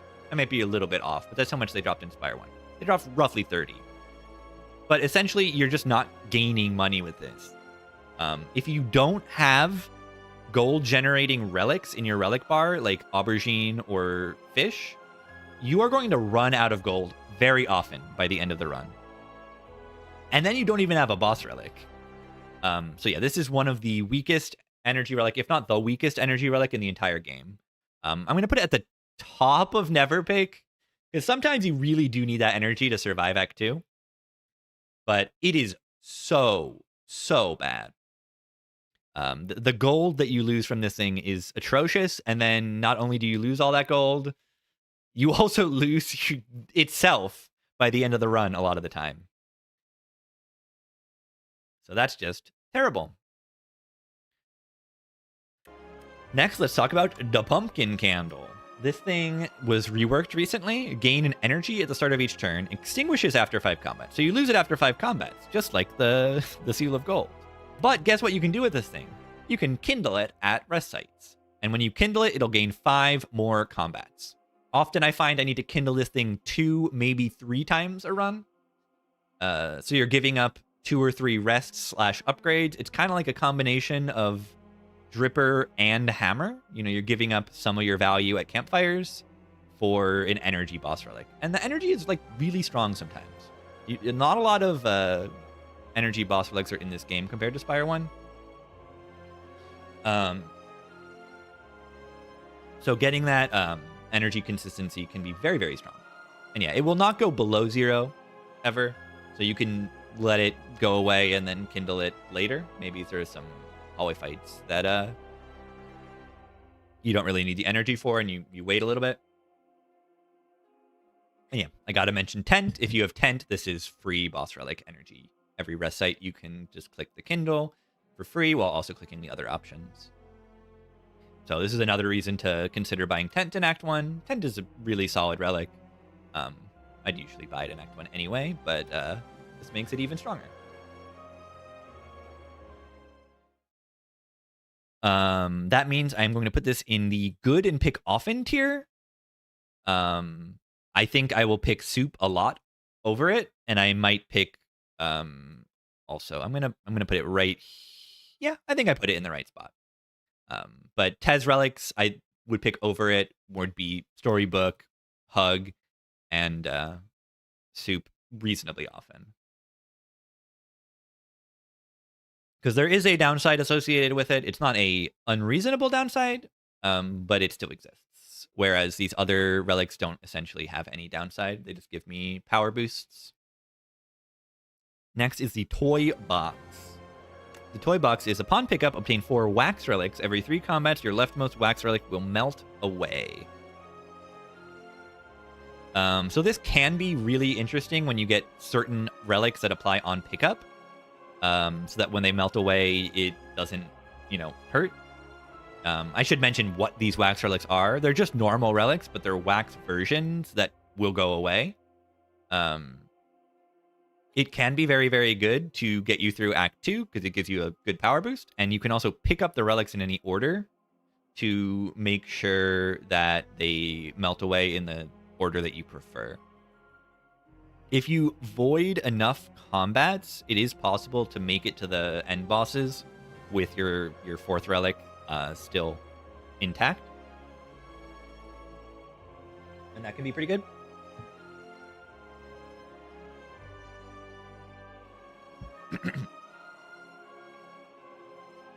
But yeah, I don't like the short-term value of this that much for me to pick it over other options very often.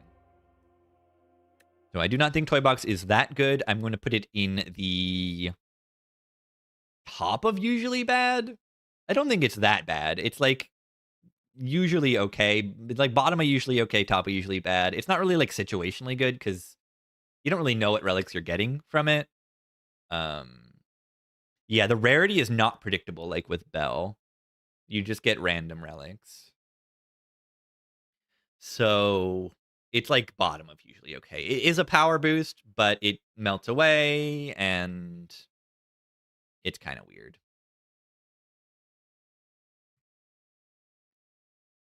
Last for Tez Katara, we have the Golden Compass. You replace the Act 2 map with a single special path. What that means is that you have a path that has 3 hallway fights. So you will only fight 1 hardpool hallway fight in Act 2. I believe 3 question marks, or maybe 4. The question marks will never be combats. You will always get events in those question marks. So you have a built-in Jutsu bracelet. There's an extra chest to get a relic from. And then there is a shop and 2 elites after the chests. So you'll have a lot of gold to go to a shop and then fight 2 elites. You will never fight more than 2 elites and never less, unless you die. Early on in the game, when Act 3 bosses were easier and we were maybe worse at the game, I like this a little bit more, but the more I play, I click this thing less and less. I'm going to put it at the top of usually bad. It makes your Act 2 pretty safe, but it also limits the value you can get from the Act. because you can't go to that many fights. If you want to go to a lot of fights, you can only take 2 elites. Of course, you get an extra chest to kind of make up for that elite that you're losing.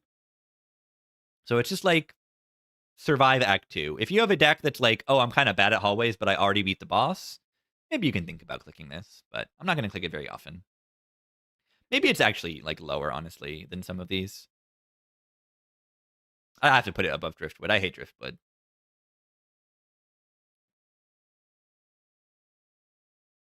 I hate Driftwood. All right, so this has Katara. Let's talk about Darv. Darv shows up a little bit less often than the other ancients. I mean, Darv gives you the runic pyramid relic sometimes. So yeah, let's talk about Darv. Next, they have first, they do have them in the right order. So Astrolabe. Astrolabe is, Darv gives you mostly relics from Slay the Spire 1. I've been calling them boss relics all day instead of ancient relics, but these are actually boss relics, most of them. But yeah, Astrolabe. Transform 3 cards and upgrade them. I like this a little bit better in Spire 2, where the game is balanced a little more around not having energy boss relics. Going into Act 2, I feel like I've only seen this going into Act 2 like twice ever, because like you don't see Darv that often. And then half the time Darv offers, you know, we'll get to the options I click more often on Darv. But I'd put this in the usually okay, like top of it. Like it's pretty good. You know, it's probably better than Yummy Cookie. In terms of, you know, it's 3 upgrades and 3 removes is probably better than 4 targeted upgrades. Not sure like the order of them. I'll just put it right above Yummy Cookie. It's similar enough. Next, let's talk about Blackstar. Blackstar is elites drop an additional relic when defeated. This is a similar problem to Spire 1, where it doesn't give you anything until you start beating elites. So it's kind of like a Pale's Wing. It's very similar. Which, you know, maybe I could even put a little higher, but I'm going to keep it in usually bad. I don't like it very much, the Pale's Wing. Blackstar has the benefit of you not needing to give anything up. It just doesn't do anything until you fight elites in Act 2. I think this is good if you can, you know, vibe out that you're very good at elites, or the, you know, in this game versus Spire 1, you actually get to look at the map before you pick this option, so you can look at the path and see, oh, I can fight 3 elites. And if you can, you know, gauge that like, oh, I'm strong enough to fight these 3 elites, then this becomes a pretty solid pick. So I'm going to put it in the situationally good. The situation is I can survive strong enough, long enough to kill elites. If I can kill like 2 elites after picking this up, I'm usually going to feel pretty safe. Gets a little bit better if you've picked the Booming Conch that gives you an extra energy and 2 draw at the start of every elite fight. Makes it easier to farm them. Fun relic for sure, but not the strongest. I like it though. Next, we'll look at Calling Bell. Upon pickup, obtain a unique curse and 3 relics. This will always be common, uncommon, and rare relics, and the curse is just an unplayable eternal curse. It doesn't do anything uniquely special. It's just you can't remove it, and it's a curse.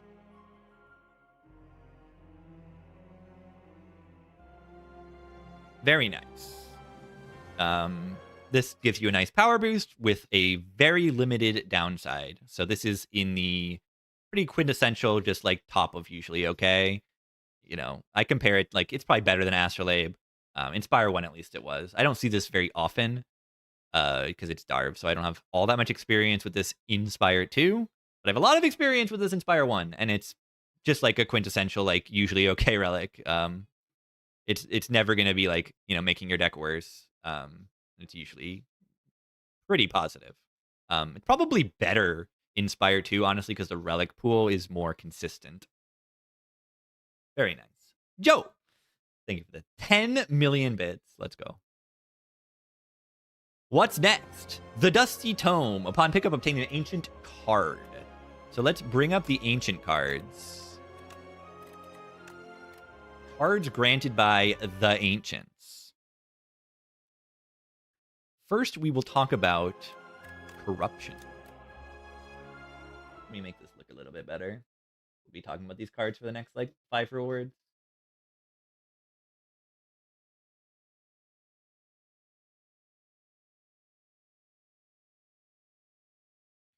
So these are a lot of cards from Spire 1, at least for the returning 3 characters. And hopefully Watcher when they release her. I hope they do. I hope they bring Watcher back. Let Mega Crit know we want Watcher back. Even though I'm not the biggest fan of Watcher in Spire 1, I would be very excited to see how they work up the Watcher. Watcher would be Vault. Yeah, Vault Plus would be pretty fitting. The thing with these cards is that they are all powers. They are all powers that are given to you. And they all are received upgraded. So you will receive Corruption Plus on Ironclad, which makes skills cost 0 whenever you play a skill exhausted. If you have a Feel No Pain or a Dark Embrace in your deck, you just click this and you kind of win. Kind of same situation as Spire 1, except this is your boss relic. But yeah, Corruption is still very, very good in Spire 2. Made a little worse by it costing your boss relic, but it comes upgraded, which is really, really nice. And I think it fits really well as like an energy relic. And if you are scared and new to Spire and haven't played for 5,000 hours in Spire 1 with this card, I would recommend not being too scared of this exhaust your skills. Most of the time that is an upside. It'll help you exhaust your deck down so that you just draw your attacks while also getting a ton of output by just making them cost 0. So you click this, click a bunch of shrugs, click Feel No Pain, Dark Embrace. Of course, powers that activate on exhaust is really, really good. And then ideally, you're able to get some scaling in your deck so that the attacks that are left will kill the enemy very quickly. So you're looking for Dominate to get some strength, or Ashen Strike is going to be a good attack to draw once you're exhausted down, because Corruption will, of course, exhaust all your cards and scale that. Or any like 0 cost attack can also be good, like a Bully and some Pommel Strikes. You play Pommel Strikes and draw this Bully over and over. All that stuff can be really nice. Plays well with Stoke, kind of like a pseudo Dead Branch Corruption. Fun card. Where would I put Corruption? I'm going to put it in the usually okay tier. I don't even know. It's so weird ranking this because I see it so infrequently. Another hidden thing to talk about Darv also is that the tome is offered 50% of the time. So half the time you see Darv, you will see the Dusty Tome in the bottom option. Everything else is random with Darv, but 50% of the time you do get the tome. Next up, let's talk about Wraith Form. Plus, gain 3 intangible. At the start of your turn, lose 1 dexterity.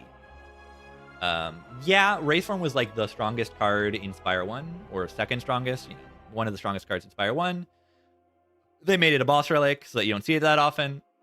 I think this is a little weaker in Spire 2, because you can build your deck a little more defensively in Act 1 with no Grumman Knob, but it's still Wraith Form. It still makes you invincible for 3 turns. You receive this thing upgraded.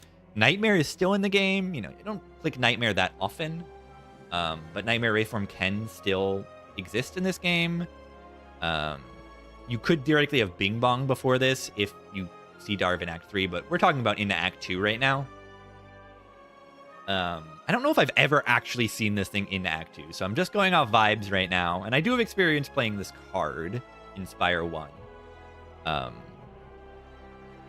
But yes, ultimately, I am building decks a little bit more defensively often in Spire 2 than Spire 1, where it loses value. But this thing probably is improved a lot by the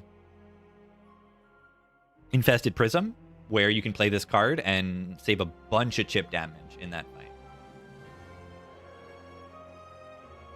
Because you're often, especially on Silent, going to just get chipped down by the Prism, where you can't say play block cards. And yeah, essentially, this is a broken card brought down by it costing a boss relic. So I think it goes in the situationally good tier, maybe the top of it. It's so weird ranking these things. But yeah, if I have a deck that deals a lot of damage and doesn't block well, it's going to be better because, you lose this dexterity. So the enemy better be dead after a few turns. Yeah. Another thing to mention about Wraithform is I find that there's not as much like front load damage in that the enemies deal to you in Spire 2. A lot of them scale rather than just hitting you for like 21 turn 1, like the Avocado. So it's a little bit maybe weaker matchup into the enemies. Maybe this thing is a little bit better now that Ian Glass is terrifying. You can hold this with well-laid plans until like Ian Glass statuses are doing 12, and then that gets really, really strong. Yeah, Pellets is gone, but I don't think that's a big deal. Pellets Wraithform was not, a key factor of Wraithform being broken. It was broken because it's broken. Moneyburner, thanks for the 11. Thank you. All right, Regent Sealed Throne. They very recently changed this card. It used to be innate, and now it is 0 energy on the upgrade. Whenever you play a card, gain stars, and it costs 3 stars to put this thing into play. It used to be broken because you were able to build your deck in a very specific way, and kind of guarantee that you could have your stars in play before like you draw your Comet, or even you could have a 7 stars in your deck or something. But ultimately, like usually you're probably just clicking like a lot of reflects, as many reflects as you can see, and just spending those stars. So it's a little easier to get into play, but it is not innate. So you cannot overstack your deck with star payoffs. You'll probably be stuck, with weird draw orders if you do that a little too much. So definitely a nerf, I would say, overall. So it used to be like actually like up here, and now it's probably just like situationally good, like sometimes good. If I don't have star payoffs or star generation, then this thing is going to help me do that. And yeah, I really understand the nerf because maybe less of a nerf and more of a rework that they intended it is innate powers end up making the game feel a little bit samey because you kind of play every fight in the same way. You draw it every turn 1.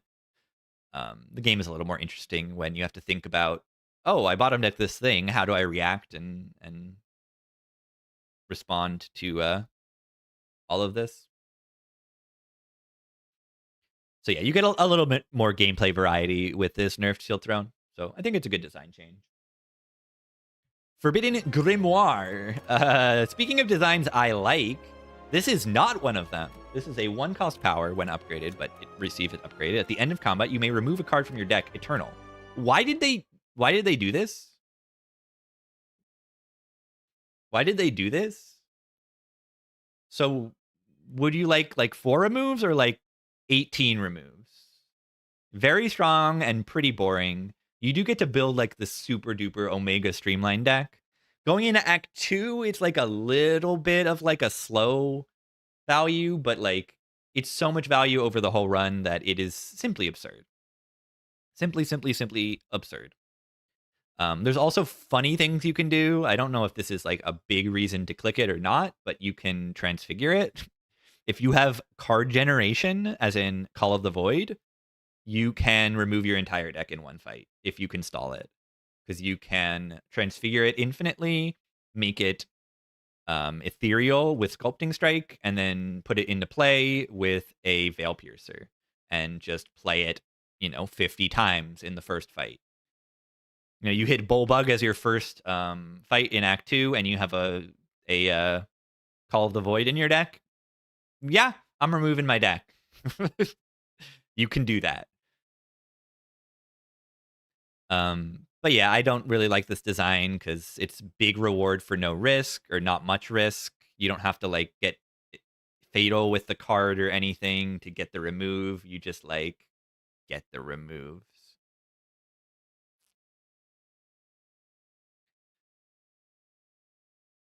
So I don't really like it that much. I wish they would change it, and maybe they will.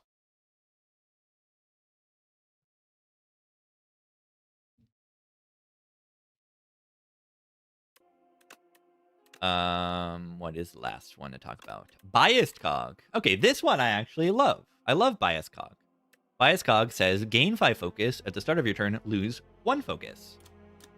This thing is great.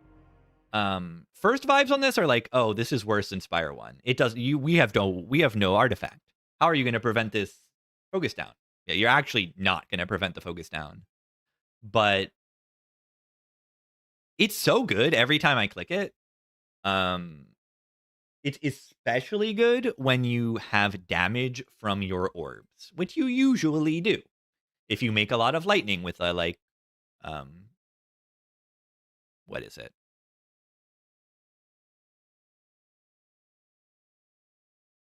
Ball lightning or lightning rod. If you have storm for some reason, I don't know. It goes well with storm. It still did Inspire 1.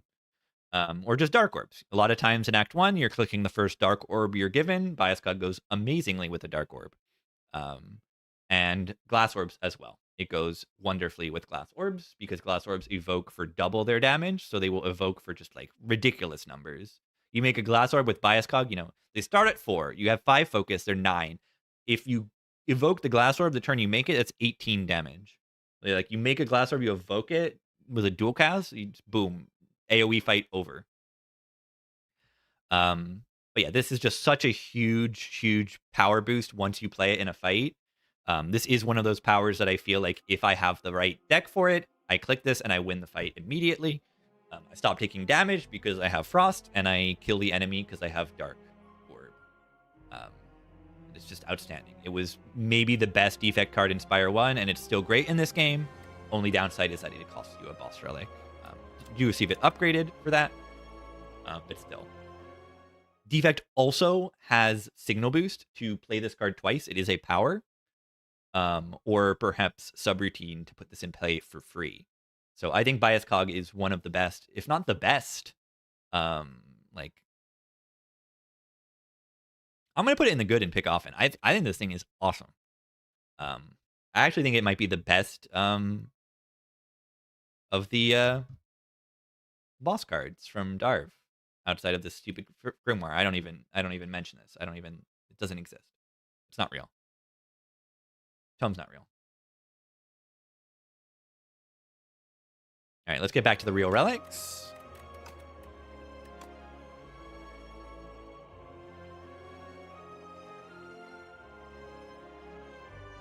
Do Empty Cage next is on the tier list.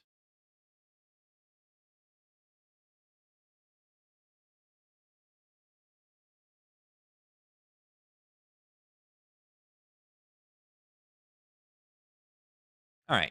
Empty Cage says, upon pickup, remove 2 cards from your deck.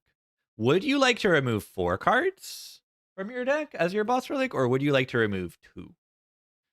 In my opinion, 4 is more than 2. So I think Big Hug is better than Empty Cage. It's usually pretty bad. I don't think 2 removes is like that much. And in this game, I'm building large decks because removes are so expensive anyway. So the removes become like less valuable. I think I like this on Necrobinder probably the most because removing strikes is probably the strongest on her. But yeah, 2 is just simply not enough for me to love this thing. That's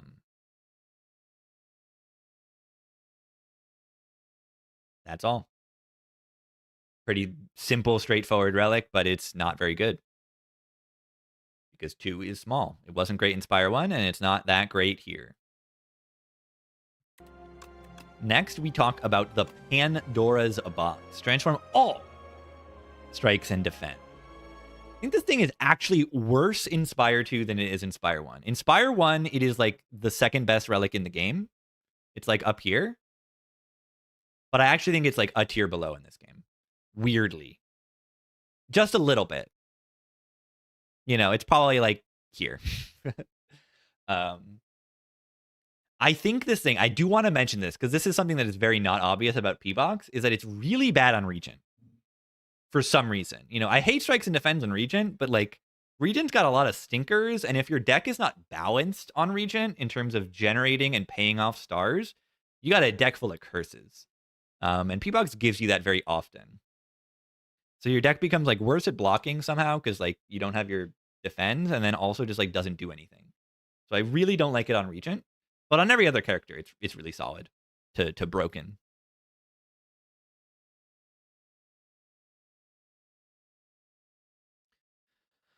And yeah, love it on Silent, love it on Regent, or love it on Defect, not Regent. Necrobinder, solid. Clad is fine. But yeah, it is very weird on region. That's the main takeaway of the Pandora's box. And I really don't think it's the top tier. But it is very good. It is very, very good. I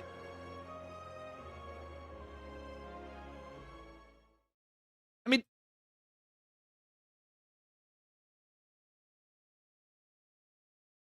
do I need to explain a mid? I'll explain a mid.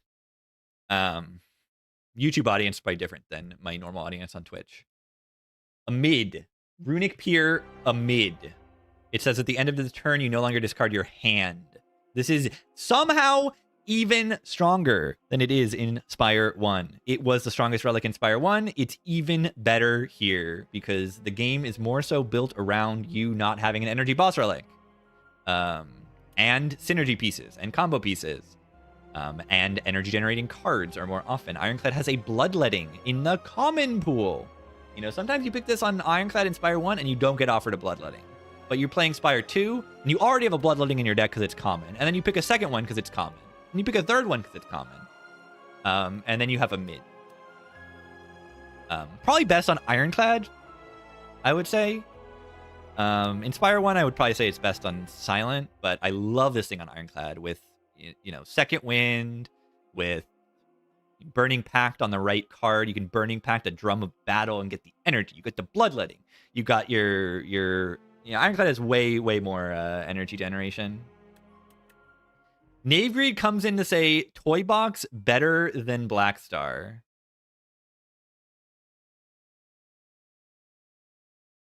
Seaglass is so low. These tiers are the same. Don't worry about it. Don't worry about it. Don't worry about it. These two tiers are kind of like tied-ish. Like I was debating this versus here. I'll put it here just for you. Just for you.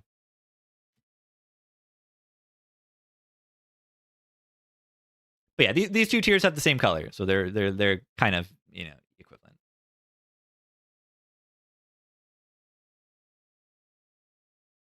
I don't think Toy Box is that good, so I was you know, debating there anyway.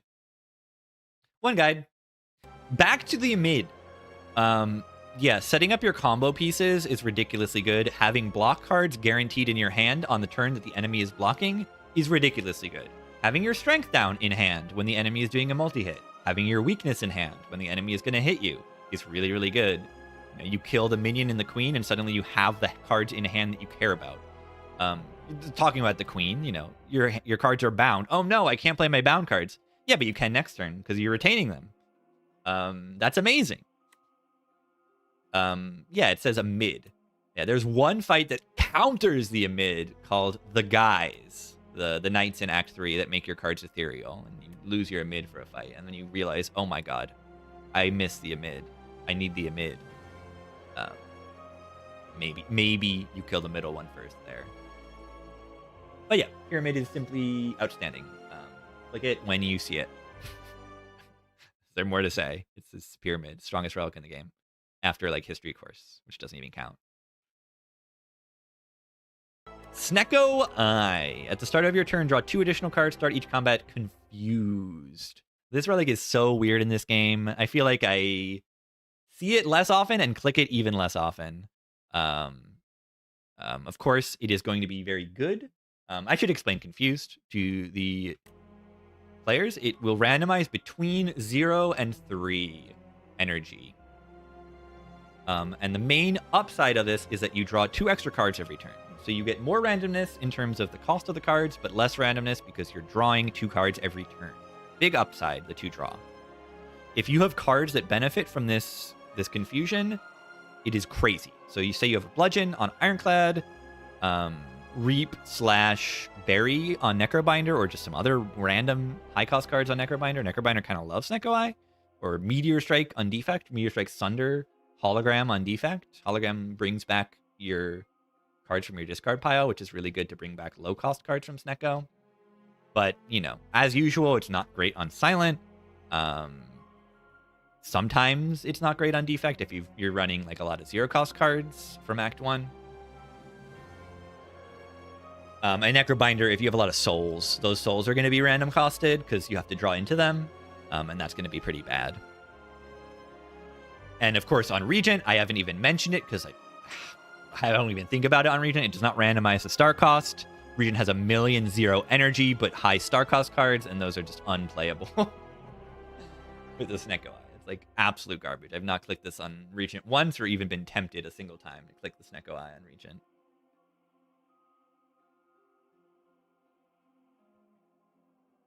So yeah, pretty situational. Situationally good relic. I don't click it very often, but it can be good sometimes. Definitely worse in this game than Inspire 1, where you're getting your energy generation from your cards more often than from your boss relic.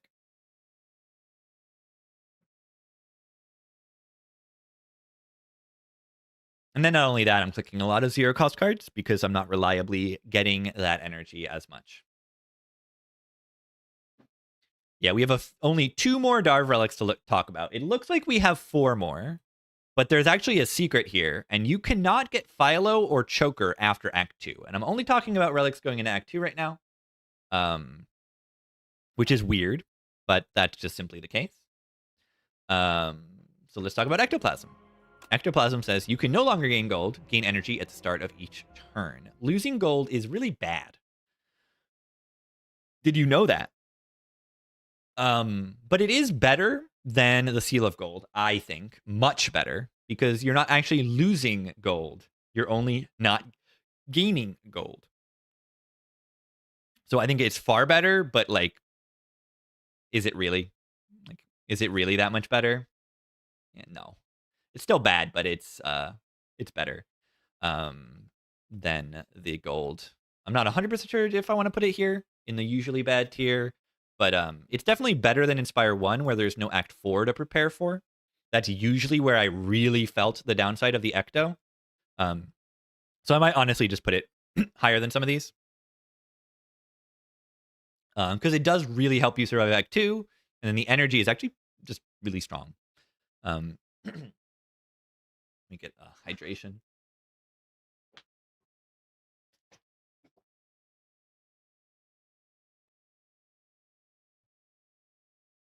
But yeah, Ecto is definitely better than Inspire 2 or Inspire 1. Better than Inspire 1, Inspire 2.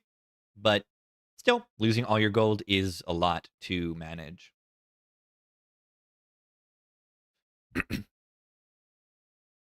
And then lastly, we have the Sozu. The Sozu is the only other Darv relic you can see after Act 1. It's also an energy relic that you gain every turn, but you can no longer obtain potions. This is almost like a strictly better ectoplasm. I'm going to put it in the usually okay tier. I don't really know that much about this in this game, but it feels better than Inspire 2, mostly because there's no heart to save your potions for. It's going to be a little easier to survive Act 2 over Spire 1, and then it's, no Act 4 to prepare for. And that's, again, usually the time when I'm really feeling the squeeze on this relic. And yeah, this is all potions. You cannot get potions from shops, from Frond, from Entropic Brew. You cannot get potions from the rock. Even the potion-shaped rock counts as a potion for some reason, which is sad. I think it would be funny if they changed that. Yeah. So there are our boss relics going into Act 2. Thanks, everybody. Please like the video and subscribe. And go win some runs inside the Spire. GG.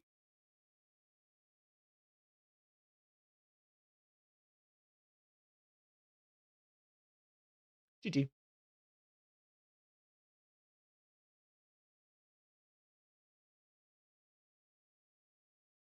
GG.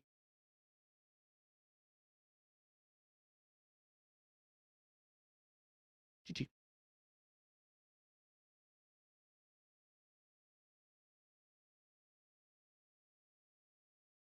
Kunai GG.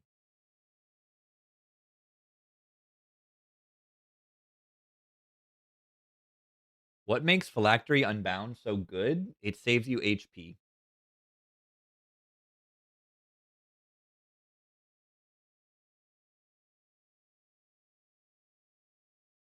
A lot.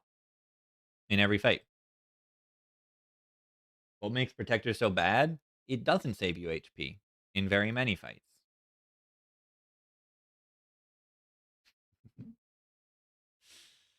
But yeah, what makes it bad is that it doesn't like fill a niche or anything. It doesn't help you do something that your deck doesn't already do. If you're building big Asti, you kill things and you're not taking damage. Like, this is only good when you are not taking damage. Protector.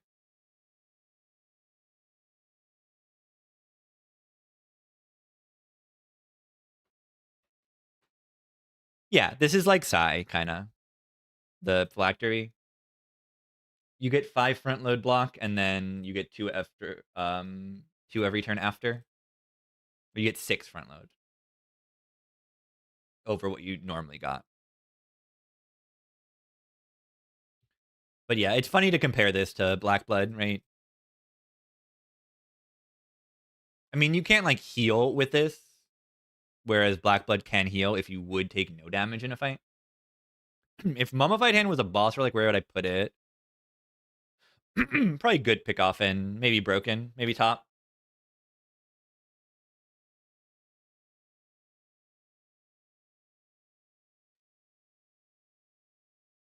All right, I'm killing my voice. I don't think I can game anymore. And the cat's coming soon. I'll be live with the cat tomorrow. Cat. Cat. Cat. Cat. Cat. Cat.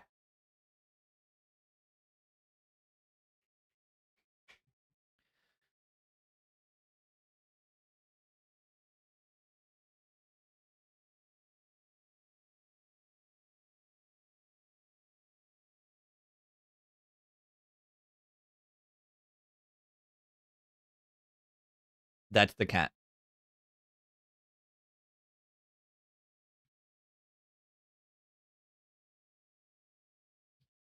Let me bring up some Google photos, my baby cat. Some good pictures. See if there's any good pictures.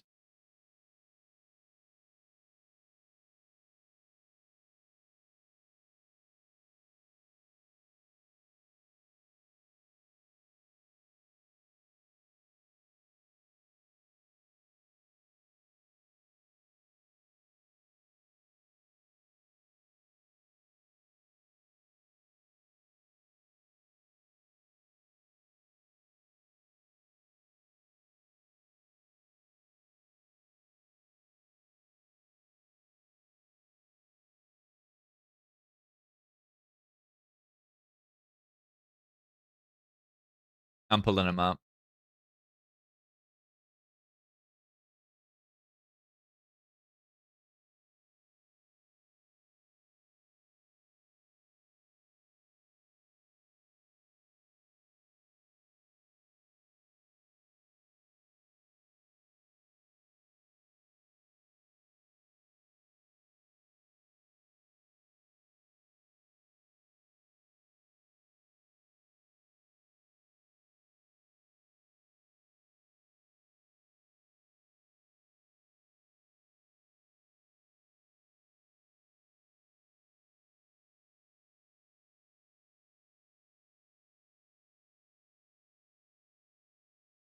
I'm getting baby cat pictures.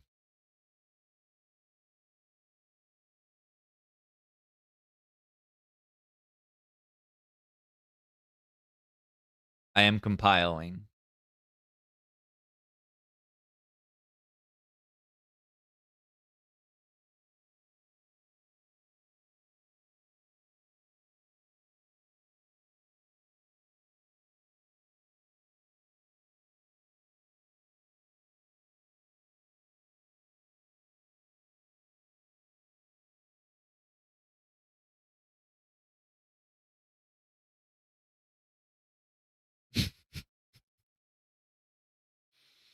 All right, is that good enough?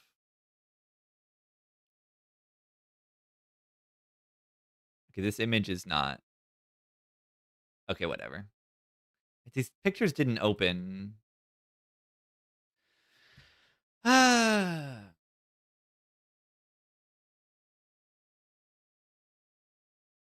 It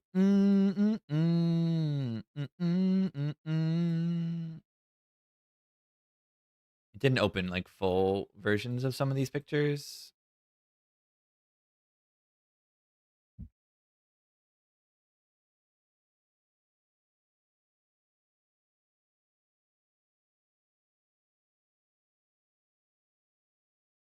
Cat.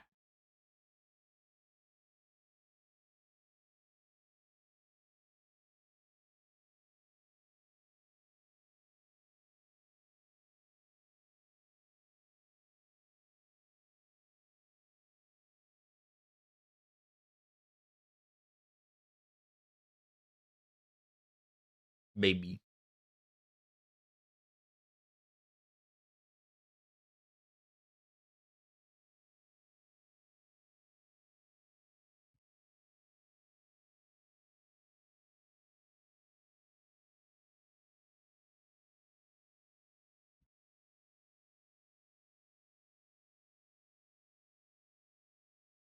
Baby in the box.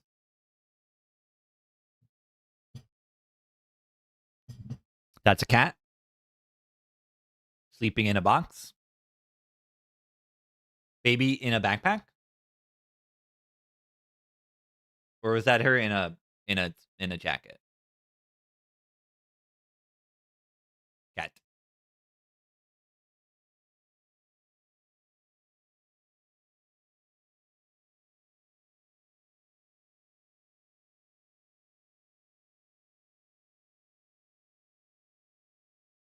Sleeping cat. You're not gonna believe it, but the baby cat sleeps. Isn't that crazy?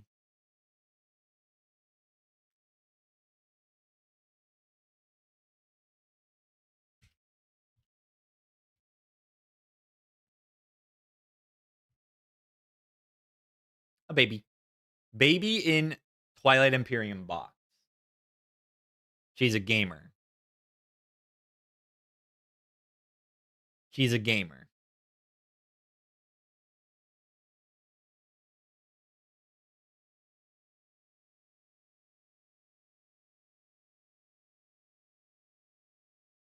She's a gamer.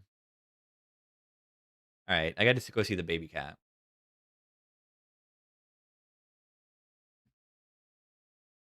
Okay. Time to sleep. And pet cat. While my knobber gently weeps.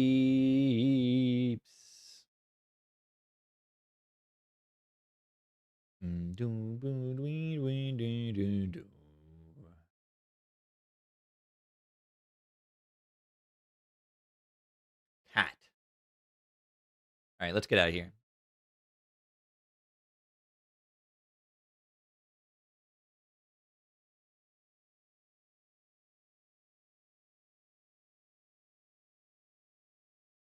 Cat.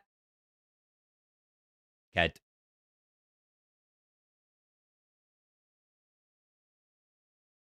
Cat. I think I'll be able to show you all tomorrow, Miss Baby.